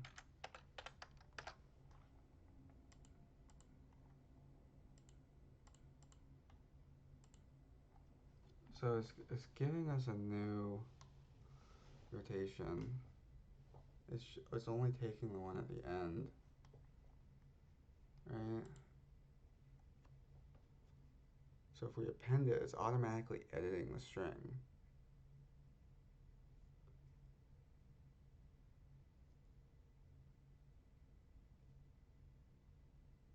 Okay. Okay.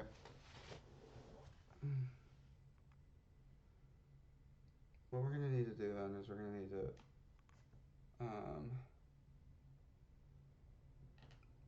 just like we're doing on the original, we're gonna have to um, make a whole new shape every time we rotate, I think.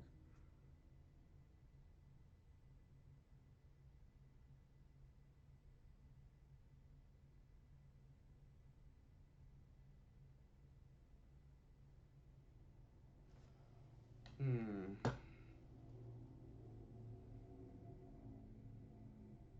Right. So then we can apply the translation and then just make a new shape with the new points rotated around the point that we're trying to rotate around.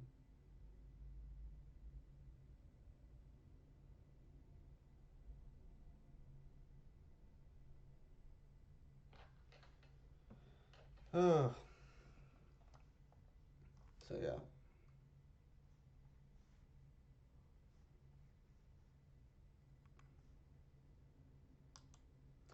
I was hoping that wouldn't be the case. Either that or we could just give it the original functionality, which is just always rotate around the origin of the shape itself. So either one would work. Well, actually, no, because then we translate it. No, that wouldn't even work either.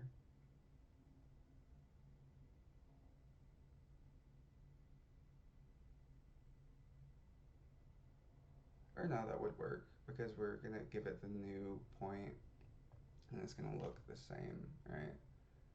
If we did that. And we could test that, but just by, like,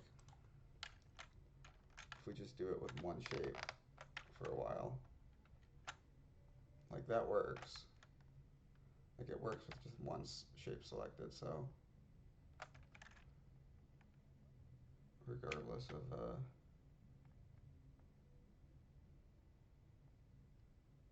so we could either, okay, so we could either give it the original functionality or we could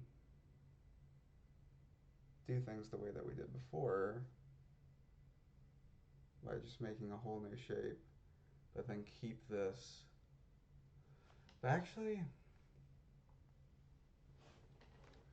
um,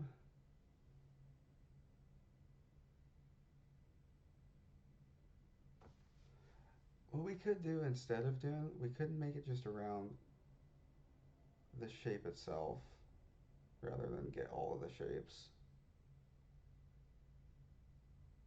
But then include a functionality then to group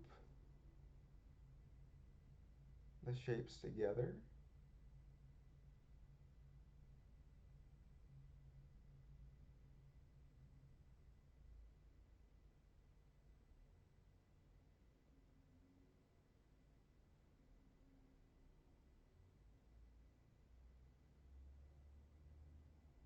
Right? That would work. Like if we press a button with things selected, then it becomes just one shape. And then like we could do another button to like split it apart, maybe.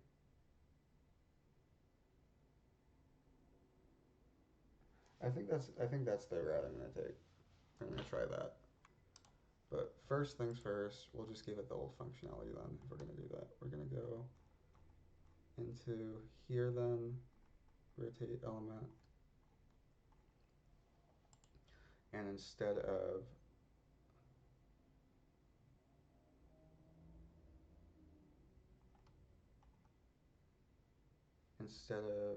getting all of the everything, I'll comment it out though.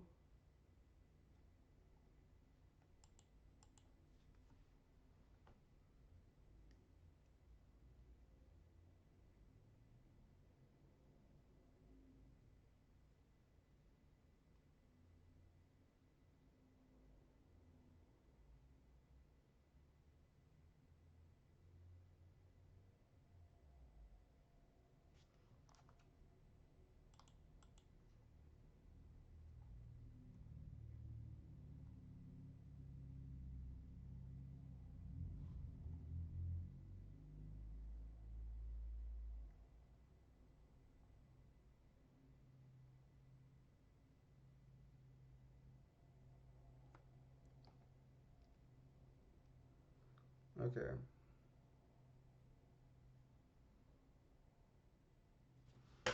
So instead of doing this again, what we're gonna do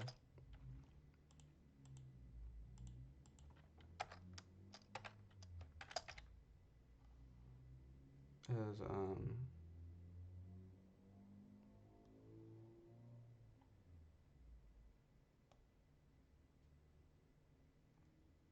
you know,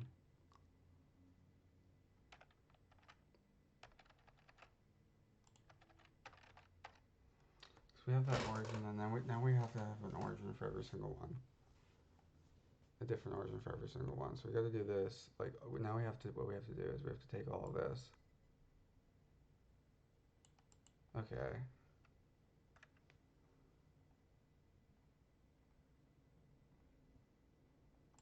So now we have to take all of this and put it in the original one. So we're gonna take all of that here, and we're gonna put it in the original thing here.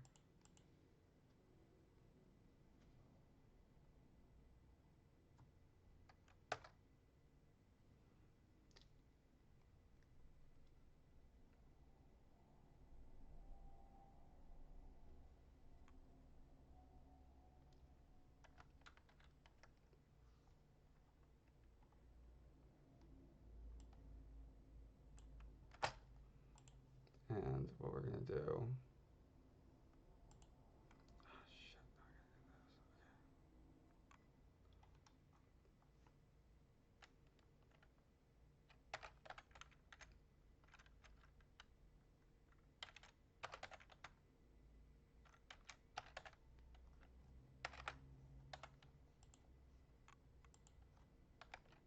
We do that every single place we have I.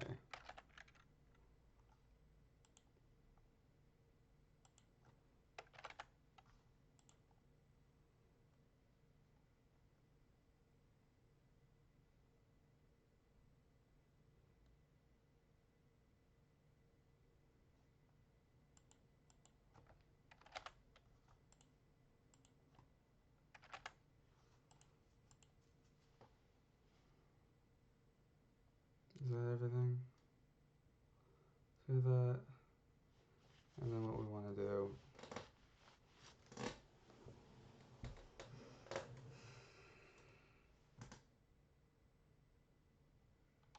is take our origin thing here. We're going to go let origin as this.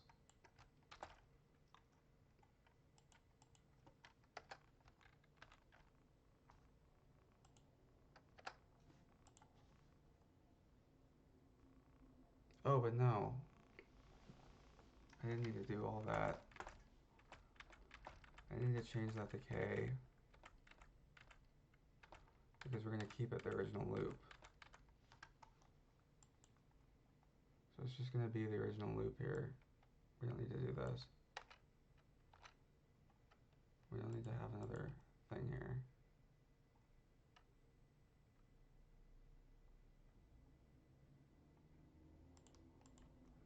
fix itself?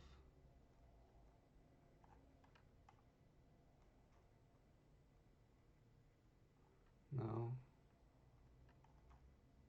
We need another. We have too many here.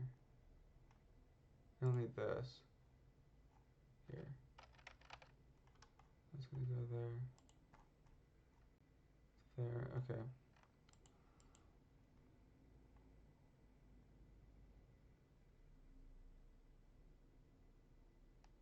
Actually, that should have been there. So then what we're gonna do then, all the eyes are back to normal, right? Yeah, I.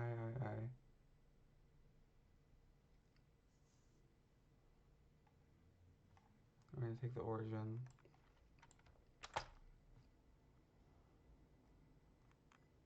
We're gonna throw it after here. We're also gonna unindent all of this. There we go, that makes more sense. Okay. So our origin is just gonna be that.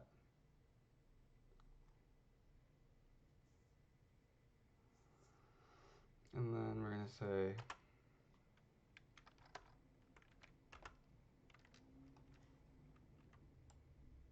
reset these.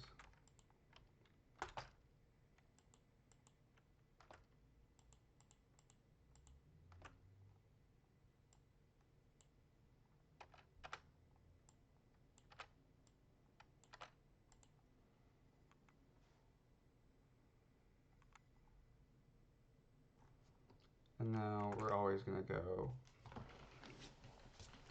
with respect to the origin point.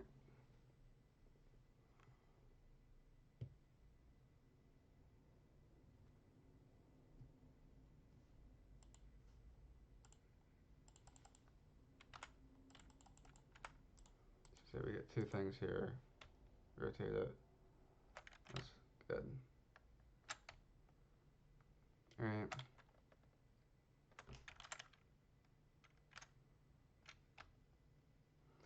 Alright. So then what we'll do is we'll make a button to join things together. So then if we join it together, we can move it as a single unit, and then we'll also select it as a single unit. But we won't worry about that right this moment. Right now, we've done that. Which, progress, right? A little bit. A lot of it, I'm learning D3 at the same time that we're doing this. Very much just like learning D3 at the same time as doing this. So, it's all like a good learning experience here. And we're really getting into how everything works, right? Anyway. Cool. Alright. So now, before I do the grouping thing, I'll probably put in scaling. Will be just one more thing to add, scaling, and then exporting, and then I'll worry about grouping and layers. Should probably do layers before I worry about exporting even, because it's a big thing. Like if we want to take something and say move it to another layer, right? Especially if we're duplicating stuff like the way we are, because we're going to really need to be able to say like, hey, put this in front of everything, put this behind everything. If we're going to duplicate stuff the way that we're doing it. Anyway, but I think that's going to do it for this stream. Just want to see real quick, are there people here?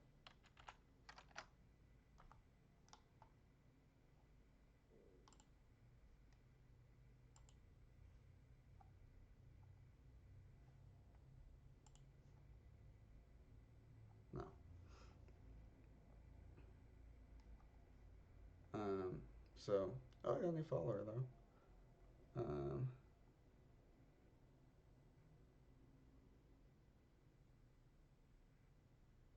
I got like 2 new followers. I lost one though. Also, weird. Oh well. Well, still, that's cool.